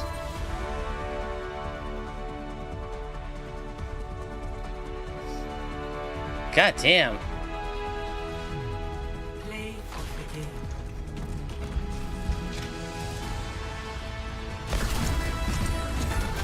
Nerf this. God damn.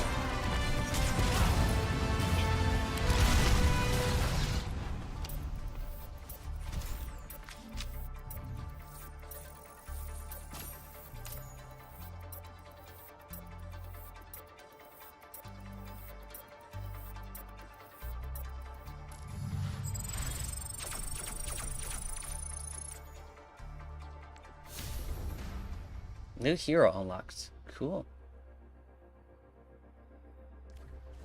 Okay, that game it's very much chaotic.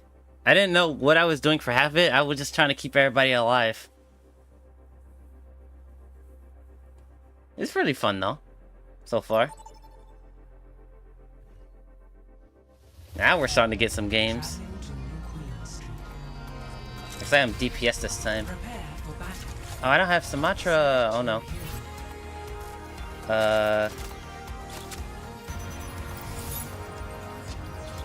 I'll play Venture.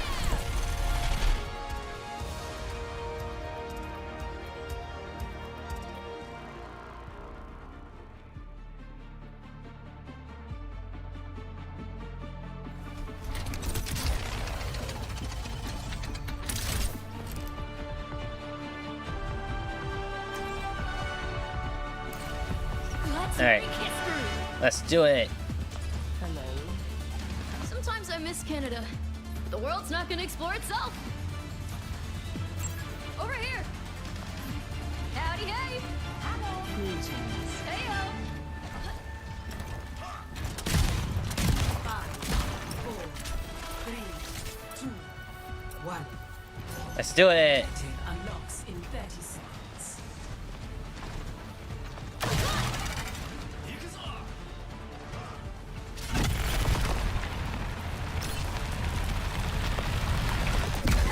Coming through.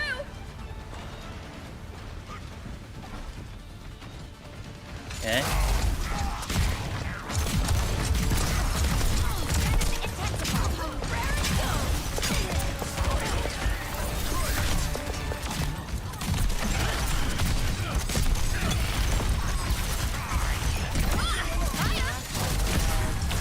Oh shit. Hell yeah. The robot is in our possession. Let's go. Dude, Venture's fun. Wait a minute. Am I a Venture main? This character's fun.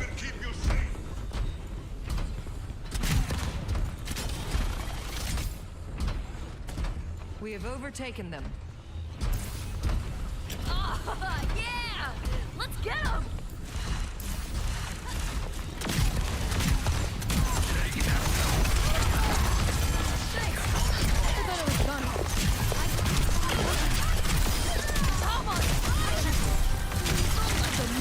Woo! Oh god.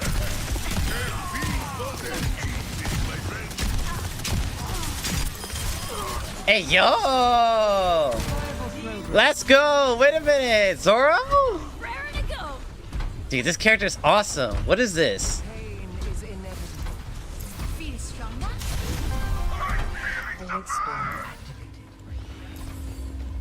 Gotcha.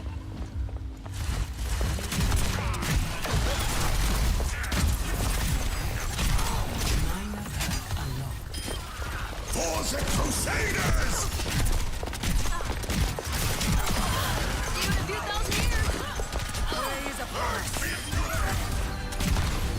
The barricade must stay in motion.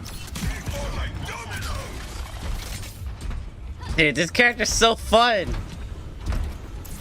Dude, I like Venture. Wait a minute, do I like her more than Sumatra? Dude, this character's awesome. Keeping the heat on.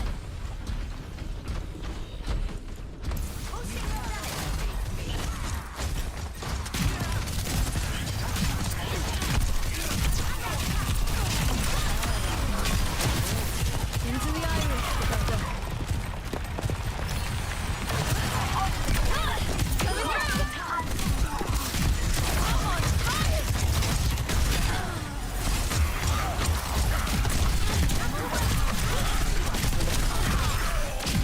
Yo, this character's so cool! Dude, Venture is so cool!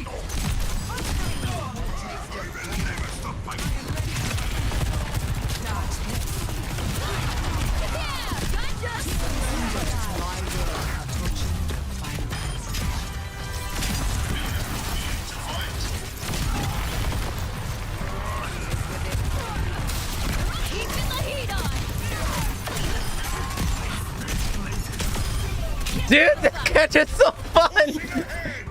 Dude, Venture is so cool! Dude!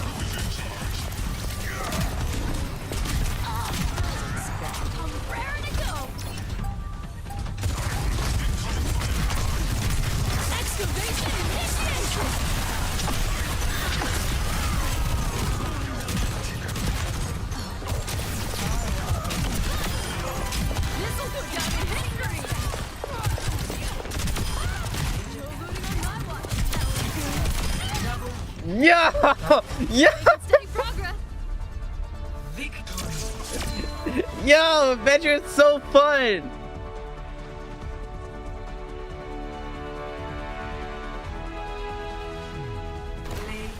Hey!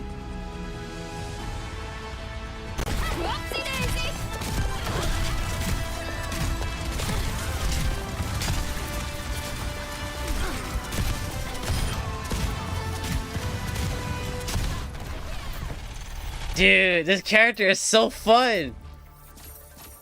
I'm actually like her mother, Sumatra. Dude. Am I gonna be a Venture main?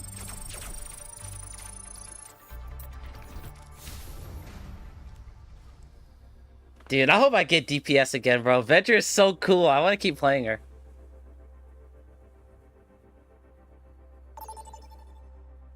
Now the games are starting to come in. Let's go.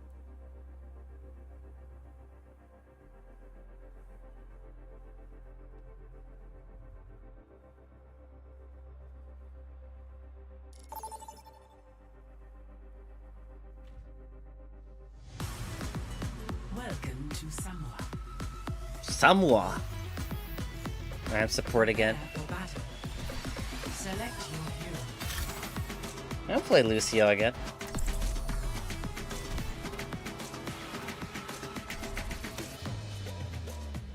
What I do like about role queue is that you don't have to fight for like certain rules. Like in Marvel Rivals, it's open queue, so like if everybody just locks DPS, like you have to fight with like the other people on your team for, like for them to play like the other roles. But like here, you don't really have to worry about that. And I'll keep you safe. Going in.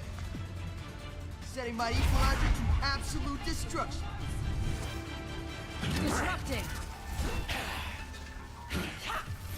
Boy. Five, 4, 3, 2, 1. Round 1. Capture the objective. Keep calm, keep slide.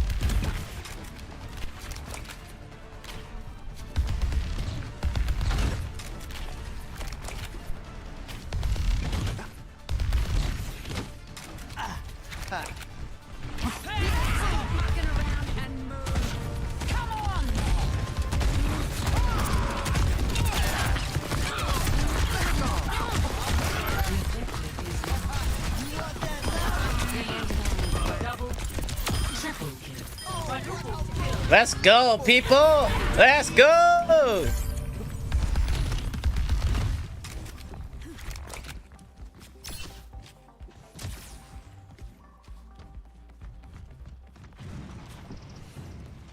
Let's go, people!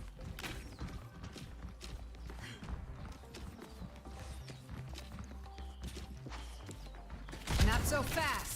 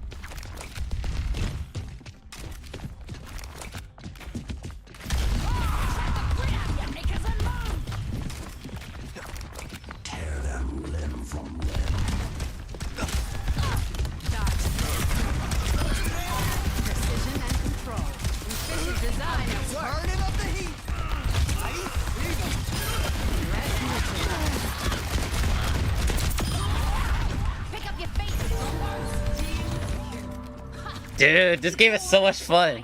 What the hell?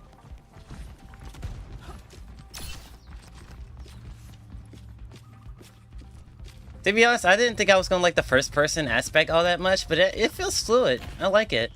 It's definitely different from Rivals, obviously.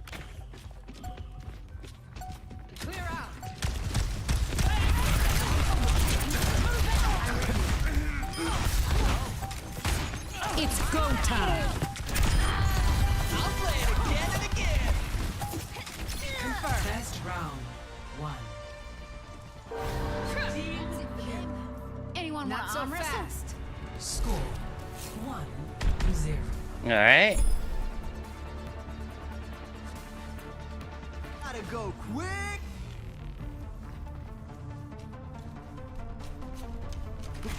The knife's called Gracie. The axe is Carnage. And me? Over I'm here. your queen. Over here.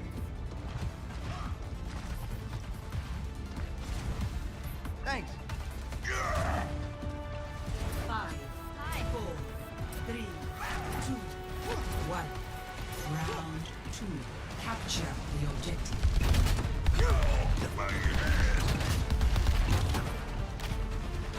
Oh, you want to hear this? Let the healing sound watch over.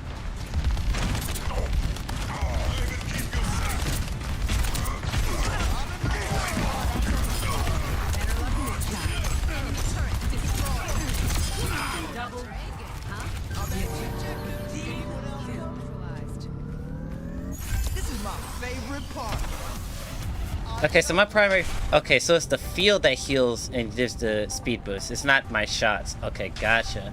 So I just have to be near people to get the boost. So it kind of works like Storm.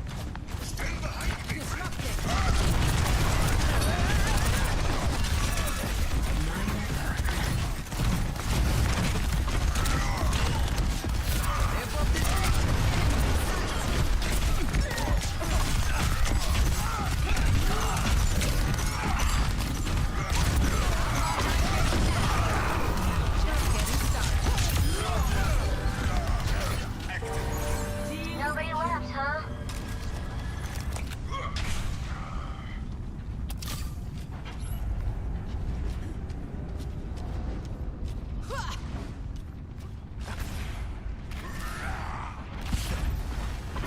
So I hold the X button to run on walls. Gotcha.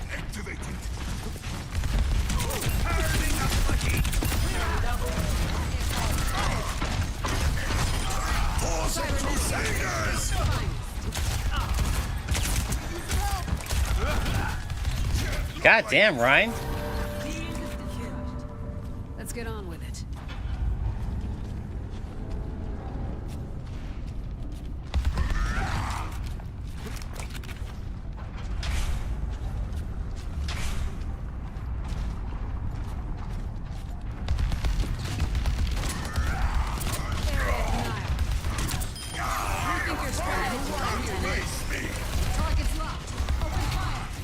It's go time.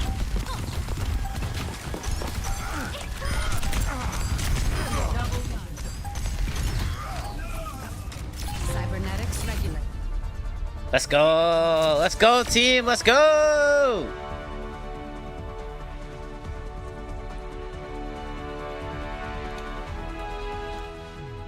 Play of the game. Dodge this.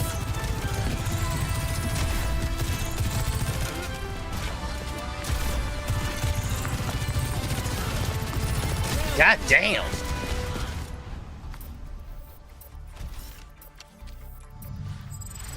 This game feels really fluid. It feels really fluid.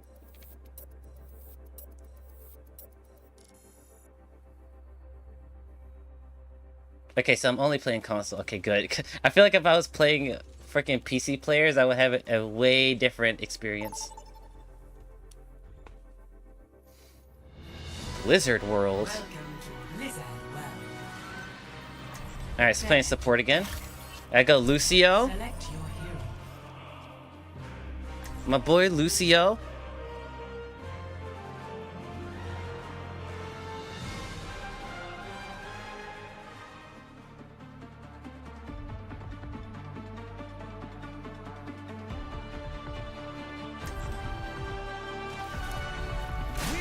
To be heard. Work together and we'll make it through.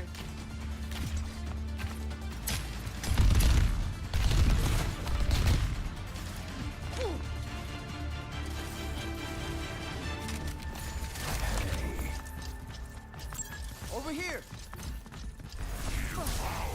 E aí?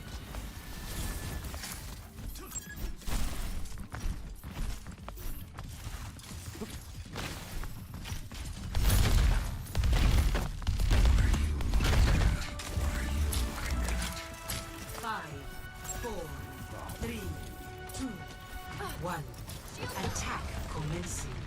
Capture objective A.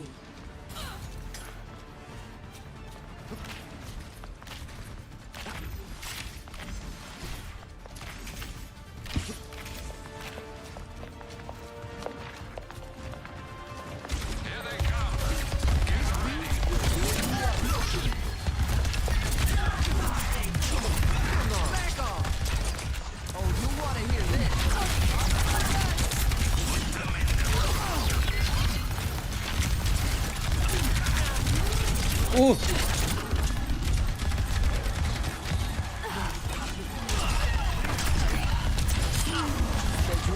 You did the rest.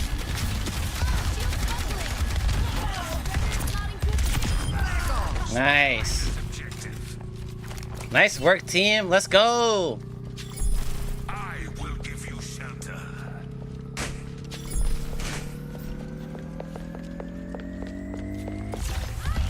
Objective A captured. Escort the payload.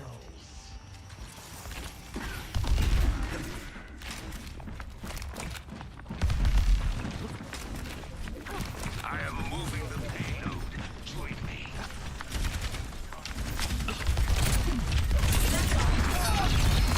Ooh.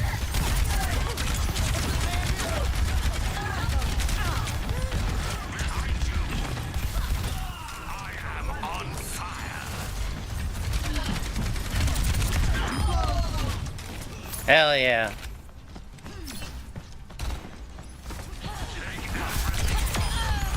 Nice. Good work, people. Let's keep it rolling.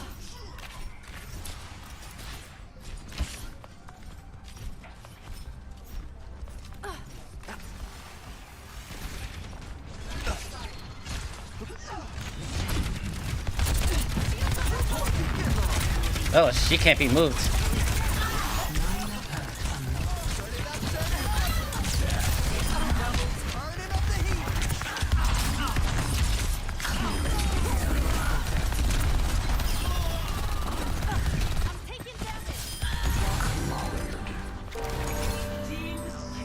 Ashes remain.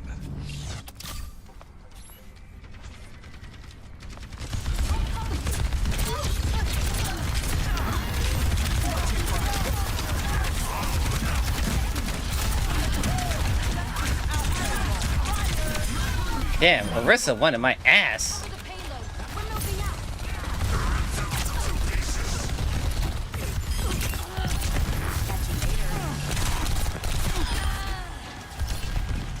The payload has reached the checkpoint.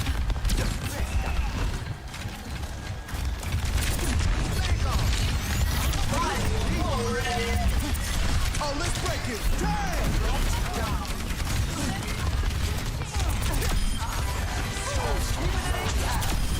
Personal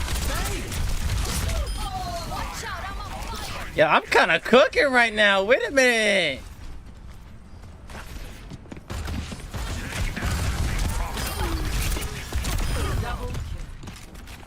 Hey, yo.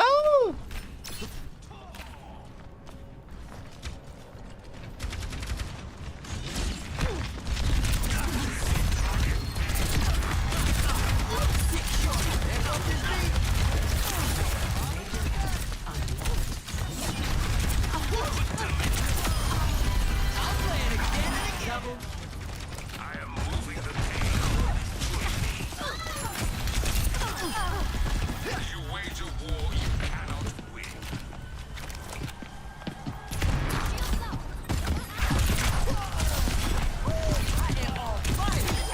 Woo! Oh, help!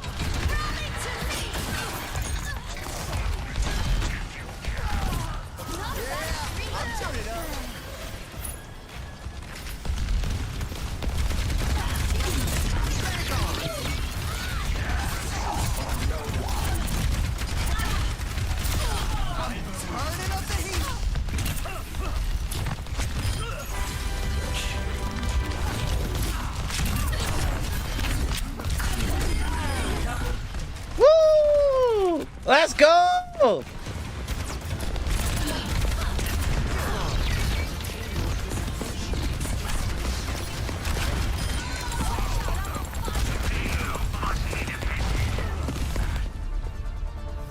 Hell yeah!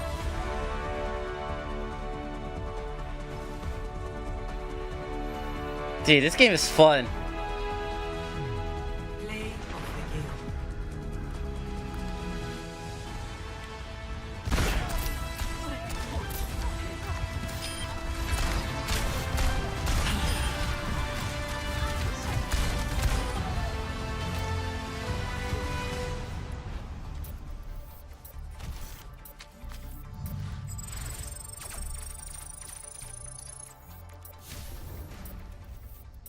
Dude, this game's fun.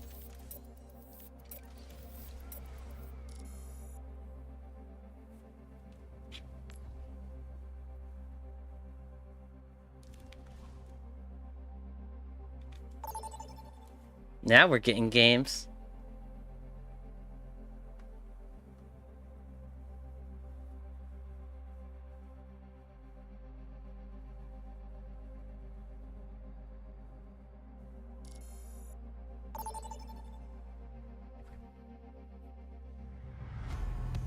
Now entering King's Row. King's Row. Prepare to attack. Still support. Select your hero. Alright, I want to play somebody else. I'll play Juno.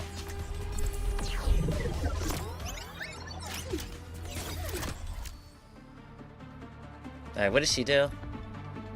R2, fires weapon and heals if you aim it, okay. One small step at a time. Travels. L1, glide. R1, plays ring. Yes.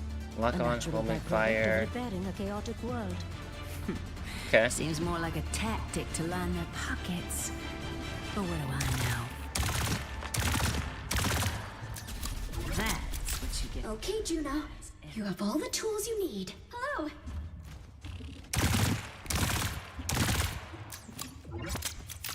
So R1 is the ring. L1 is I forgot. And R2 is homing missiles. 3, 2, 1. Attack commencing. Capture objective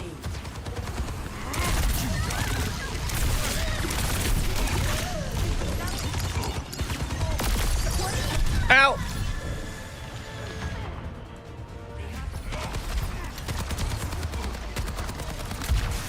Damn, that did a lot of damage. Holy shit. Alright, I'm coming back.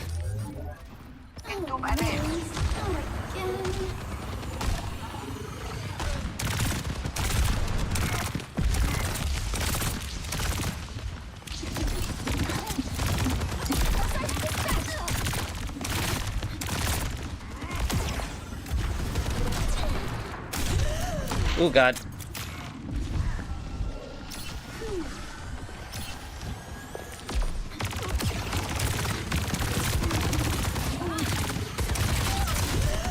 Oh god.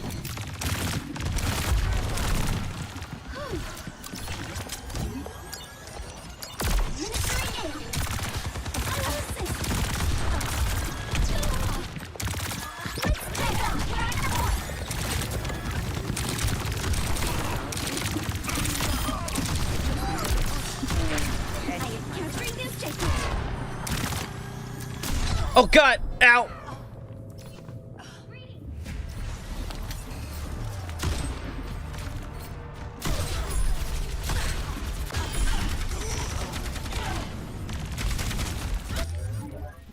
Stay calm, Juno. You can do this.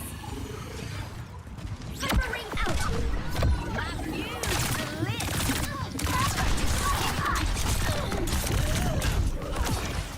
Running hard.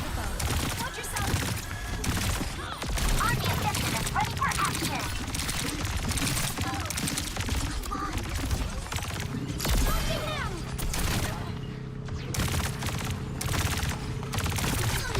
Rushing satellite sector! Personne n'échappe à mon regard.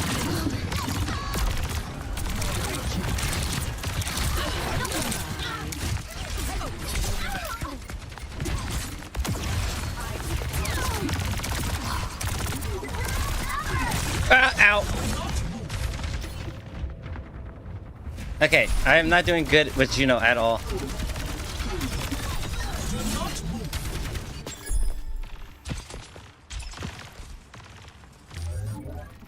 Can we really do this? No, I must not think like it. Target's left.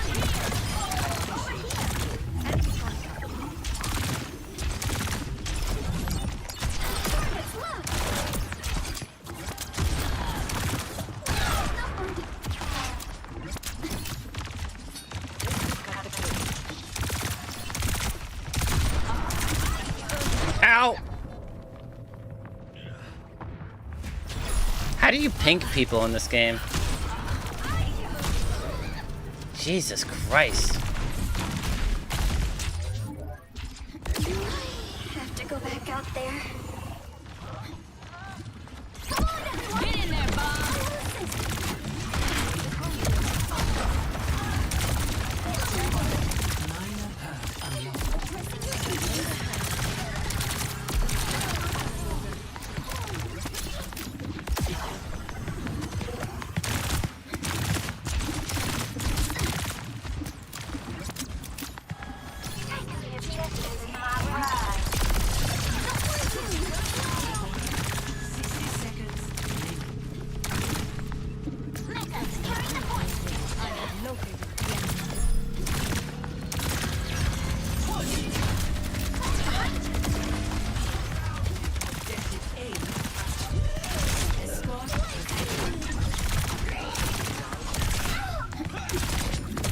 Ow!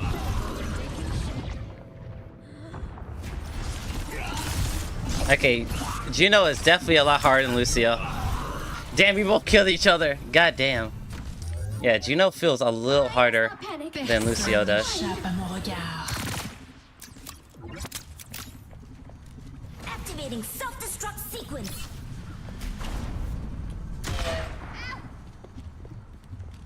Let me help. Let's increase our pace. Don't get caught. Move the payload.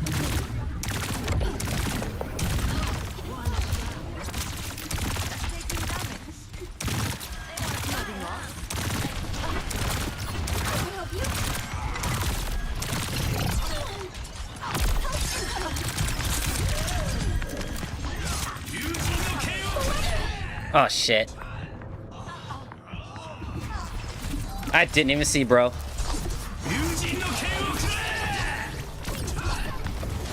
I didn't even see, bro. I will pretend that did not happen.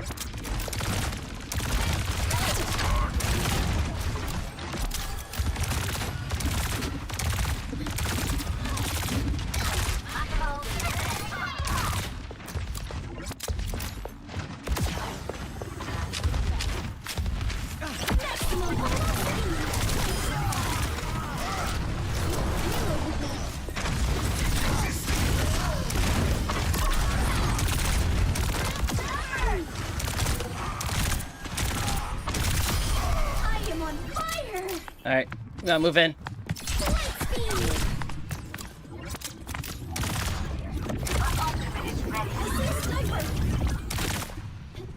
60 seconds remaining.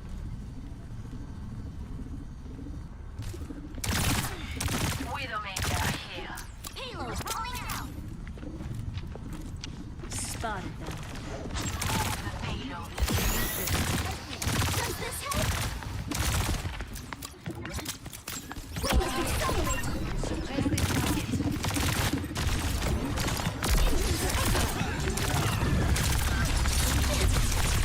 Ow!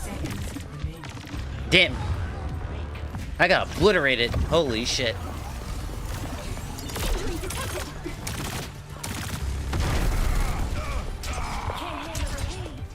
Stay out of my way. Have to go back out there. The payload's moving. Parfait. 10 seconds remaining. You're running out of time. Let's go.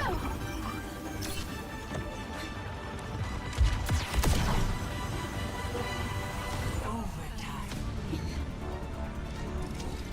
Group up here.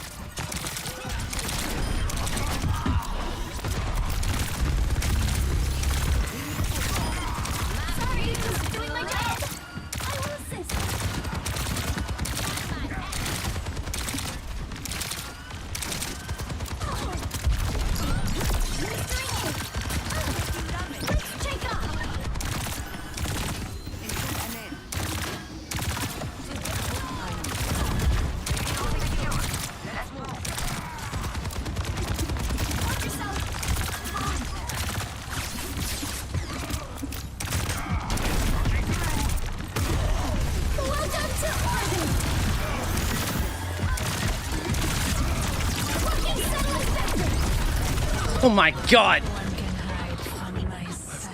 Okay, it's definitely not the Marvel Rivals effect where you're just invincible when you're in an ult. This time, I will succeed.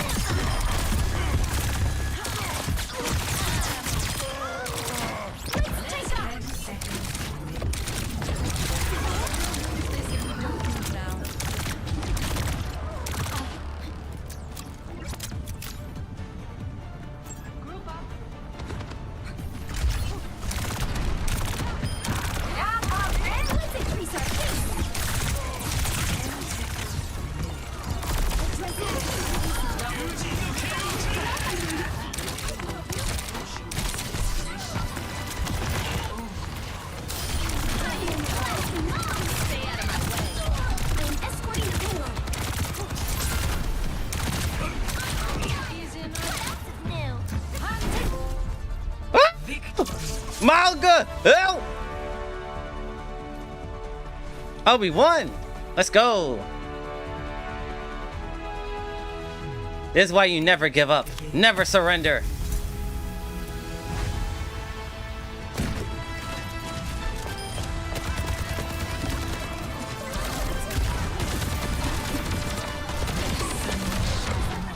I've got you in my sights. Oh wait, no, we lost, I think. Shit. I thought we lost. Wait, can I see my highlights? How do I look at my highlights? Can I not do that?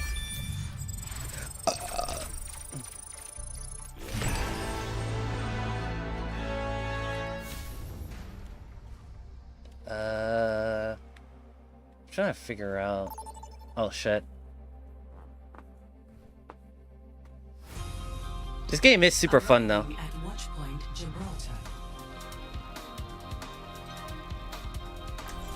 Playing a lot of support today.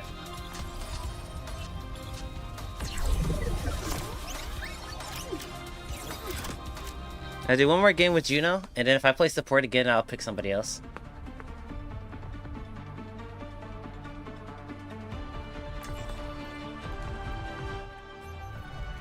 Is there like an easy ping? Think I can use your ring tech on my bike? I have a race coming up soon. Would that be considered cheating? No. Well, maybe. How thrilling. We will make it happen. I have to figure that out later. Oh shit.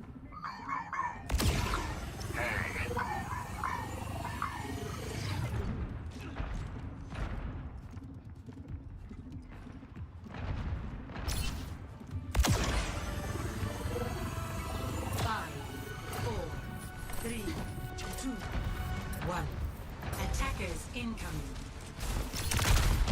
Stop the payload. Keep fire.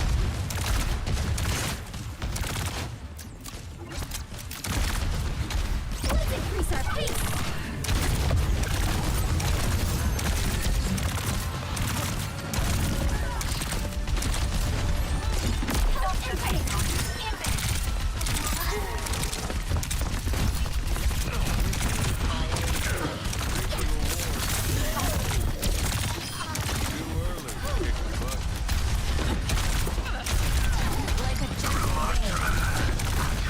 Ow! He definitely seems harder than Lucio does. I am done for. Lock them from the payload one by one.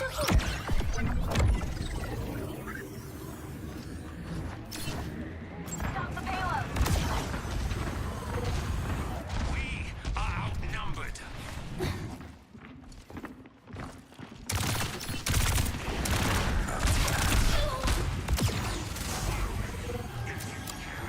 Zenyatta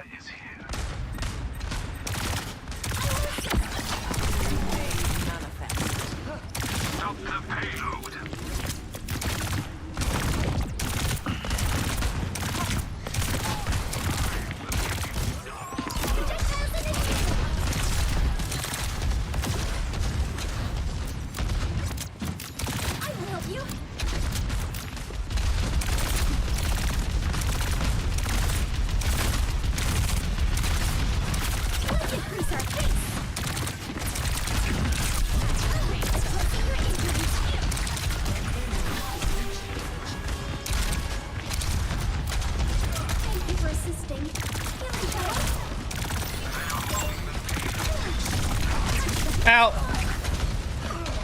Okay, he's invincible when he does that. I did not know that. Do I have to go back out there? No one can hide from my sight. You're outnumbered.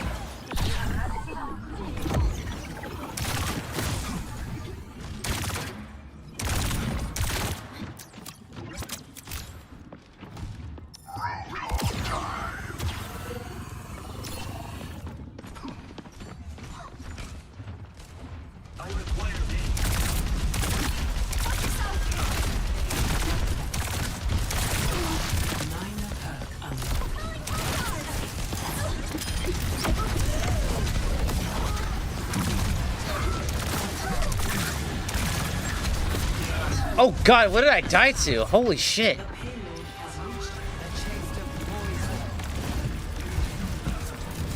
God damn. I did a lot of damage. I will pretend that did not happen. Maximum velocity!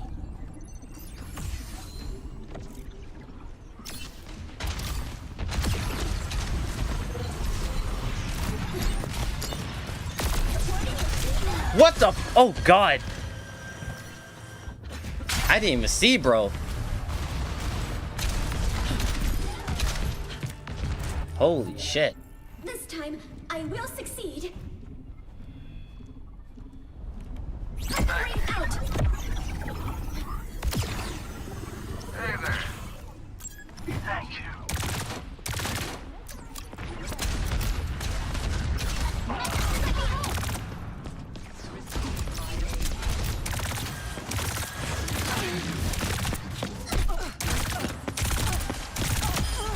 Okay.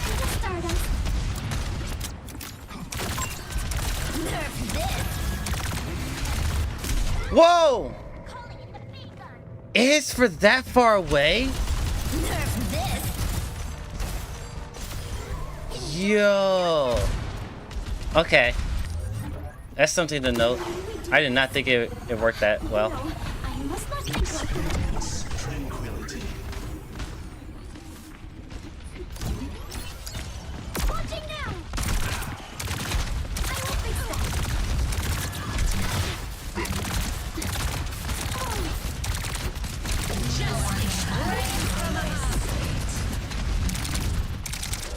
Step right up. Welcome to orbit!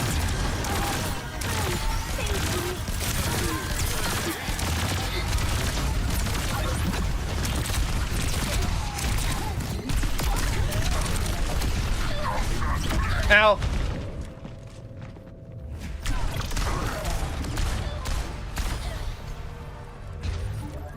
Oh, Liz, not again. Dude, this Reaper guy is really going in.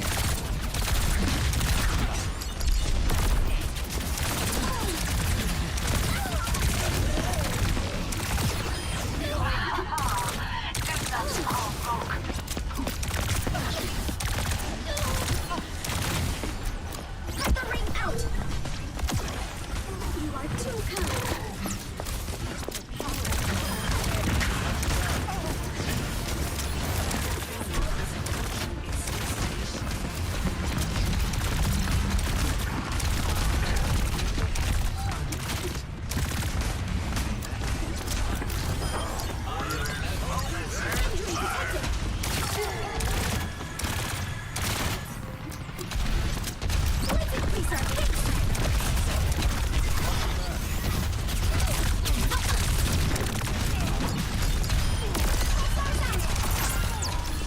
Holy Jesus.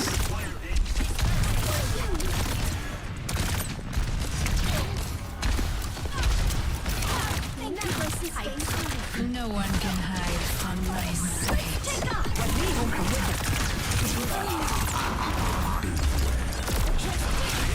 Oh! I didn't even see bro teleport. Jesus.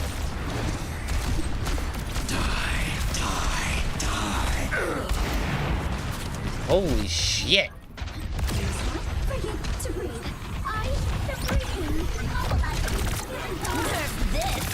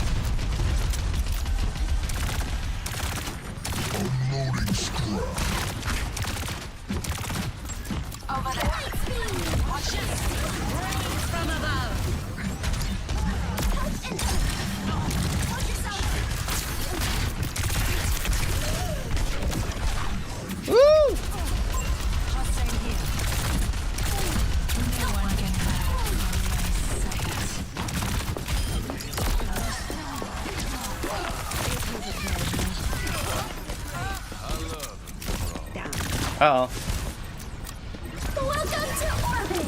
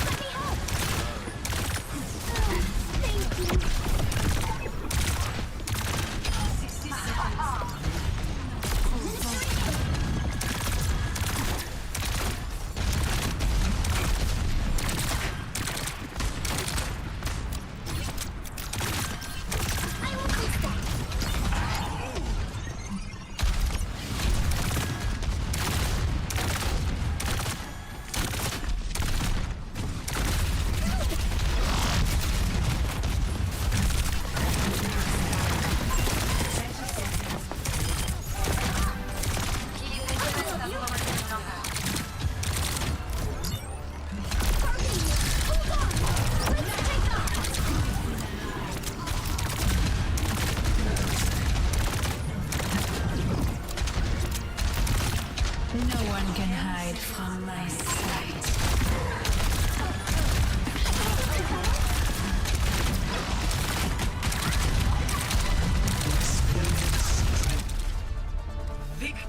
Let's go! Oh my god, let's go! It's never truly over! Dude, our Roadhog was kind of pulling in clutch here. I would give it to our Roadhog. Bro was cooking. It's time.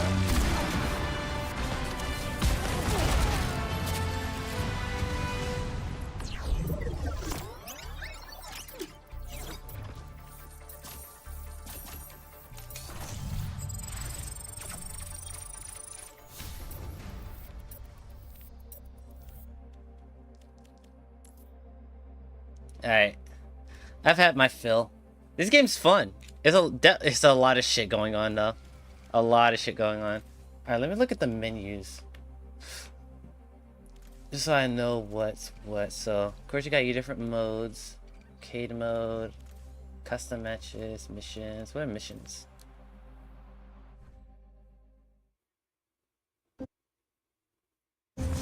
If you want to live in peace, you must be prepared for war.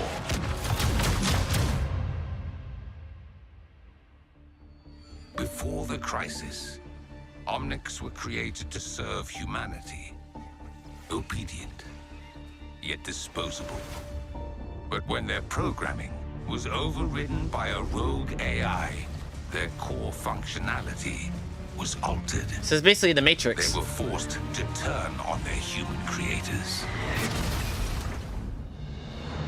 Humanity responded with the formation of Overwatch. Their actions ended the crisis, and in turn, helped free the Omnics. But from the ashes of one conflict, another was born, as most of humanity would never see Omnics as their equals. Now, the Omnic resistance group Null Sector has emerged from the shadows to stand against humanity and fully liberate Omnikind. The revolution has already begun. That's a cool story.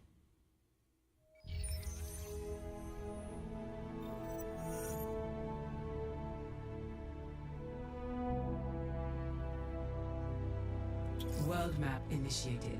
I will report global threats here. Oh, this is the PvE mode. Oh. That's sad. I've compiled all relevant communications on this screen, Winston.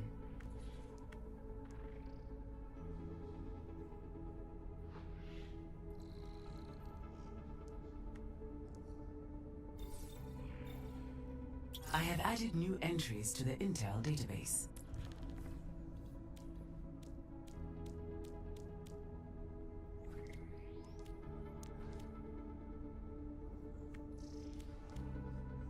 Jesus, this is so sad. This is so sad, man.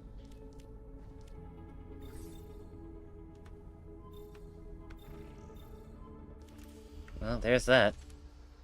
Hero mastery. It's probably like tutorials or something.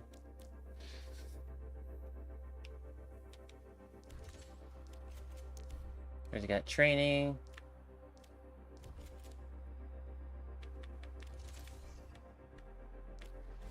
So how do you get up there?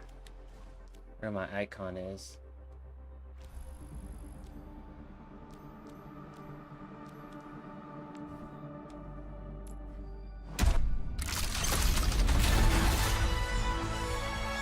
Woohoo! Loot boxes!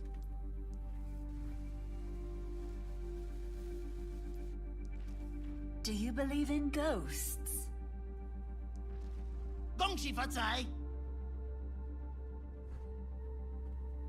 Loot boxes.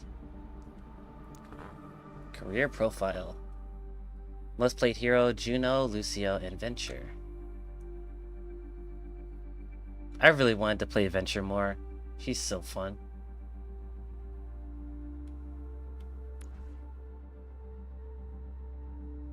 Okay.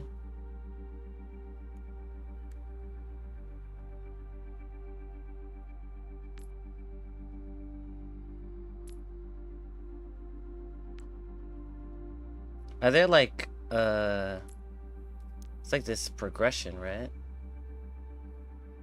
But what do you get out of it? Is it just a flex?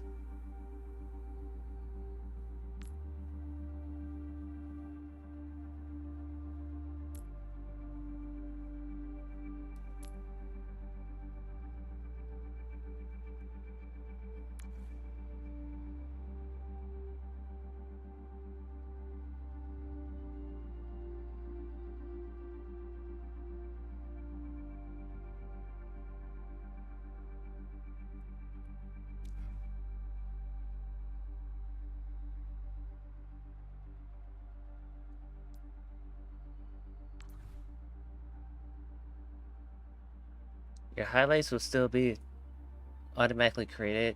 During each match, it will be saved up for 24 hours, even if you exit the game. So this is where I can find them.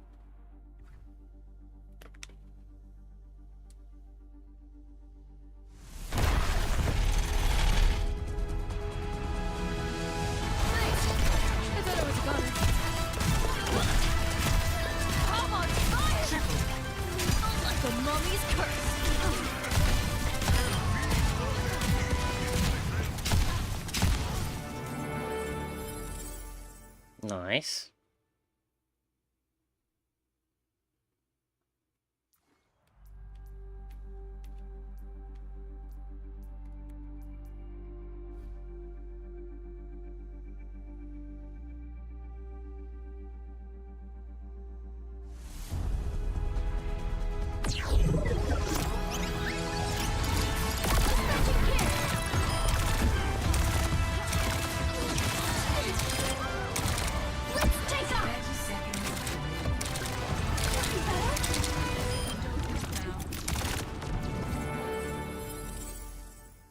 I didn't really do anything there.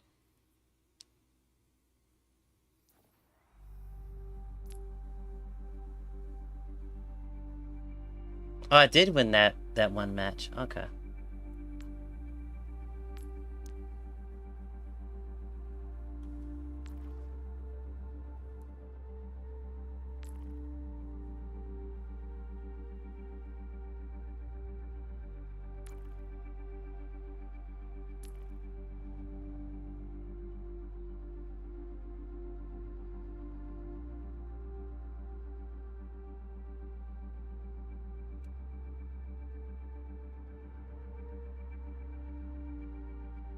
Jesus, they could have made this a little bit more easier to navigate.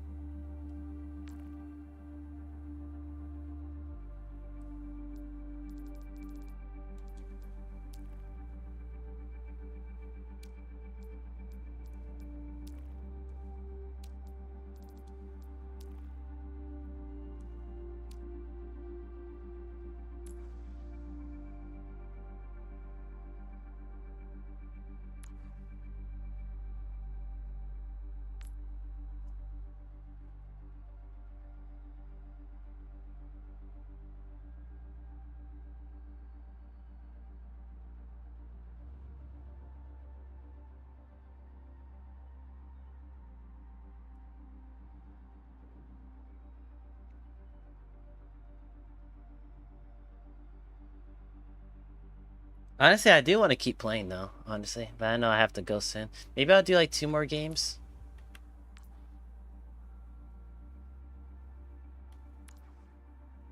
Yeah, I'll probably do like 2 more games.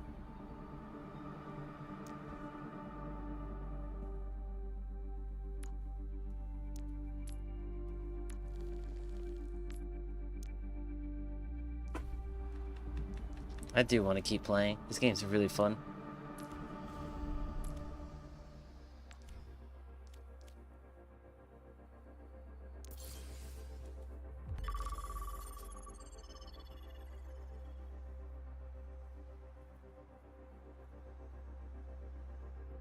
I'll do one of each role. I'll do 1 support, 1 DPS, 1 tank match, and then I'll end stream.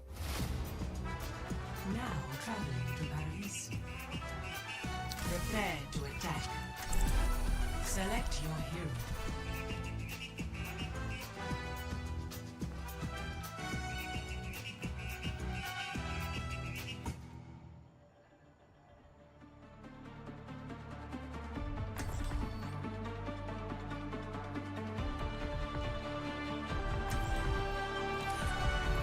We're here to be heard. Pump up the bass. Time to roll out. Boom!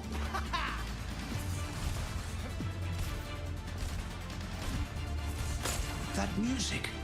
Could the volume be increased? Really? You're a fan of my tunes? Of course. They are delightfully distracting.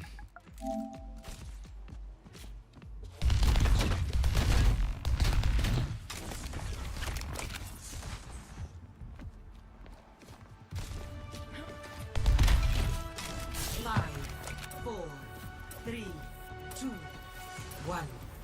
Attack commencing. Capture objective A. Let's not keep them waiting.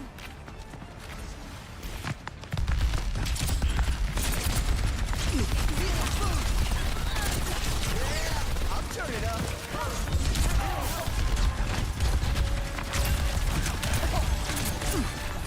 Barrier initialized.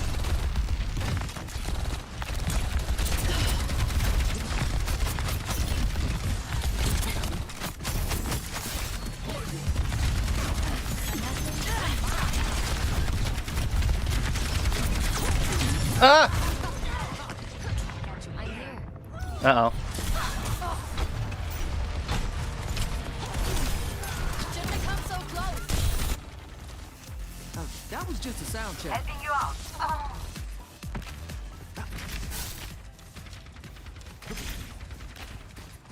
This beat will heal you up. Oh, that's not right. Lightweaver here. Activating the barrier. Thank you. Carrying out the point.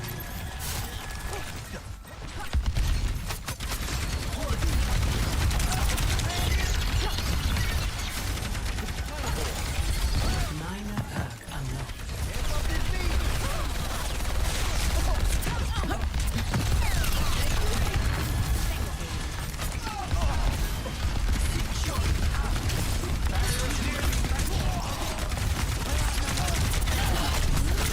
Ow! I didn't even see her back there.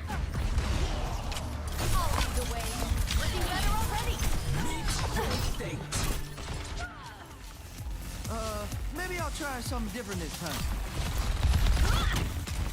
I feel this in my bones.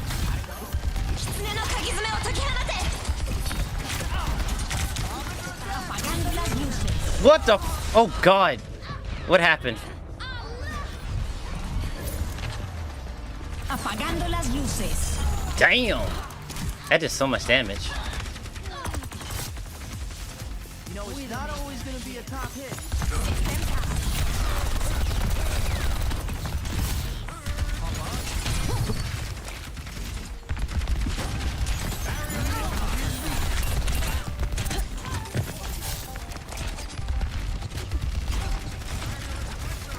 Let's get loud.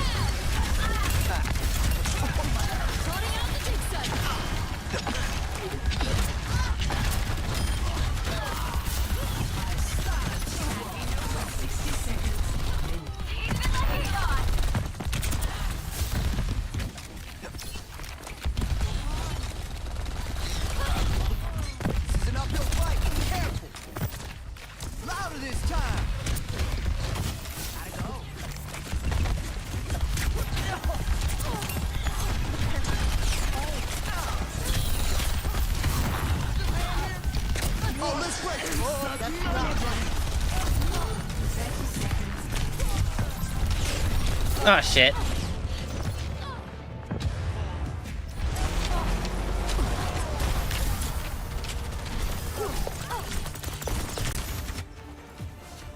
It's not good. Next round. 10 seconds remaining. If we don't hurry, this might get a Soldier en route.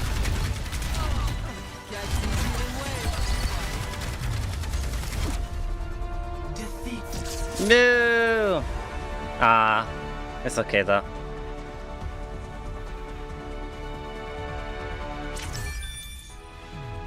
Play of the game. EMP activated.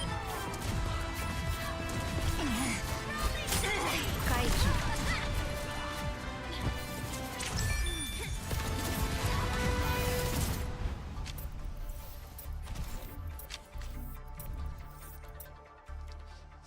Alright, we'll do one as DPS. And then we'll do one more as tank, and then that'll be it for today.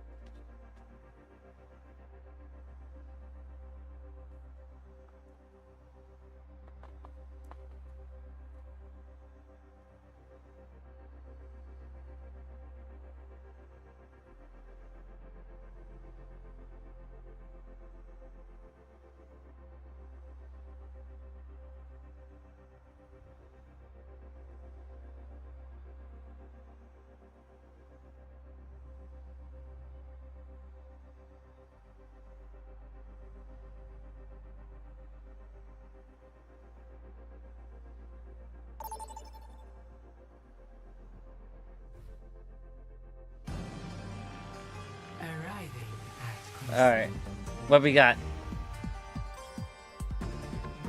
Prepare for battle. Select your hero.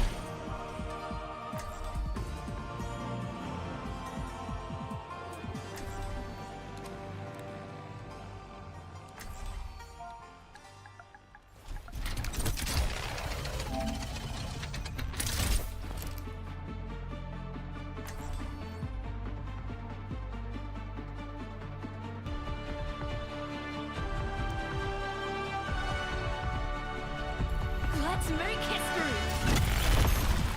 Actuating the barrier. Might be tricky keeping this bunch alive. Between the two of us, how can we fail? What if they run off without us? Don't worry. I have a plan for that. 5, 4, 3, 2, 1. Objective unlocks in 30 seconds. I have you. Time to take action. Freya. Rise!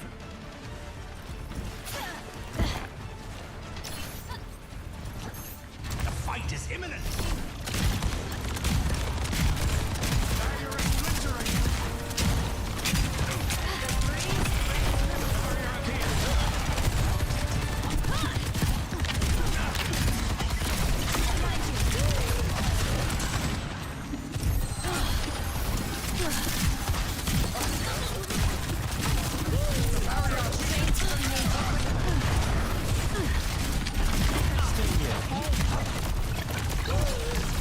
Uh-oh, they're pushing!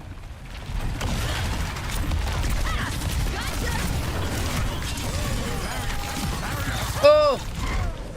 Damn, at least I got their support. Okay, maybe I can get behind them.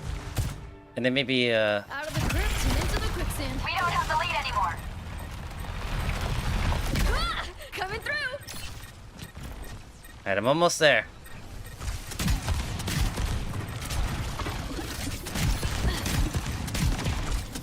Whoa, whoa, whoa! Stop that barricade!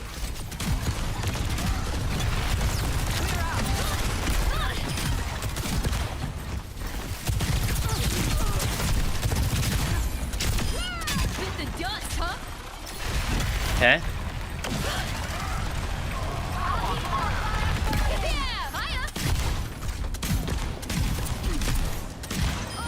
Welcome back to Earth. Nice, nice, nice. Exerting force on the barricade.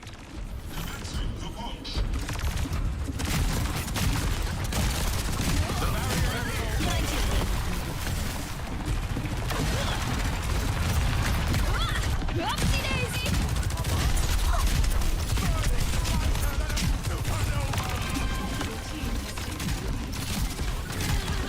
Leads off. Not bad. This ends now. So there is method in this madness.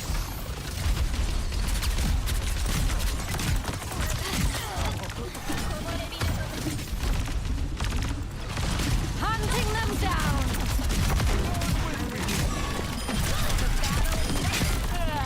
Old news. Gotcha. Enjoying the view? The barricade proceeds. Forward spawn active. Okay.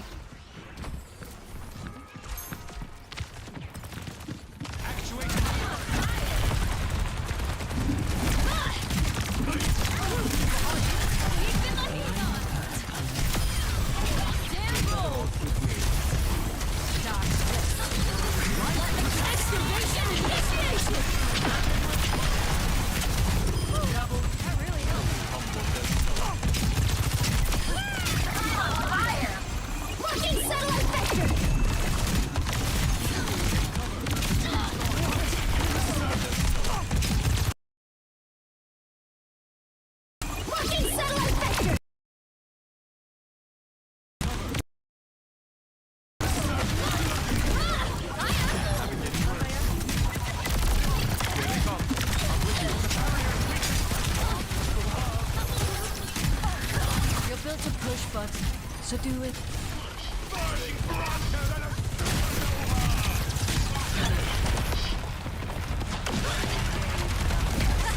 Coming through.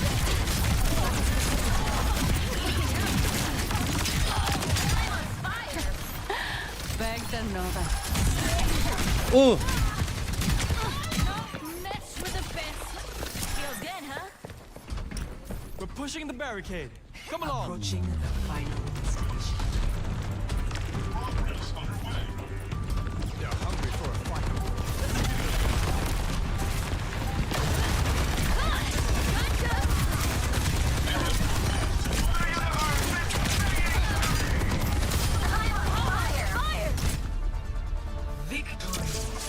The adventure is so much fun, dude.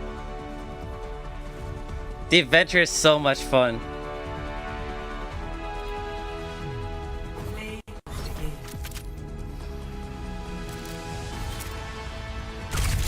This ends now.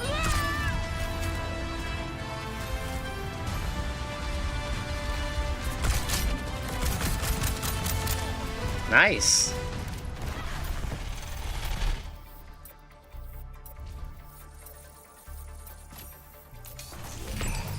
Alright, we'll do one more. One more. We'll play take. And then I gotta go. Dude, I feel like I popped off in that second half, bro. I was getting mad kills.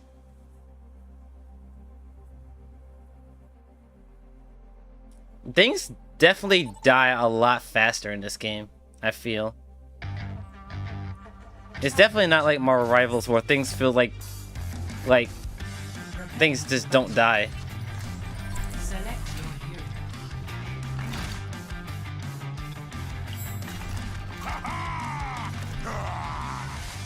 Haha!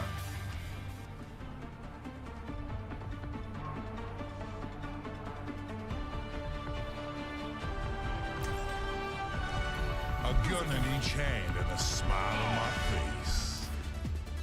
I move quick. Keep up if you like. Pie pie. Yep. Pie pie. I'll get in the pool. Want to see me throw Bob like a basketball? Hands up. He ain't your toy. Yes. Get in the pool. 5, 4, 3, 2, 1.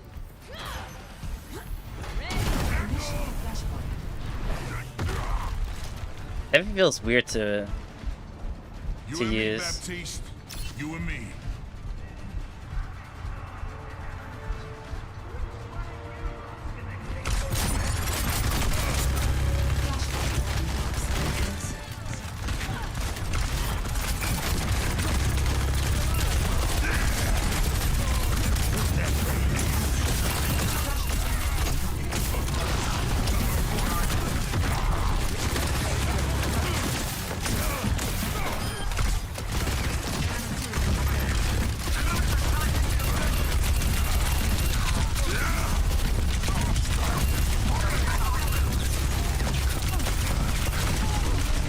Ow! I remember I can use L1 to move.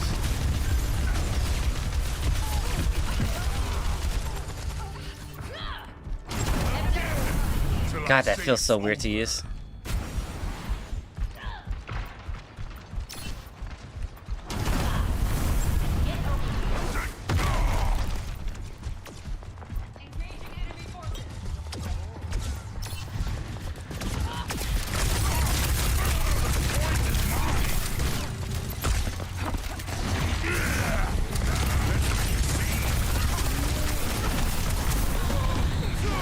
Damn it.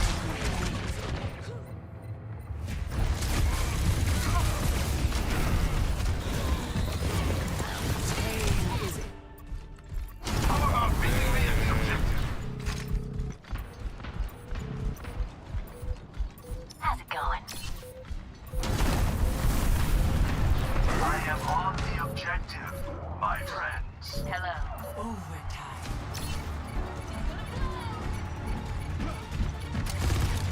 Nerf this!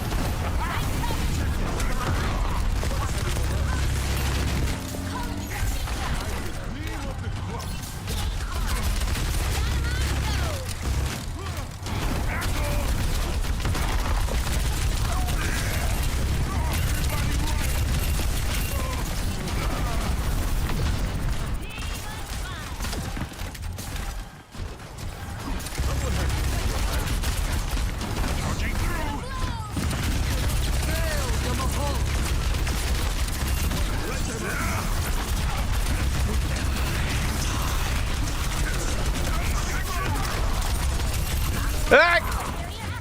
Ow! Okay, I'm not doing that good.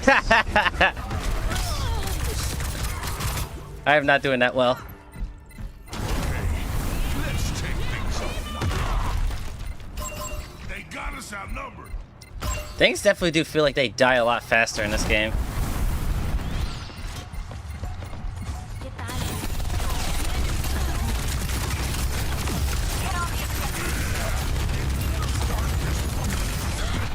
Oh!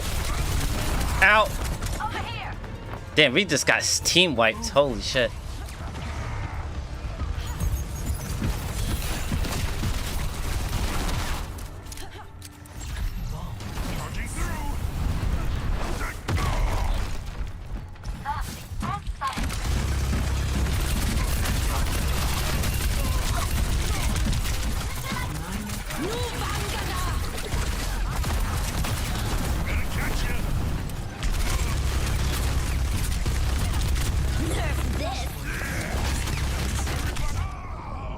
Damn it. Nerf this!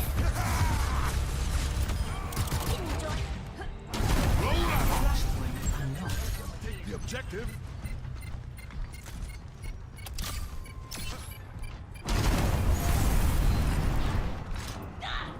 Get on over here.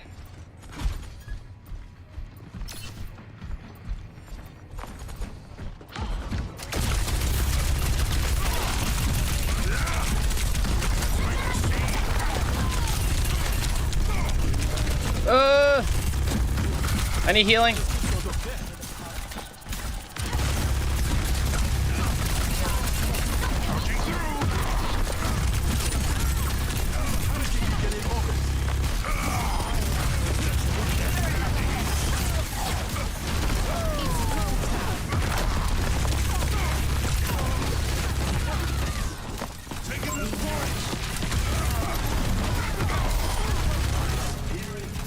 Let's go.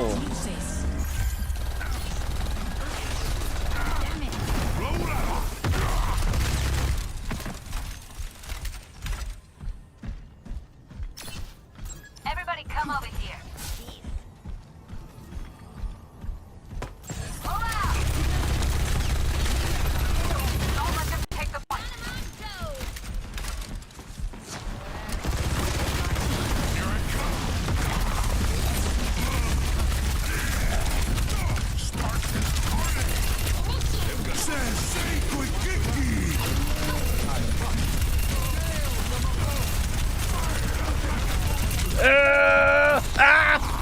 No! I couldn't take it out! No!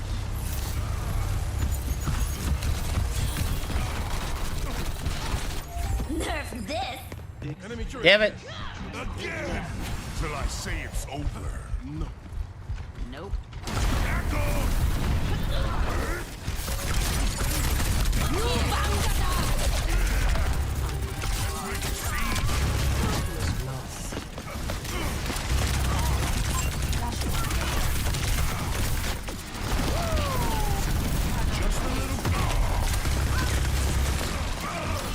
We're going against the odds.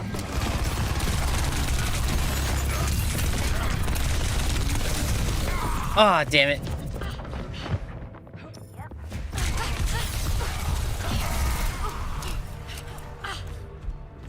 Okay, let's take things up. Nuh-uh. The enemy's got a turret. Yes. No, we have to defend the point. Gonna catch you.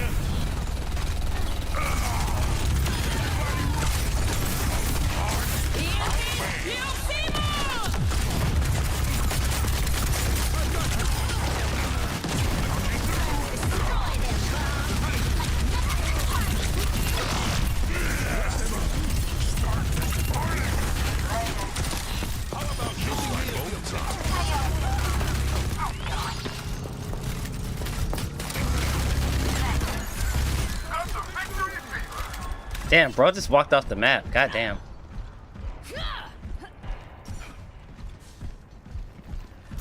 Over here. Hey, catch. Heads up. Let's take them out. Let's make a scene.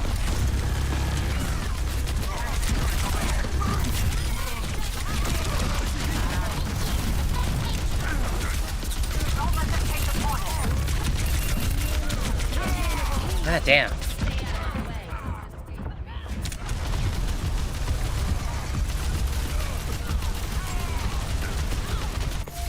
Thanks. Finally, things are getting interesting. Enemy turret up ahead.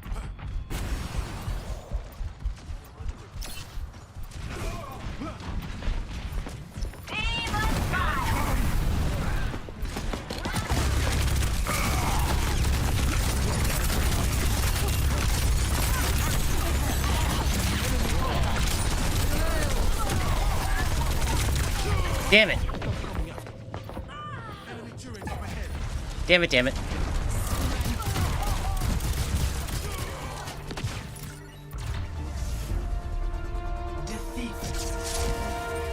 Damn. It's alright though. Honestly, I don't feel like I was doing my team any favors. Play of the game.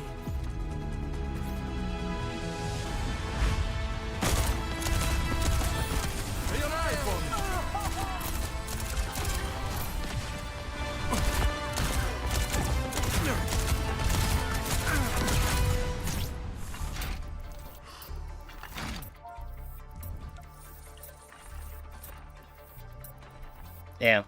Just like Marvel Rivals, people take quick play way too easily. Way too seriously. Damn. I guess that'll never change about hero shooters. Alright, that's gonna be it for me today. I got a splitting headache. But thank you guys so much for watching. Hope you guys enjoyed the stream. If you did, like and subscribe on YouTube. Follow me on Twitch. And hopefully, you know, we'll get to play more Overwatch 2 later on, because the game is fun. and I'm enjoying myself for the time being, so maybe I'll get to play it more often. But that's gonna be it for me today. Hope you guys have a wonderful week, and I guess I'll just see you next time I stream. I'll see you guys next time. Sayonara.